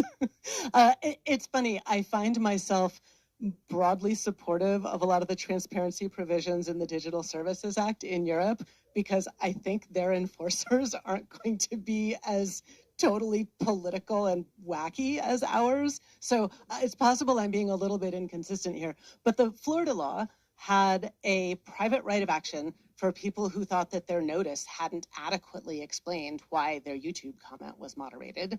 And they could win, I think it was $30,000 every single time that they went to court and convinced a judge that YouTube's explanation of why, haha, this sucks, violates their rules, or, you know, whatever the comment is, any time that they say, and a judge agrees that an explanation was inadequate, they can get this sort of jackpot. So, I mean, this, I think, is part of the burden analysis, was definitely part of the burden analysis that that drove the 11th Circuit's decision in striking that down. But you can see how that kind of thing could easily be abused, and in aggregate, could drive platforms to just change their policies to something so crisp and clear that it can be explained easily. You know, have a block words list so you can never say the word Nazi in any context, rather than having some complicated, nuanced rule about when and how you can talk about Nazis. Well, but so one of the questions that was asked online is about, all right, so if you were to write a law like this, right? I mean, aggregate, so disclosure laws about, you know, we took down this many posts for hate speech reasons or spam or whatever. Those, I don't think, do you have a problem with those under the First Amendment? And then secondly, some of these user appeal questions, is there a way to write it in a way that it's First Amendment safe? I don't think there's a way to write it that's like zero problems, First Amendment safe. But you can imagine variants that are like, your rules have to be spelled out, and, you know, the hate speech rule is 1, and the subpart about race is B, and the subpart about historical context is B2, and you specify you came down because of this sort of branch on the published rules, so that there isn't an additional nuanced explanation every time. That seems better. It doesn't fully avoid the problem. You know, this is hard for me, as you know, because I really like transparency. I want more transparency. And so, you know, I would be happy to try to figure out what the least abusable version looks like. But I do think the underlying most important thing is is scraping, is where researchers just go out and get the data and, don't have to have some interaction with a government official or a court or a platform. But that wouldn't prevent the platforms from kicking the users off, right? You're just saying that they should be immunized under common law and criminal law. Well, I mean, you could do it a couple of different ways. You could say they may not kick these scrapers off. Right. Or you well, could then say then you can't then sue this them. is okay. Then they'd have a statutory right to access. Then they must carry Ethan Zuckerman. Well, but it's not that they must let Ethan Zuckerman listen. Yeah. No, that's right. I mean, I don't want to brush this off too much. There are bad guy scrapers out there, and trying to figure out a law that adequately distinguishes good guy scrapers from bad guy scrapers and tells platforms what they're supposed to do when they think it's a bad guy, but maybe it's a good guy. It's a mess. Like, I don't think there's going to be a perfect law, but I do think it's a more fruitful direction. Next question. We got one up here. And this actually is probably the last question. Right behind. Thank you. So, first of all, I'm really concerned about the blank slate that the Moody, like the blank check that the Moody case give to editorial decisions of blank, like First Amendment protection. Because I'm thinking, like, for example, when we're talking about if regulation wants to make the platforms allow, for example, the Zuckerman tools, or a regulation says that, oh, okay, you should allow users to have their own moderated moderation tools or whatever. Will a platform have the same claim to say, like, oh no, that's you're violating my First Amendment right, because that violates my editorial rights? And just to follow up that, so a lot of, for example, this specific case was followed by a lot of international digital rights organizations, because it has a lot of impact of how we understand content moderation. So if you provide some comments of the Supreme Court effect that it will have in further in international interpretations of. Yeah, I'll start with the second question. I think U.S. law is quite unique in this regard. It's an area where other countries are less likely to follow our lead, both because we go further in having speech rights for corporations. We have less of a concept of horizontal human rights, where there might be a human rights or a constitutional right against a private company in Germany or in parts of Latin America in a way that doesn't exist here. So I think we got into some uniquely U.S. American territory with this case. To your first question, just because the platforms have a First Amendment right doesn't mean everything that burdens it is unconstitutional. And so the kind of seminal case here is a pair of cases about cable companies, the Turner case, where the court in the first one said cable companies have a First Amendment right to select what channels they want to carry. And that's the editorial expression. And then in the second one, they said, but Congress can override that in this particular case because they've presented sufficiently strong justification and because the mandate is content neutral, et cetera. So in that case, the justifications that the court pointed to were if Congress sees a market failure, like a competition reason to need to intervene, the court talked about sort of what would be called media pluralism in other parts of the world, the desire for diverse and antagonistic voices. We're not so into that here anymore, but other parts of the world are more. And then specifically the to sort of preserve local broadcasting, make it be able to exist at all as a medium. So there are cases where you can have a First Amendment right for a platform or for a cable company, and carefully drafted legislation can override it. And I think that carefully drafted middleware legislation, for example, wouldn't take away the platform's ability to choose their own ranking and content moderation rules. They just have to offer it side by side with others. There are various ways in which that would be less burdensome on their First Amendment rights, more carefully crafted, likelier to survive review, maybe, but it's different. Okay. Well, please join me in thanking Daphne Keller. Take the next slide. So next week, one of our former postdocs, who's now a professor at American University, Samantha Bradshaw, and leads a center there, is going to be talking about exporting autocracy, which is how foreign disinformation campaigns are undermining democracy around the world. And so come join us again next week, 12:40 for lunch, 1 o'clock for the talk. Thanks so much.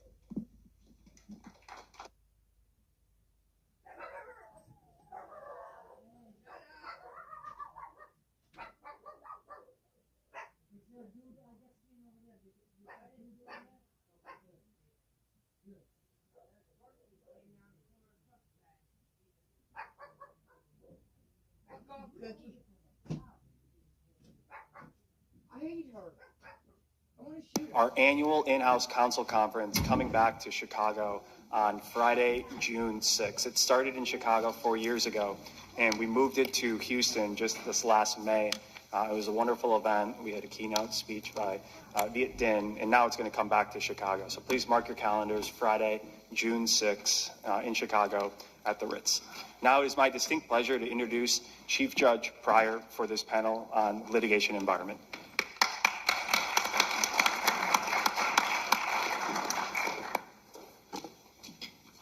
Good afternoon. Theories of nuisance, market share, and consumer protection liability have become increasingly popular among plaintiffs who cannot trace an alleged harm to any specific defendant.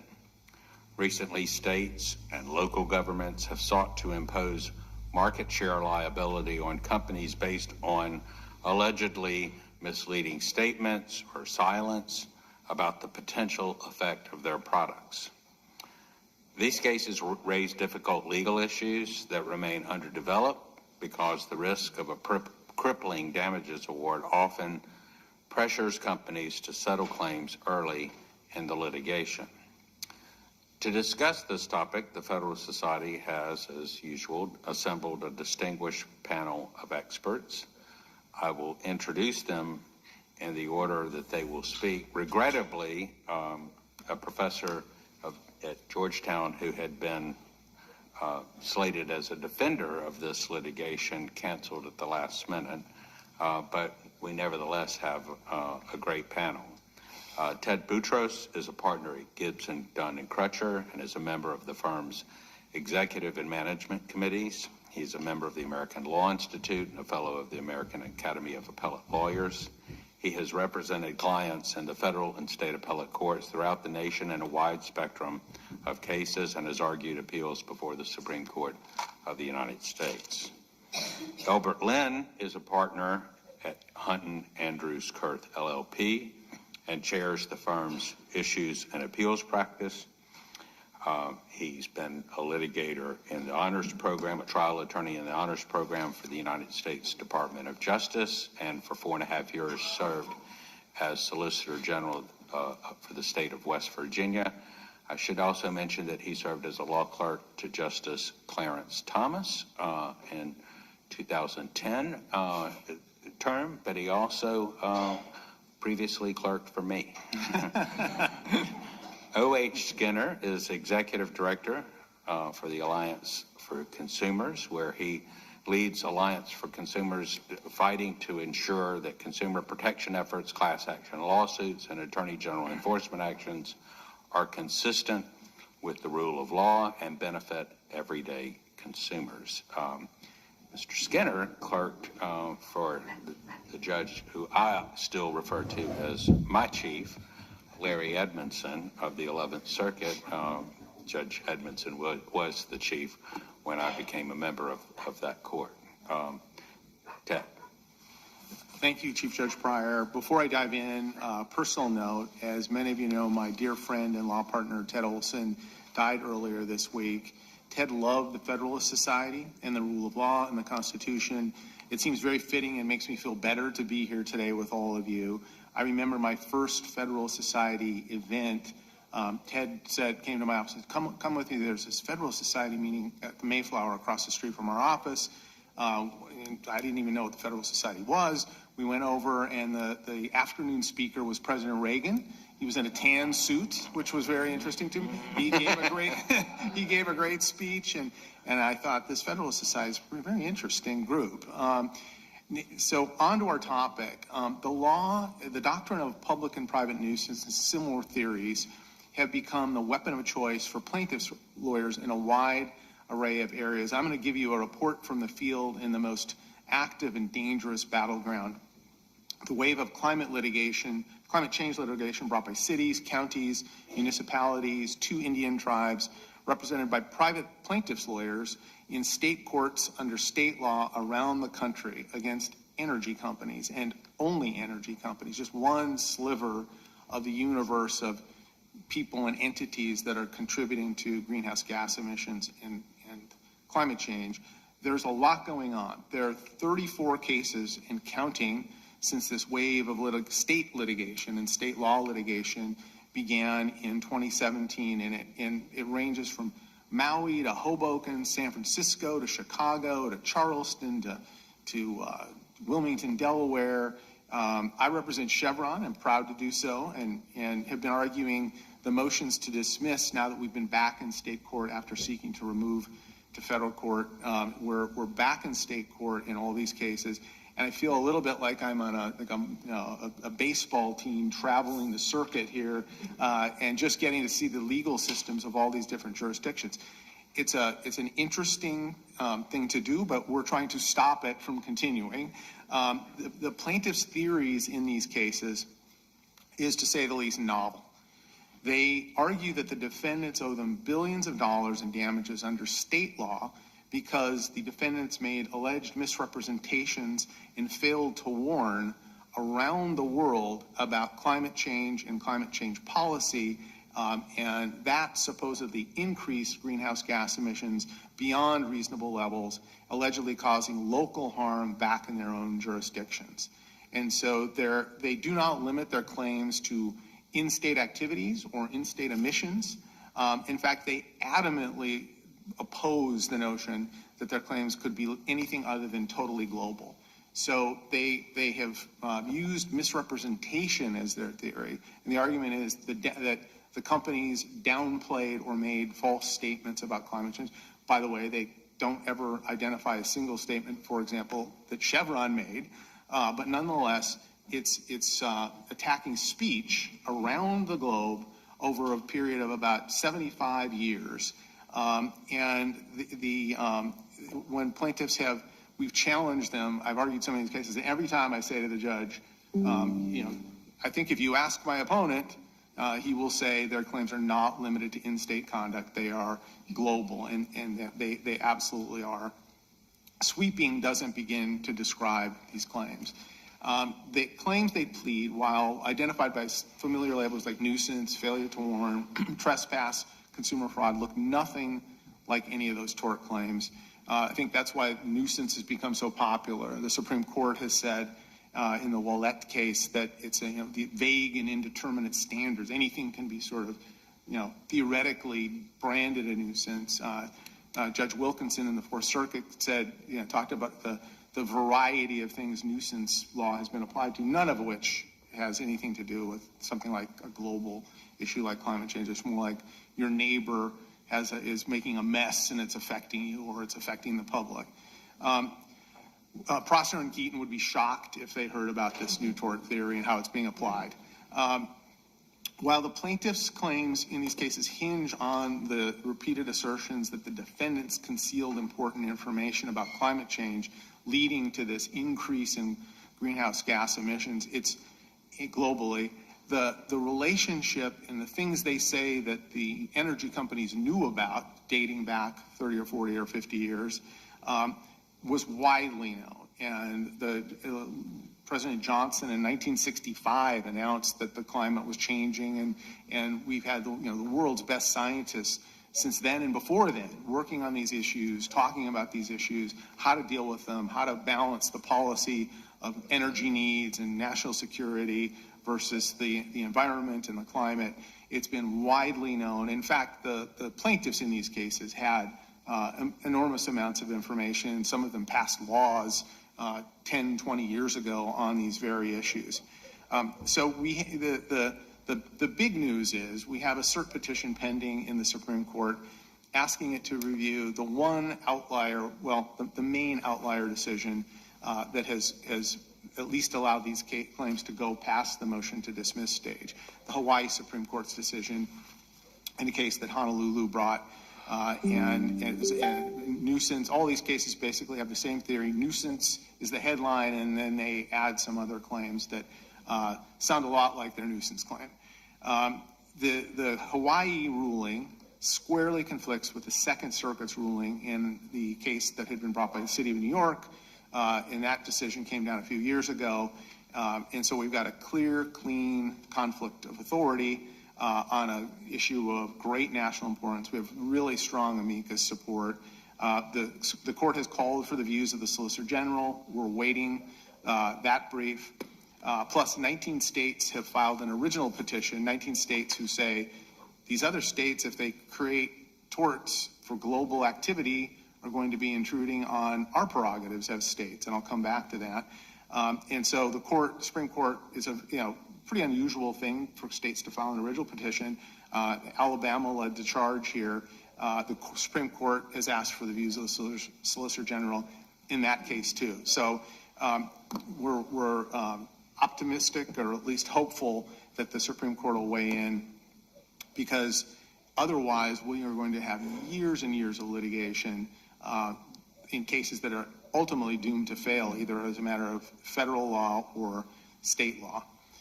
We have many strong dispositive arguments under state law in these cases. For all the reasons I mentioned, they're just novel theories that don't fit into any tort.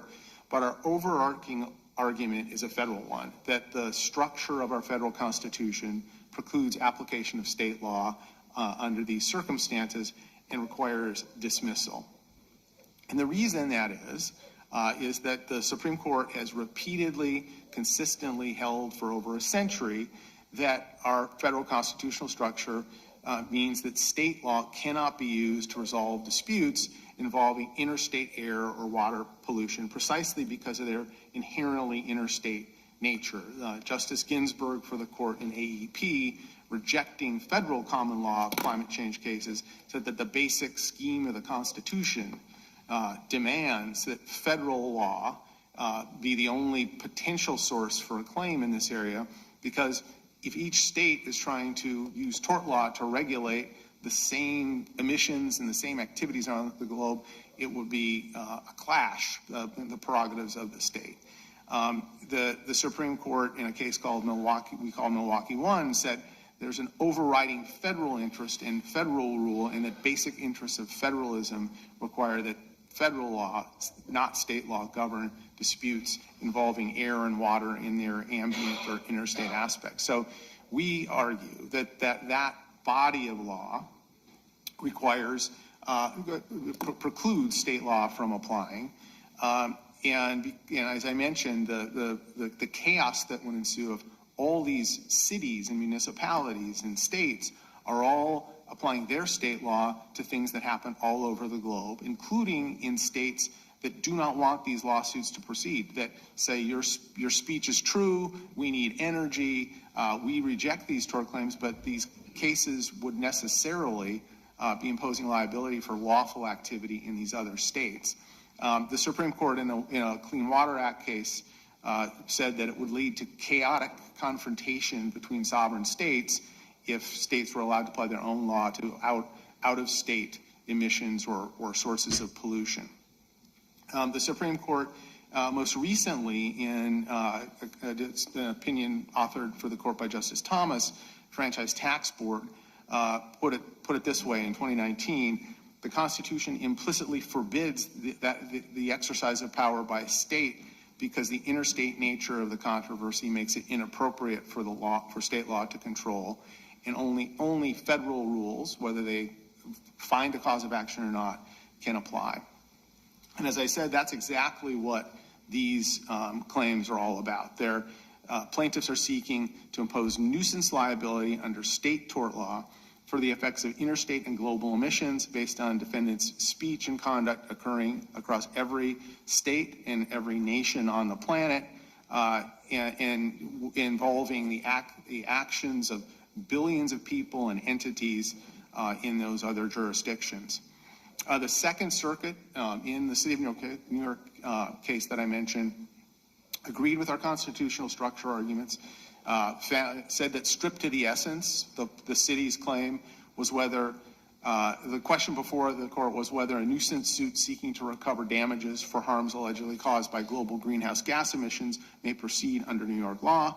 Our answer is simple, no. The court said that such sprawling claims which seek damages for cumulative impact of conduct occurring simultaneously across just about every jurisdiction on the planet are simply beyond the limits of state law.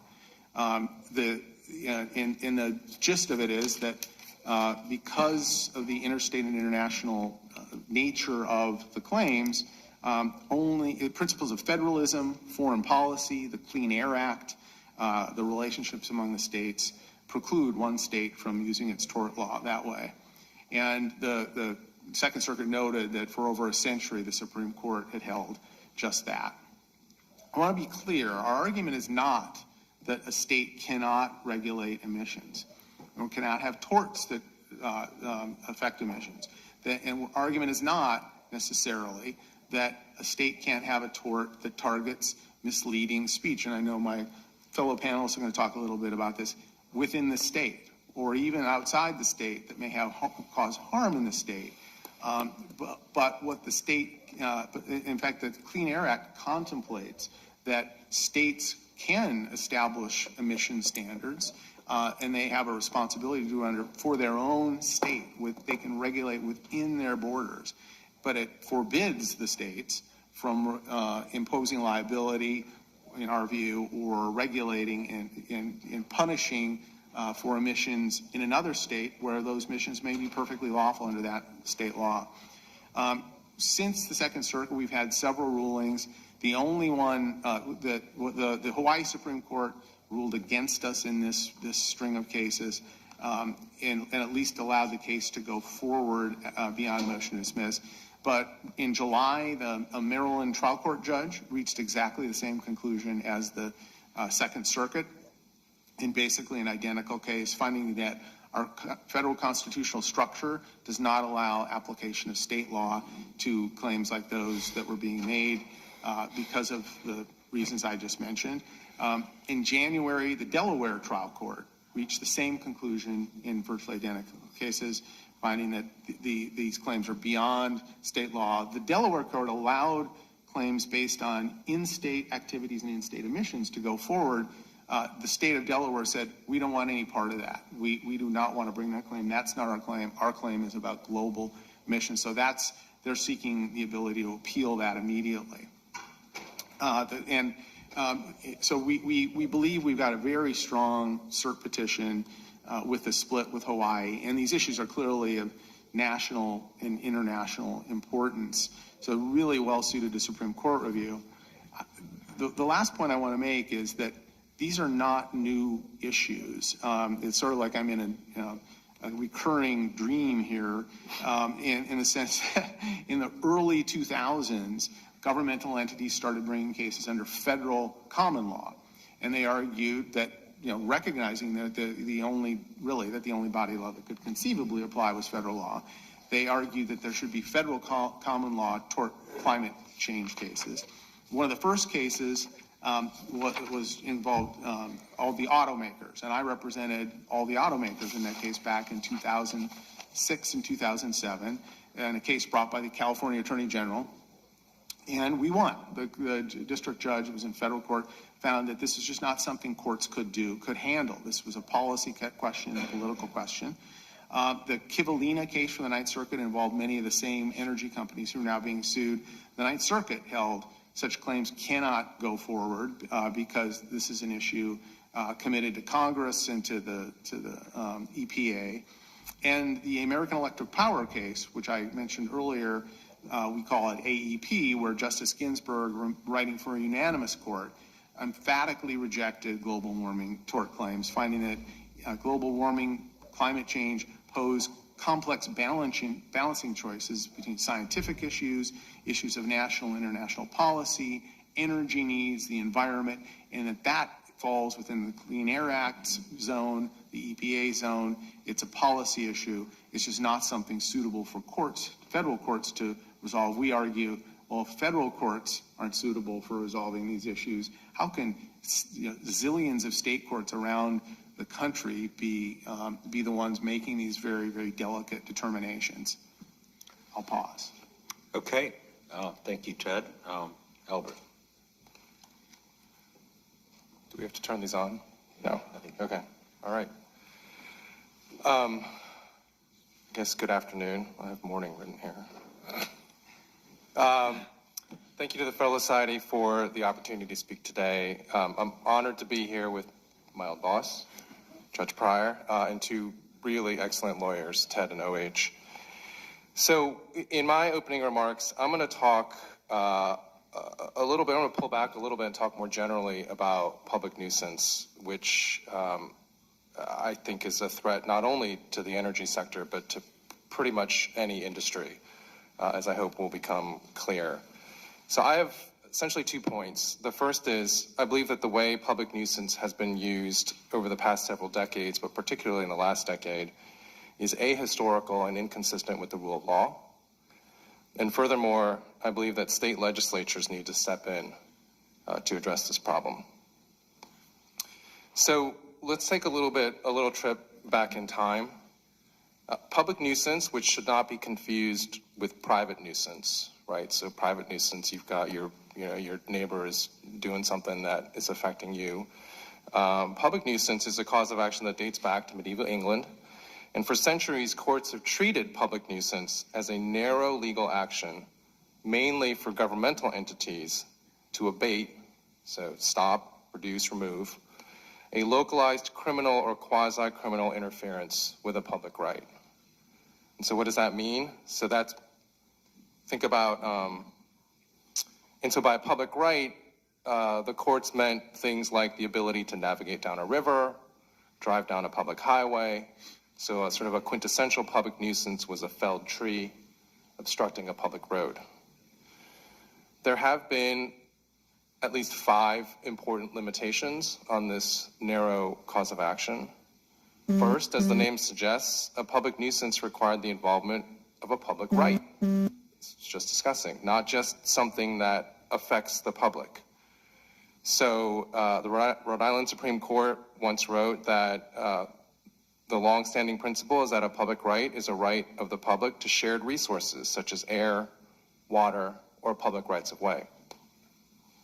Second, a public nuisance has almost always involved land of some kind.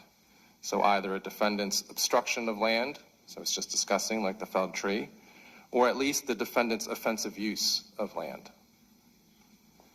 The third important limitation was that public nuisance, and this is perhaps one of the most important ones, public nuisance has long required unlawful and not just unreasonable conduct. So put another way, a public nuisance did not arise from lawful conduct.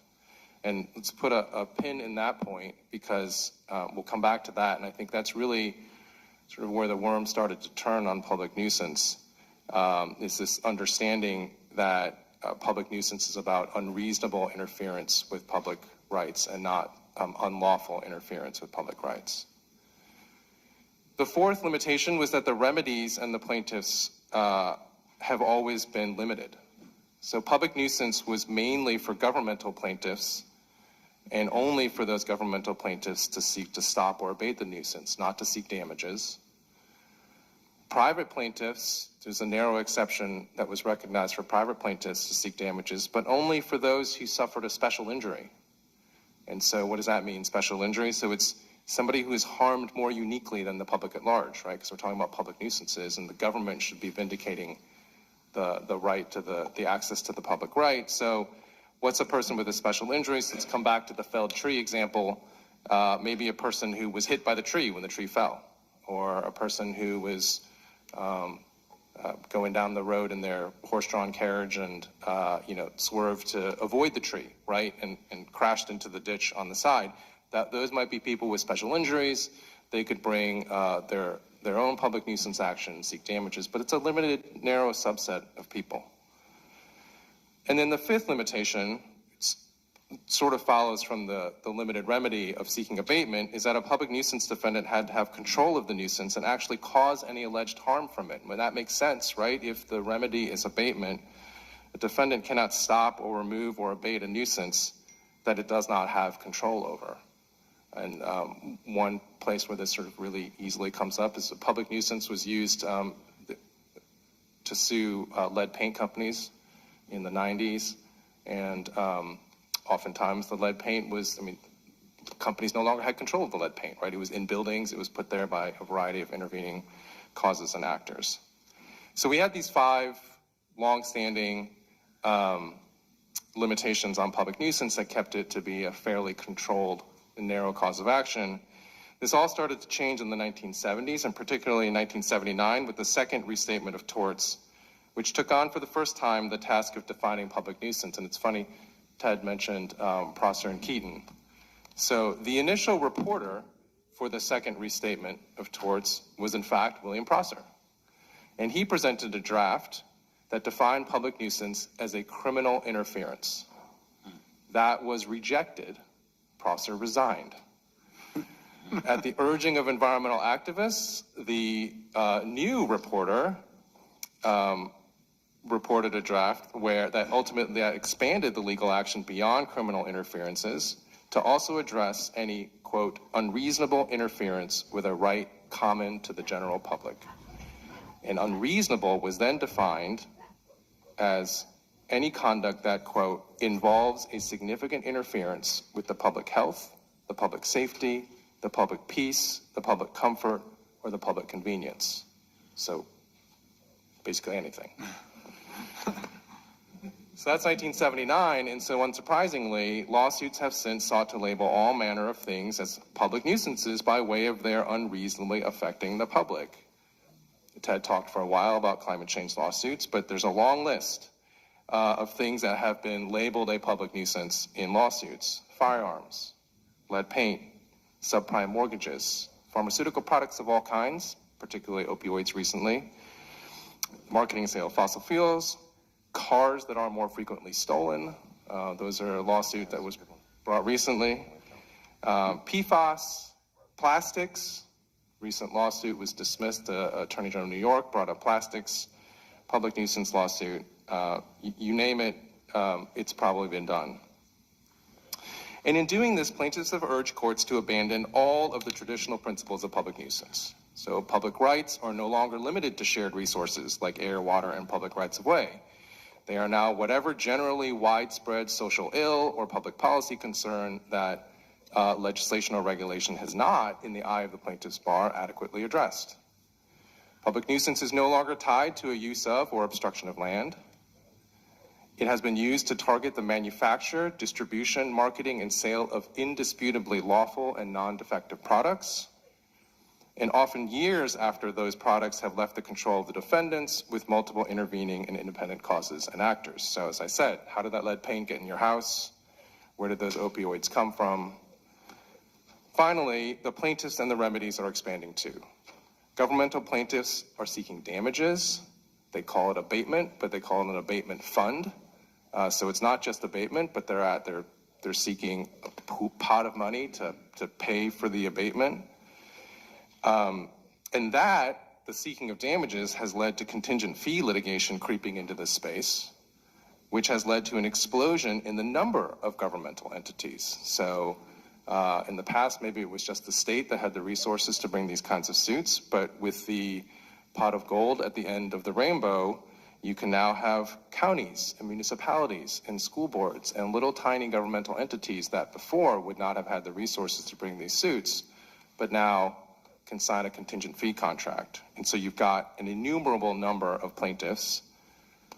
And finally, private plaintiffs are trying to bring public nuisance suits without any showing of special injury. And so in short, courts are being urged to use public nuisance as a roving mandate to correct whatever societal problems they want to correct and to impose huge amounts of monetary liability.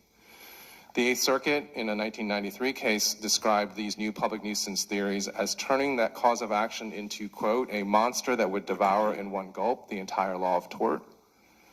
The New Jersey Supreme Court said that these theories would stretch the concept of public nuisance far beyond recognition and create a new and entirely unbounded tort. That was in a lead paint case. And so it's not hard, at least for me, to see how this is a huge threat to the rule of law. This approach to public nuisance means a company's completely lawful product or conduct today might be deemed a nuisance tomorrow, a year from now, or 10 years from now. And in some cases, as in the case of fossil fuels, public nuisance has been asserted against not only lawful conduct, but conduct expressly authorized or encouraged by the government. As the Supreme Court of Oklahoma recently observed, this is in an opioid case that went the right way, businesses have no way to know whether they might face nuisance liability for manufacturing, marketing, or selling products, i.e., will a sugar manufacturer of the fast food industry be liable for obesity? Will an alcohol manufacturer be liable for psychological harms? Or will a car manufacturer be liable for health hazards from lung disease to dementia or for air pollution? An appellate court in New York put it more bluntly, quote, all a creative mind needs to do is construct a scenario describing a known or perceived harm of a sort that can somehow be said to relate back to the way a company or an industry makes, markets, or sells its non-defective lawful product or service, and a public nuisance claim can be conceived and a lawsuit born.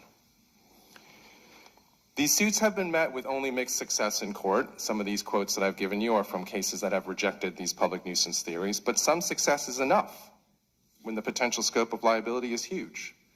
Right? You've taken simple statistics, do the simple expected value calculation. If a $100 billion lawsuit has a 1% chance of succeeding, it's still an enormously big risk. And so while, for example, the New York AG's plastic lawsuit was dumped out of court recently in a fairly strongly worded opinion, there have been successful opioid and lead paint public nuisance lawsuits. And so what is the predictable result of this? Huge settlements. For example, in 2022, Walmart announced a $3.1 billion, with a B, settlement to resolve opioid-related lawsuits brought by state and local governments. CVS announced in a similar time frame that it had settled similar lawsuits for approximately $5 billion. So what can be done? Well, I think one solution is state legislation. While judges must, of course, continue to resist creative attempts to expand public nuisance law, legislators can craft statutes that restore and codify the traditional limits of public nuisance.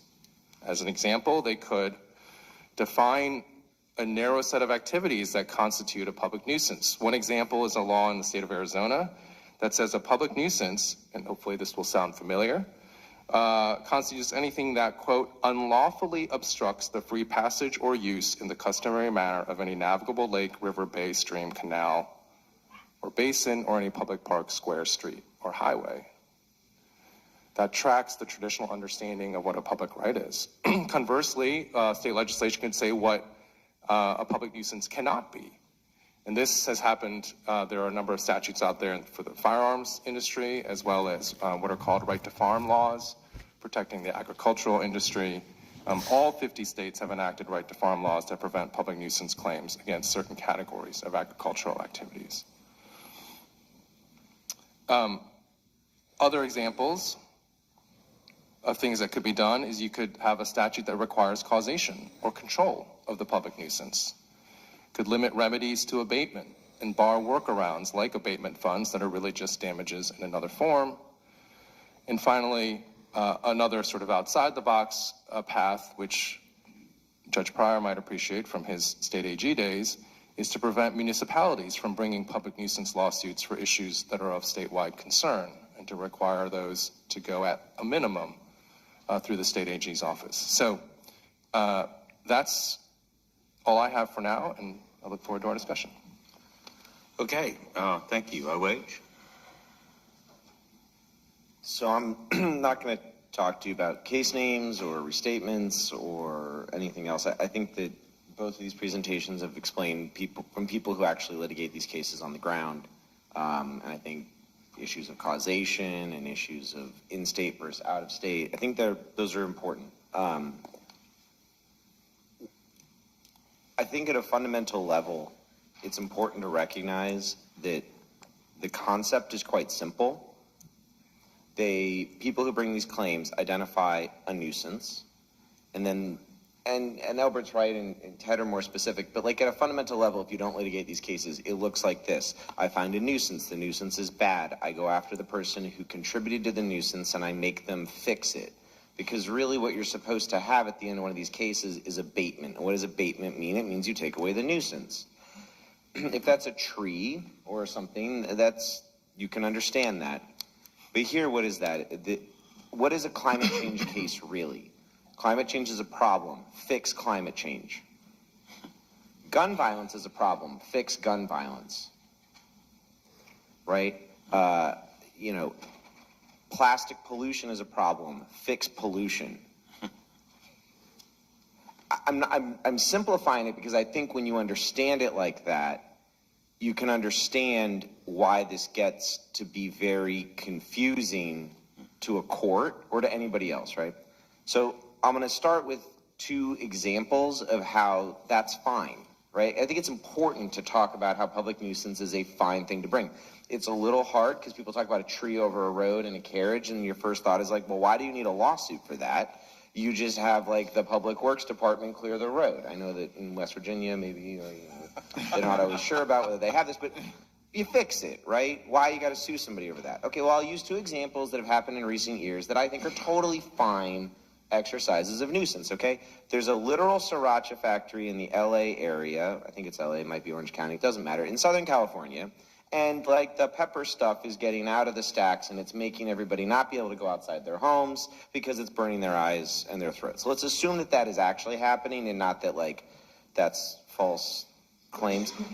Fine, you bring a nuisance claim and you tell the factory, what do you want them to do? Stop that, put scrubbers, or stop operating, whatever it is, make that stop. Kids need to play outside, people need to go outside. Okay. In Phoenix, where I live, the city was allowing a homeless encampment. Now, there's a dispute about whether this is a public or private nuisance case, but it doesn't really matter. There's a homeless encampment, it's in the middle of the road, and the city won't do anything about it. So what do the bar owners and restaurant owners do? They bring a nuisance claim. And what is what they want? That encampment goes away. You abate that. Okay, you can picture what those are. Okay, so why? Why are they really doing this? I think Ted explained why this is, they're trying to get a lot of money, and Albert's talking about money. I see these differently. There's a lot of other ways to get money from people. If you think about Ted's cases from my perspective, what do you got? You've got people who couldn't get a Green New Deal through Congress, or as a person in this room and a very prominent American will say, the Green New Scam.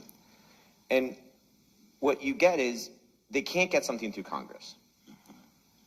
And they figure out that they want to go after something very large. They need to access a large pool of capital to fundamentally change the American economy. Okay, well, what's convenient about a common law claim for nuisance? There's a couple things that are very, very convenient if you're an activist. There's no statute of limitations, and the claim can be brought by a local government. Now, something that's not well known to people in this room, but is very well known to me and maybe to Albert as well, is if you want to bring a consumer fraud claim in almost every state in the country that isn't California, that's a state claim because it's a statutory claim. The power is given to the Attorney General. So the city of Glendale in Arizona cannot bring a consumer fraud claim. But they can bring a public nuisance claim. How convenient is that? Okay, there's no statute of limitations. Local governments can access these cases. And if you make the nuisance big enough, you start to realize that this is a very convenient tool. It's a very convenient tool to do something that's very, very, very bad for most people's perspectives, which is you take an industry you don't like, and you effectively confiscate the net worth of the industry, turn it into a fund managed by government agents, and then deploy that capital for your ideological goals. Now, if you were to do this through Congress, let's just say, people would be very upset if you just said, the oil and gas industry shall hereby not exist. All their assets are turned over to the Oil and Gas Industry Punishment Fund, which will now give out money to pay for, wind farms and solar cells and all that stuff, right? There'd be a takings claim. I think a lot of people in Congress would probably not vote for this. There would be a lot of upset. I don't see the public nuisance cases for climate change as very different. Similarly, gun violence in America is a major problem. We shall hereby bankrupt the entire firearms industry, shut down everybody who sells bullets and guns, and then we will take all their assets, put them into a fund to abate the gun violence problem. How shall we do that? Well, we'll build homeless shelters, we'll build these things, we'll pay for schools. I mean, I'm really trying to make this clear. Like in one county in Oregon, their claims for public nuisance over climate change are $52 billion. What do they intend to do with that money? They intend to spend that money, the county, on retrofitting buildings, putting in things that they could, things that sound like what, taxpayers would normally pay for, to retrofit, green fit, do all the various words, right? Okay, so to me, this is just a plan to reshape the American society in a way that is ideological in nature, and the money that is very concerning to my colleagues up here and very concerning to a defendant, the money is just the fuel. The money is just, I've now taken from you, so I now can spend without having to appropriate it from any other source or raise taxes or print bonds or really do anything else with it, right? It's just a fuel tool for what you want to do. And I think it's important to understand when you talk about any of these topics. I think Albert alluded to this. Ted speaking for the oil industry or the energy industry, I don't know what language we use today, but if climate change is a problem, and if the energy industry is a problem because they took the oil out of the ground and they sold it, so they contributed to climate change, you see, worldwide. There's a second, now the question is, well, where did it go? Okay, well, you sold it to a place that it was a power plant. Power plants are in trouble now, so anybody who is an energy producer, who's in a utility, they're in trouble next. Okay, who else bought it? Well, somebody who owns a car. We can't go after them. The person who made the car, they also produced emissions. They are also liable for climate change. They need to pony up to pay for the climate change. Okay, who else? And it just goes down the road, right?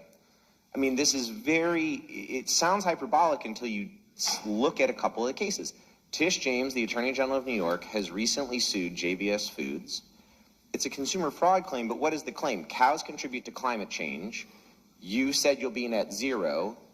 You're lying because you can't raise cows that are net zero. Okay, well, if that's true, let's just assume that that's true, then there's a public nuisance to JBS Foods because they produce cows produce climate change is a problem, let's undo climate change, JBS Foods pay to the Undo Climate Change Fund, worldwide, stop it all. Okay, so I just want to make people understand that this is about guns, it's about cars, it's about food, it's about cows, it's about anything that is disfavored. And you might notice that the targets of all of this they're disfavored by one side, not the other. Okay, that seems very convenient to me that that's how it's built. So I see this as an ideological thing. We built a website called publicnuisancerevealed.org. I don't see this as just a prosser on torts. I see this is an ideological weapon built for ideological ends, targeting industries that are disfavored and accessing capital to reshape America. So you should not like it for that reason alone. Okay? Now, let's try to tie this back to the law maybe. Problem number one, and maybe it's because I like states and I used to be the SG in Arizona, this violates every component of how we think about structuring our government and federalism, okay? One of the biggest issues at the panels here and in the courts in America right now is who decides, right? I think every judge that goes on the bench nowadays is thinking in a case, who is supposed to decide this question of government, okay? What do you see with these public nuisance cases? You have local elevated over the state. You have a little city, a little county that's asking for $52 billion. I don't really know the budget of Oregon, but Oregon's not a very big state. $52 billion seems like a lot of money, compared to the entire budget of the state of Oregon. You have local governments being given national power. Because if the goal is to abate climate change or gun violence, okay, let's just use two simple examples, that means that you're asking a defendant to change their behavior everywhere in the country. You can't abate your emissions in one state. If climate change is the problem, you have to shut down your actions in the whole country, in the whole world. So now one county gets a court order saying, stop contributing to climate change and pay for what you did in the past. Okay, well, how do you stop contributing to climate change? You have to stop everything you've done everywhere. How do you stop contributing to gun violence? You have to stop selling guns everywhere because they move around. So now you've got local elevator of the state, local given national power, given international power, and you have this extraterritoriality issue that's on steroids, right? It's not California regulating what you grow in Iowa to send into California. You have California literally telling companies you shall not sell something in Iowa because of the intermix of the air or the interstate roadways or any of those things, right? That's a really big problem because now you have little governments, school districts reaching out and fundamentally changing the economy, okay? As a practical matter, that's a real problem. That's not how our system is built, okay? Now you have a second problem that's very core to me that I care about, which is this is anti-consumer.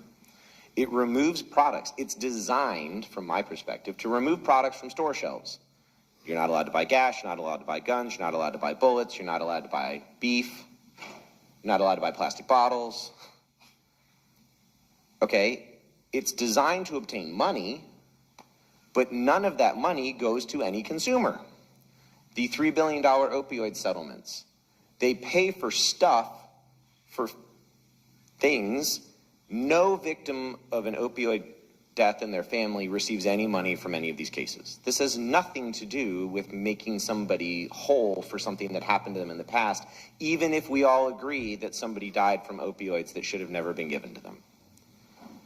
It's not putting money into consumers, it's just putting money to governmental functions. That's bad. I spend a lot of my time arguing to governments why they should be returning money to consumers and not putting it in their own pockets, and this is just a system that they cannot give money to consumers because how would that abate a nuisance? That's just a straight damages claim. So in both of those categories, it's terrible for our system of government and how we manage each other, and it's terrible for consumers. It doesn't help any everyday person. It just helps bureaucrats. These market share liability cases, which we haven't really talked about, I don't really know how it ended up in the agenda, but I think it's interesting, is you got a state like Vermont that's literally saying we're going to figure out how much damage has been done to Vermont from climate change. Then we're going to figure out what percentage of emissions each company that operates in Vermont or has ever operated in Vermont has contributed, and then we're going to assign them a percentage of their climate change liability. Okay, but then what does that money do? It just goes into the coffers of the state of Vermont. Right? None of this flows down to an actual person. Okay, so I think that's how people need to think about this. And I also think people need to think about what Albert flagged, which is the early settlement risk. I think it's kind of interesting that these cases began with the Chevrons of the world, really big companies.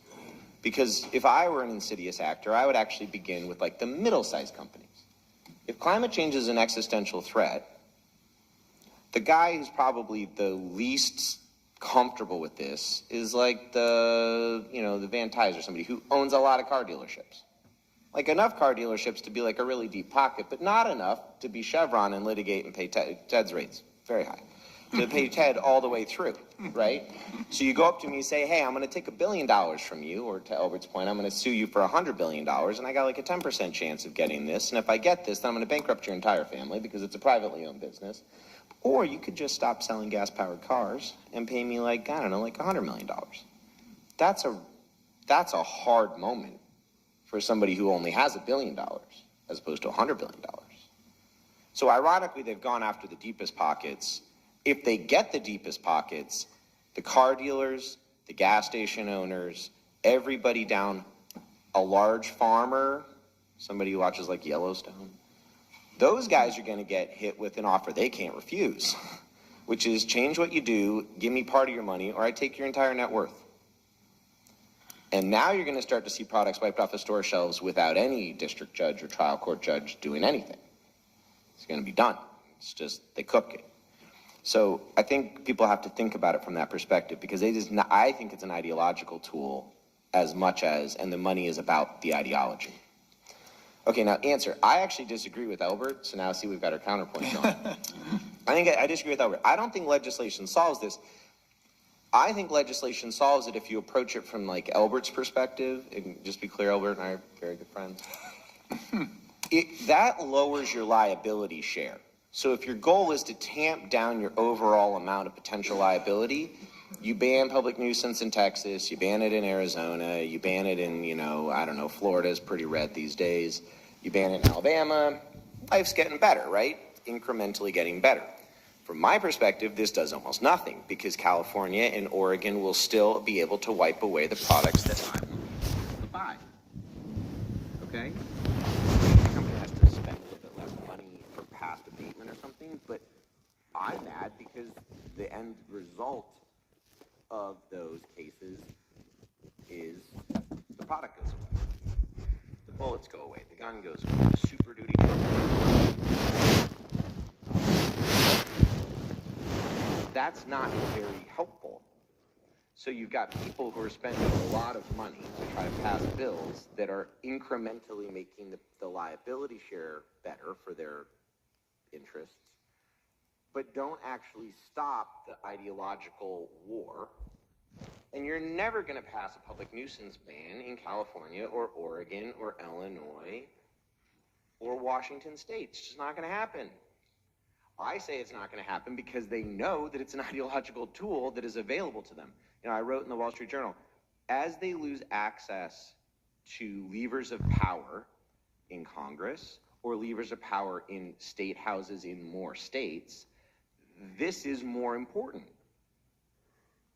to the ideological goals that they're serving. So I don't think legislation does a whole lot.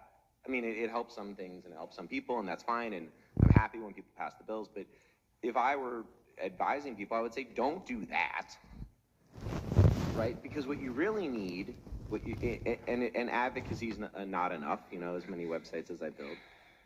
The ideal outcome is you do need the Supreme Court to step in.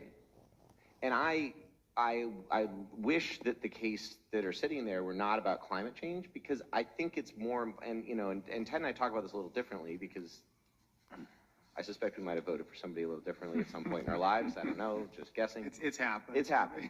I've seen you on TV. The public nuisance cases that are on the verge of going to the Supreme Court are so much more powerful than some dispute over climate change, okay?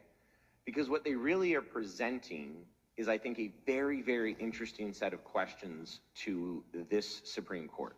If you look at the most important sets of cases in recent years, if you think about non-delegation doctrine, if you think about the major questions doctrine, if you even think about Loper-Bright and questions of deference, these are the who decides cases. These are the who has the power cases. These are the do we really want to allow this much room to just be created in the student loan cases, in the vaccine mandate cases. We're going to take something old and just allow it to swallow an existing regulatory structure, right? A court that's interested in non-delegation, that's interested in major questions, that's asking for clarity before the federal government can regulate the entirety of the U.S. economy, that thinks for the Clean Power Plan cases in West Virginia versus EPA, hey, before you're just allowed to do something that's of this scope and scale, we need something more specific from Congress. I'm sorry. And that's how I think about major questions. I'm sure that's not exactly correct. For that court, who gets to regulate the entirety of the energy industry in America? Who gets to approach climate change? Who's supposed to solve gun violence? Should we really have the city of San Mateo, or the county, and that's a county, I think, of San Mateo, controlling the entire American economy based on a common law doctrine? Maybe not. Maybe that's not how this works. It's not major questions, I want to be very clear, but it's the thinking that gets you the major questions doctrine should be piqued by this, right? And I would say that the best possible outcome, a lot of this is laid out in the state of Alabama's amicus brief in the cases that Ted's litigating, written by Eddie LaCour's Alabama Solicitor General. Fantastic. Not here because he just had his fourth baby. One of my law clerks. See what I did there? Basically, the Supreme Court could take those cases and say something that would be deeply powerful, which is public nuisance gets to stop things like the Sriracha factory, it gets to stop things like a tree down on a road, it gets to stop a lot of things that are local. But if your identified nuisance is national in scale, then basically as motivated by the same thinking that gets you the major questions doctrine and a lot of the important case law on non-delegation, or the arguments at least around non-delegation. If that's your thing, if it's a national or international thing that you're trying to solve, that's not for you. That's not for your county court. That's not for your city government. That's not for any of this. That's something that we solve at a federal level.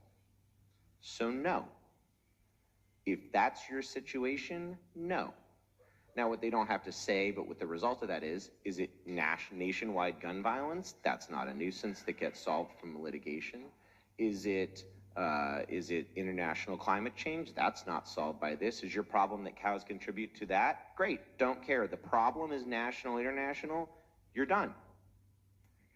It goes to we're gonna need Congress to solve that. We're gonna need a federal statute. We're gonna need something that's appropriately federal in nature, because we don't like or believe that you should have one county court in Multnomah County, Oregon, deciding whether we get to have gas stations everywhere or not. Okay. Right, so that actually solves this problem. And now it sends everyone back to the drawing board. If you want to reshape the American economy, you get to go to Congress.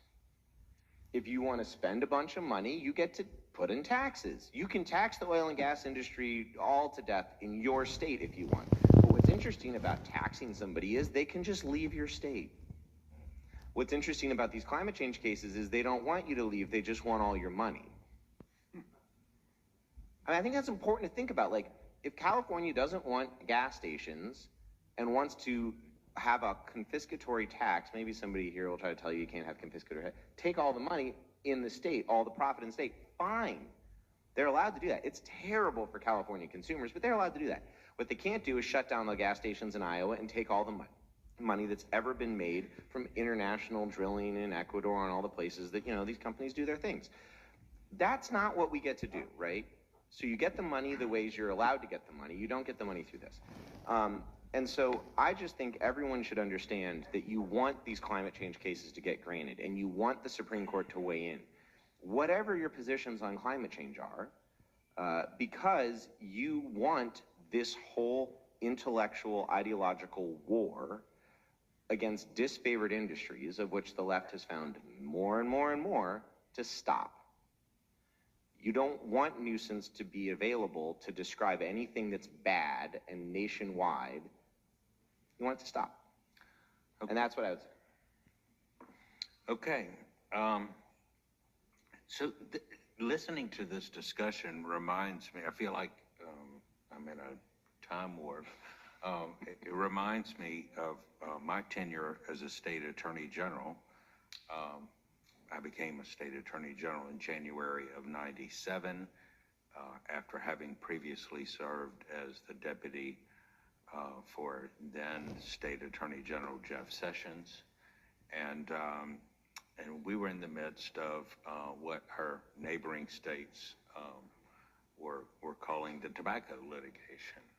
And those suits against the tobacco industry, an unpopular industry, public nuisance was a theory. By the way, I remember going to a meeting at the Chicago O'Hare Hilton, I think, where Attorney General Mike Moore was explaining the theories. I don't think this is attorney-client privilege because he never represented us, and we didn't agree with his theories.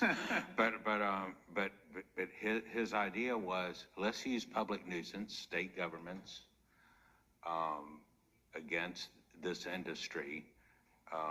The relief sought was not abatement. They wanted to make the industry pay for the Medicaid costs of cigarette smokers, notwithstanding the fact that the cigarette taxes that they collected from the cigarette smokers were pretty big, and frankly, unfortunately, those smokers died earlier, so they had fewer Medicaid costs. None of that mattered. That was what, when I floated that, he called that the early death defense of the tobacco industry. No state, there was no statute of limitations, as you mentioned. But one of the things that he touted for this theory was that it also avoided a jury trial. The tobacco industry had been very successful historically in winning its litigation because they went to juries, and juries thought smokers knew the risk of smoking before they started smoking, and they didn't think much of the lawsuits. They had never lost a case. When they then tried to make it a political resolution through Congress, and that failed, then the tobacco industry and the state AGs got together and effectively created a cartel that protected the tobacco industry and created a stream of revenue for state governments. And this makes me think, though, that maybe Elbert's theory that some of these lawsuits might be combated through state legislative efforts. Some of this, if it's climate change and it involves the kinds of international and interstate issues, air pollution, that sort of thing that Ted raises, that those are perhaps ripe for federal judicial review and a Supreme Court decision.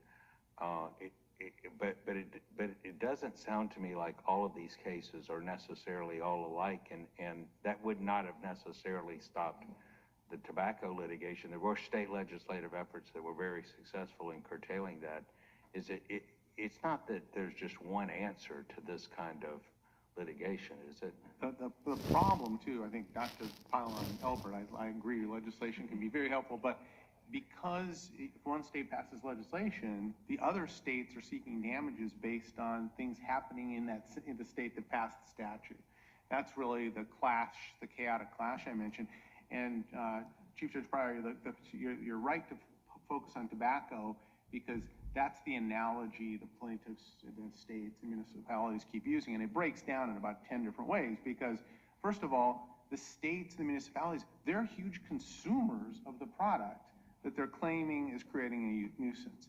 They are consuming, they don't want to stop the use of oil and gas, they just want to take the money, and I completely agree with OH that this is an effort to skirt the legislative process, the federal legislative process, and to regulate using tort law. Well, they didn't want to curtail tobacco sales either. They wanted to keep getting money from the industry. Yes, yeah. They just wanted more money. Yes. Without raising taxes through the legislature. And the other thing I would say on those cases, the myth is that those suits were so successful. None of them ever, it was all about the settlement pressure, and as you said, that it ends up with a settlement because, you know, every never one of won them that one ever of them. reached a state Supreme Court actually failed. Yes. So one thing I'll say is, I think it's important to make a distinction between the road that they hoed to get here and then what they intend to do next. I think that the tobacco and opioids cases are examples of where people broke ground with profit motive. What I have seen come in since is interestingly deeply ideological. The people who are bringing the tobacco cases wanted money, and if the charts could be shown that if you kept the patient alive, you could get more, you could get more blood from them, they were fine with that. Most of the people not all, I think some of the people want the oil industry to keep going so they can take like royalties. You look at the places that are bringing these cases, whether it's Baltimore or Oregon or little counties, they would like the industries to die. They like talking about it from that perspective. And so I think they would like to have, there's a whole movement in the environmental space of just, you saw this when they want everything to stay in the ground, right? And so I think as you've seen these new cases, the beef cases, right? These are people who truly believe they got to shut down all the carbon emissions, and how are they going to do it? You're going to make people stop farming. You can't make people stop wanting cows to eat, so you just make it impossible to grow. Right? So I think that... Well, tell me this, though. The tobacco cases were, you say profit motive. That was a big part of it, but what happened was you had an alliance of trial lawyers, private trial lawyers, who were hired by state governments on contingent fee contracts. Ah, yes, I forgot. By the state governments. And of course, those trial lawyers were often major contributors to the campaigns of the state attorneys generals who were filing the lawsuit. So the money issue was a big one. So are these suits all in-house suits? No, it's worse. It's worse. So I call that the shady trial lawyer pipeline, Judge. I have some marketing help occasionally. What I think is revealing about this is the law firm of Cher Edling that receives donations from groups like the Arabella Network are the ones primarily representing the counties and cities. Now, they have a contingency fee contract in these cases, but they are a nonprofit, donor-backed law firm that does just climate change cases. Who's bringing the plastics cases in California? A group called the Earth Island Institute that also receives nonprofit funding from left-wing ideological donors. So that helps reveal to me that these are not people who are they're not waiting until the settlement offer hits a certain price point, right? They're looking to vanquish their foes and obtain something. The same donors are donating to political campaigns and candidates and committees pushing the same topics, right? So I think that's deeply revealing to what the goal is. Now, it's not to say that every public nuisance case, whether it's the climate, the social media cases, I'm not sure they want to end social media. I think they might just view that like tobacco. But a lot of these cases, you know, you've got a case where the Mexican government, being represented by nonprofit lawyers, is trying to sue for gun manufacturers for guns that go to Mexico. As soon as I see donor-supported nonprofit law firms, I start thinking this isn't about money, and it's a lot more about ideology. Now, it's not not every case is the same, and I agree, but that's why I think shutting it down in many states that's a good thing. But if I were thinking about the amount of effort put into this, I think as many of these cases as you can get up to the Supreme Court, you're not going to actually stop the ideological cases until you get... But there's not necessarily a one global theory that the Supreme Court adopts that shuts down every species. Except for my magical theory. Well, right. I mean, so Judge, I wanted to pick up on that. I mean, so I agree with you. I mean, I think that's sort of the issue, right? I mean, the climate change cases, I think, are a good vehicle and should be granted. And I think that there is a path to a win there because there's the case law and the history about interstate emissions being a sort of a uniquely and inherently federal issue.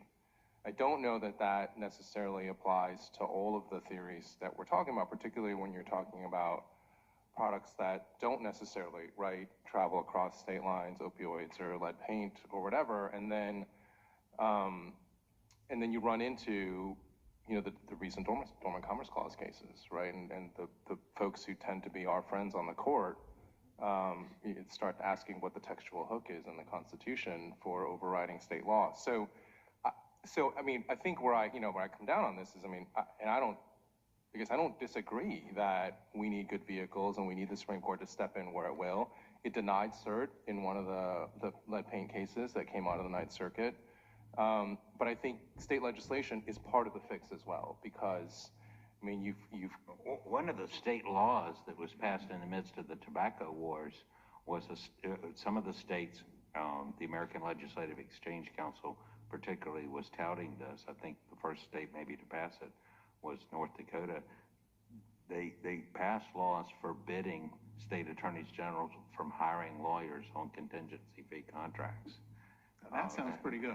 You know, that was, and it was effective in some places, but it seems to me that, and that could have effects then on many lawsuits, not just the tobacco lawsuit. So what's your response? I didn't mean to interrupt you, Albert, but what's your response to that? I mean, I think this comes...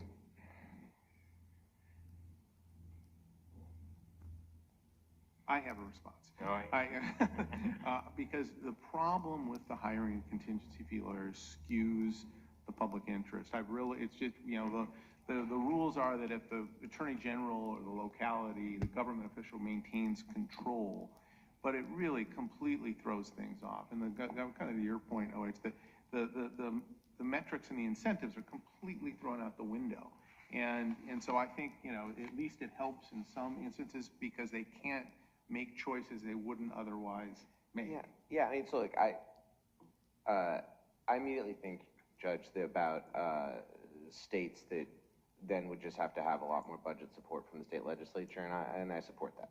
But at the end of the day, if Share Edling signs a contingency fee contract with Multnomah County, Oregon, okay? If you ban contingency fee contracts, which, again, the problem I have is that you don't ban it in Oregon. It's just, the solutions are solving the problem in the places where they are potentially probably on the margin less of a problem. But even if you did, fine, Share Edling just comes in and goes, it's amazing. I can represent you with my donor-backed resources to the tune of this flat rate of $50,000. How convenient. Don't need to look into, well, how are you doing that? Well, I have so much other profitable work at my firm, and so you end up with Arabella Advisors hiring all the law firms for all the people, and they don't need to make any money because their goal is to shut it all down, right?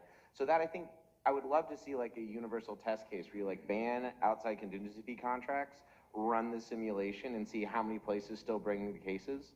Because that, I think, would actually be the revelation of whether it's money or ideology, and my bet would be that it's more ideology than money, but maybe it's more money than ideology, and I'm wrong. So, I think shutting this down in a lot of states is perfectly good. What I worry about is that people get confused, that if you remove half the liability, I mean, this goes back, so something that got lost in, so Ted will talk about this maybe. Sometimes you see these cases framed up as a consumer fraud violation, and then I think you'll see Ted start talking about how this wasn't a lie, this wasn't a misrepresentation, but I start worrying a lot less about them because I've brought those cases before. And in Arizona, you get a certain amount of money per misrepresentation, and to me, that starts to get to if places like California are gonna do enough of this stuff, companies are just gonna stop selling in California. And then I'm okay with that. Bad for the people of California, but they're allowed to live the progressive lifestyle dream. On the other side of this, the thing that gets really, really, really concerning to me about public nuisance is, going back to what Ted says, you ban public nuisance lawsuits in Iowa, and then somebody in California is saying you burned gas in Iowa and now you have to pay me for the Iowa gas, right? I at least want the theories of liability to be tied to like what you did in the place. And so if Albert's saying, you're going to bring a claim saying you sold the opioids in California, you got to pay for that, fine, maybe people should just start leaving California. One thing, I lost something earlier today, and I can't find a Target, a Best Buy, or any of the stores that I recognize, a Walmart. I'm from Arizona, we got a lot of these things. I can't find any of them anywhere near here or anywhere between here and the airport. I suspect it's because of a combination of, the general crime waves in DC and but they're just gone. They just left. And if that's how California wants to be, then they just leave. They stop selling opioids, they stop selling gas. Okay. Well, are there any more comments that either Albert or Ted also want to make before we take some questions? I'll just make one brief point because I think it's really important and it ties into what we're all talking about. California actually doesn't want to stop oil and gas from being used because we need it. The only way to survive is for there to be oil and gas production. The federal policy now and before, and I'm sure into the future, will be we need to produce more oil and gas in order to protect our country, to be independent. And so it's a little bit more insidious. The groups might want to stomp out oil and gas production now, but all these people that are suing, they know we need it. So they're really trying to have it both ways. So this is where I think this gets to Ted and I's belief about the dark heart of certain people. When I hear a net zero by a certain date commitment, I always like to remind people that that means zero, okay? Now you can have a few offsets here and there, but when somebody says I want to be net zero, or let's sign up to a net zero commitment by a certain date, the gas stations, they got to go, right? And they'll have a discussion about how long the patient is kept alive until you get there. But when it's net zero, right? And so I actually think that they don't want oil and gas. Now they want you long enough to get to where they want to go, and then they want you dead. Yeah, but I mean, some of this has got to be, though, specific litigation,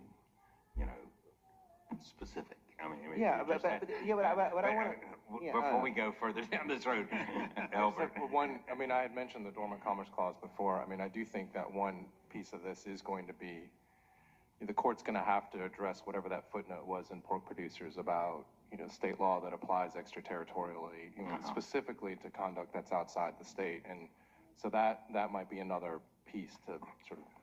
We got less than 15 minutes, so let's have some questions. I'm John Shu. I'm from Newport Beach, California. Thank you, gentlemen, for taking on this very important issue. Ted and Albert, in your view, would you please share what is the best way from an originalist perspective to go back to the original intent of public nuisance being tied to land, the king's land, and also for public nuisance that intervening criminal activities, criminals stealing the cars, criminals stealing or abusing the guns, what's the best way to get back to that in the courts? And then OH, would you please share your thoughts on the fact that municipalities, putting aside that they're soft on crime policies recently, but the municipalities, when they do abatement, most of the abatement isn't done through the municipality itself, that it's done through special interest groups that are almost always left-wing special interest groups. So for example, the city of Cincinnati for guns does not hire the NRA to do abatement. It hires a different group. Thank you very much. Okay. First. I'll start. I mean, I think, unfortunately, the answer, right, is public nuisance is considered a common law cause of action. So I think the answer to your question is pass good laws and elect good judges. Yeah, it's a province of common law, not constitutional law, so it's really not a question of originalism. Right. Is that, yeah, that's your point. That's it, right. And so, I mean, it's a matter of, you gotta have good judges who are gonna care about not expanding the common law in a way that completely blows up their role, and you've gotta have, state legislators that are willing to codify limitations on common law, which they can do. And I would say that where the originalism really comes in play is on our constitutional structure argument. And our argument is that when we formed our union, the states each gave up some sovereignty, as the Supreme Court has said over and over again, and said you can legislate, you can do things with respect to your state and what happens in your state. What you can't do is tell my home state of North Dakota what to do. If you're California, you can't say that there was too much oil and gas sold in those states, and that the franchise tax.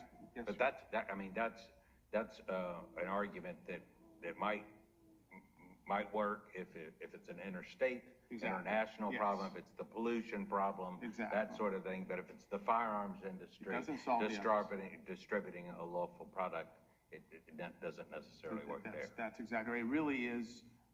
Unique to interstate pollution and air and water, and so I have that on my mind. But that's exactly right. And I think that structurally, it's and from an original standpoint, we are right and we should win. And it doesn't create dangers for those of you who care about federalism. It's very supportive of federalism. In fact, that's really the animating principle. And OH about the municipality. Yeah, I mean, the name of my biggest report on public nuisance is Public Nuisance Revealed, the Left-Wing Plan to Reshape American Society, so it's not shocking that you pick a left-wing group to do a left-wing plan. Okay, next question. Sorry, I gotta maybe bend down a little. Hi, my name is Audrey. I am a Californian, not chasing the progressive lifestyle dream. I'm a 2L and chapter president at UCLA. I'm actually taking a class right now on the role and importance of the state attorney general, and so commentary that I've heard about the tobacco litigation, et cetera, has been particularly intriguing when it comes to the issues that are arising in consumer protection. So my question's kind of more specific to state attorney generals. We've seen class actions getting pretty significantly limited by the Supreme Court, and there's certainly a lot of dialogue that I hear at my school encouraging state attorney generals to start going a lot harder when it comes to these public nuisance cases, et cetera. So I'm curious if you could comment a little bit more on whether or not an expansion of the state attorney generals, bringing more of these suits is a good or bad thing, and whether there are actually ways to limit that, that wouldn't violate a state's rights. I mean, we've heard about the possibility of legislation or the Supreme Court. So if you could comment a little bit more onto the basis of those limitations, I'd appreciate that. I would just start with, I think it's dangerous for the attorneys general to have, for all the reasons we talked about public nuisance, it's so open-ended, it's so malleable. And when you're talking about the government coming after, you want to have fair notice, what's permitted, what's prohibited. So I think it's the wrong way to go. I'm from California too, and it was interesting to me, the first General Motors auto case I mentioned, the Attorney General of California brought it. We won, and then in the meantime, Jerry Brown was elected Attorney General, and then he, from a practice standpoint, decided not to appeal and to drop it because he saw that it just didn't really make sense. It wasn't a way to achieve sensible policy. It's not a permissible. Who should decide? It shouldn't be federal courts or state courts. So I think I would encourage all the state attorneys general to not go down that road. Enforce the laws you have. They have consumer protection laws. They have statutes, but don't default. It's a sign of weakness to go to public nuisance. That I agree with. I mean, when you really push somebody in a private room in a state and say, why did you bring public nuisance instead of Consumer Fraud Act? Their answer will be, and in Arizona we don't have a statute of limitations on consumer fraud. They would say, well, we had to get around the statute of limitations. Well, as best I could do. One thing I want to say that... Or they might be filing a lawsuit where they know who the judge is, which was the case in Mississippi with tobacco. Right. One thing I want to say that I was a little bit overly dismissive of state limits. A thing that I think is important on the... I'm very happy if you want to raise it up and say state AGs get to bring public nuisance claims, but not anybody else. That's like I see the value of that. Because the biggest thing that you'll notice is you just have started to see it.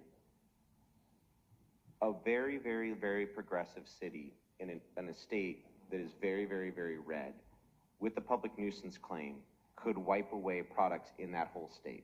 Something that would never pass the state legislature, someone that a governor would veto. The city of Austin has a path, the way public nuisance is framed, to wipe away guns and super duties in the state of Texas. That's crazy. So maybe they shouldn't be allowed to do that. Maybe the statewide government should have to determine it. And so a lot of what I'm describing is you're not going to stop all of public nuisance by passing bills across states, because I don't think you get all the states, but there's huge value in trying, if you're Texas, Or West Virginia. in at least stopping your college town from taking away everything in the rest of your state. That's at least something that you have a credible path to try to stop, and I think that's very salutatory. Can I make just one more climate anecdote because it proves this point?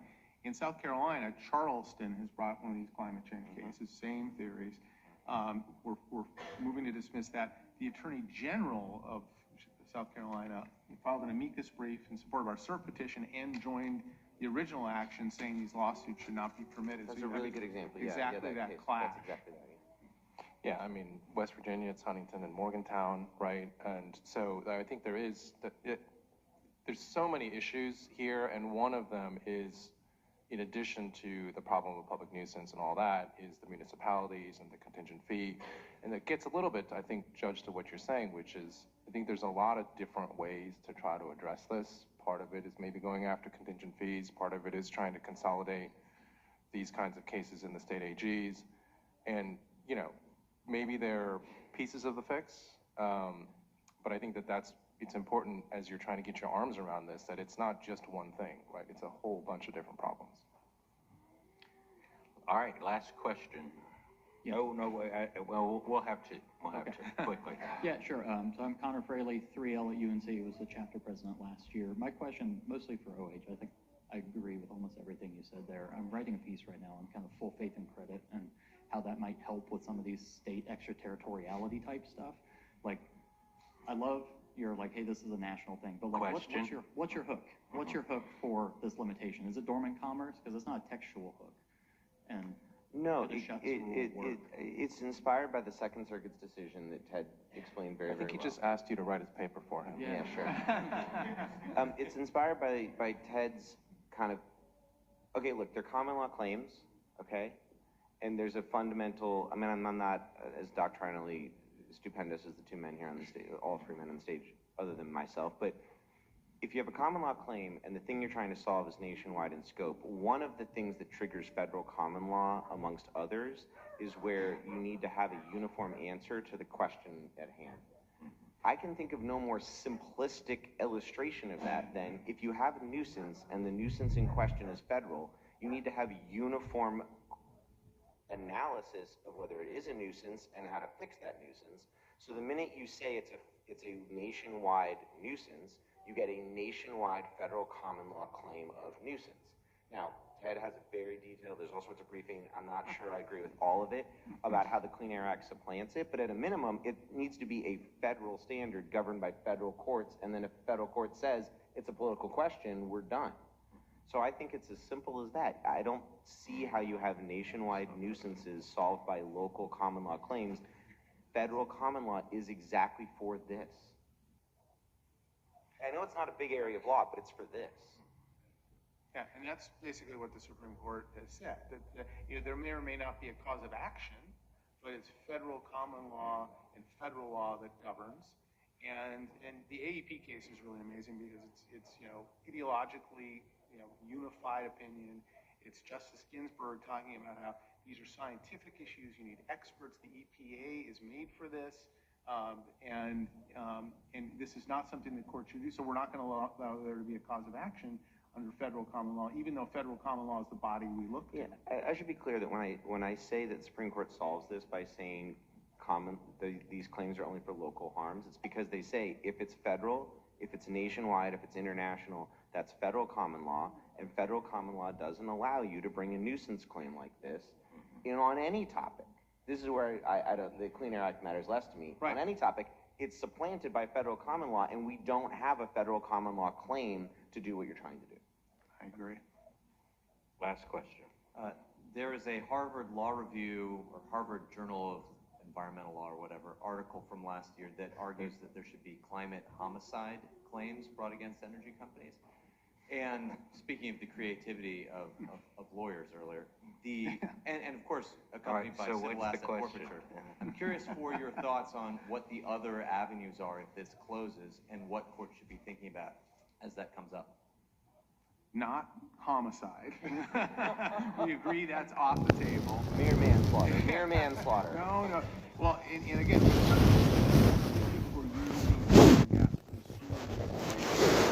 somebody else should be nailed for homicide.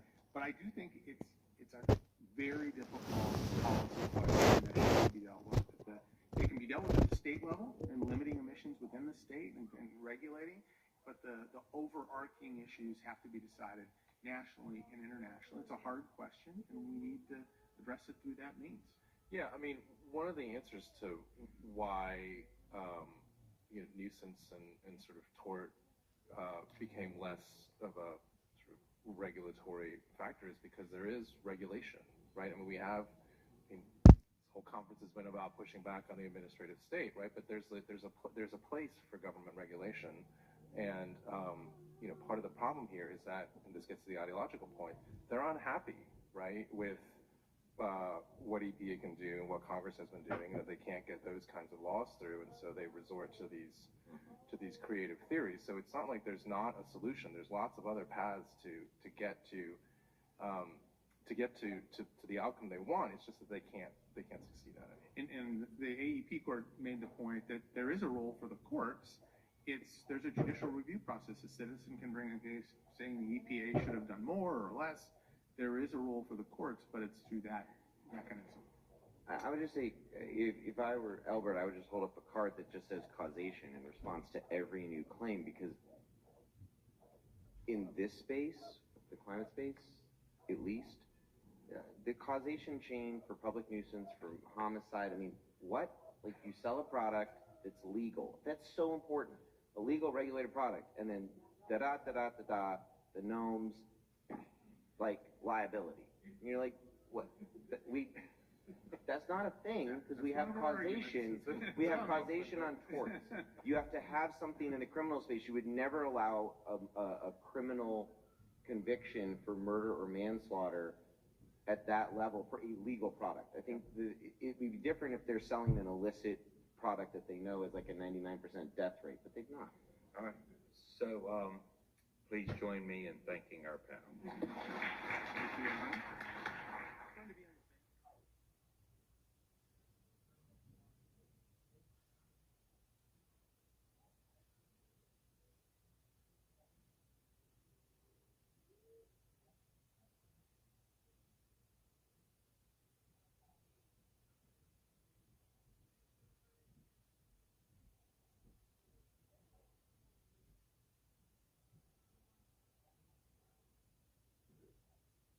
Hello.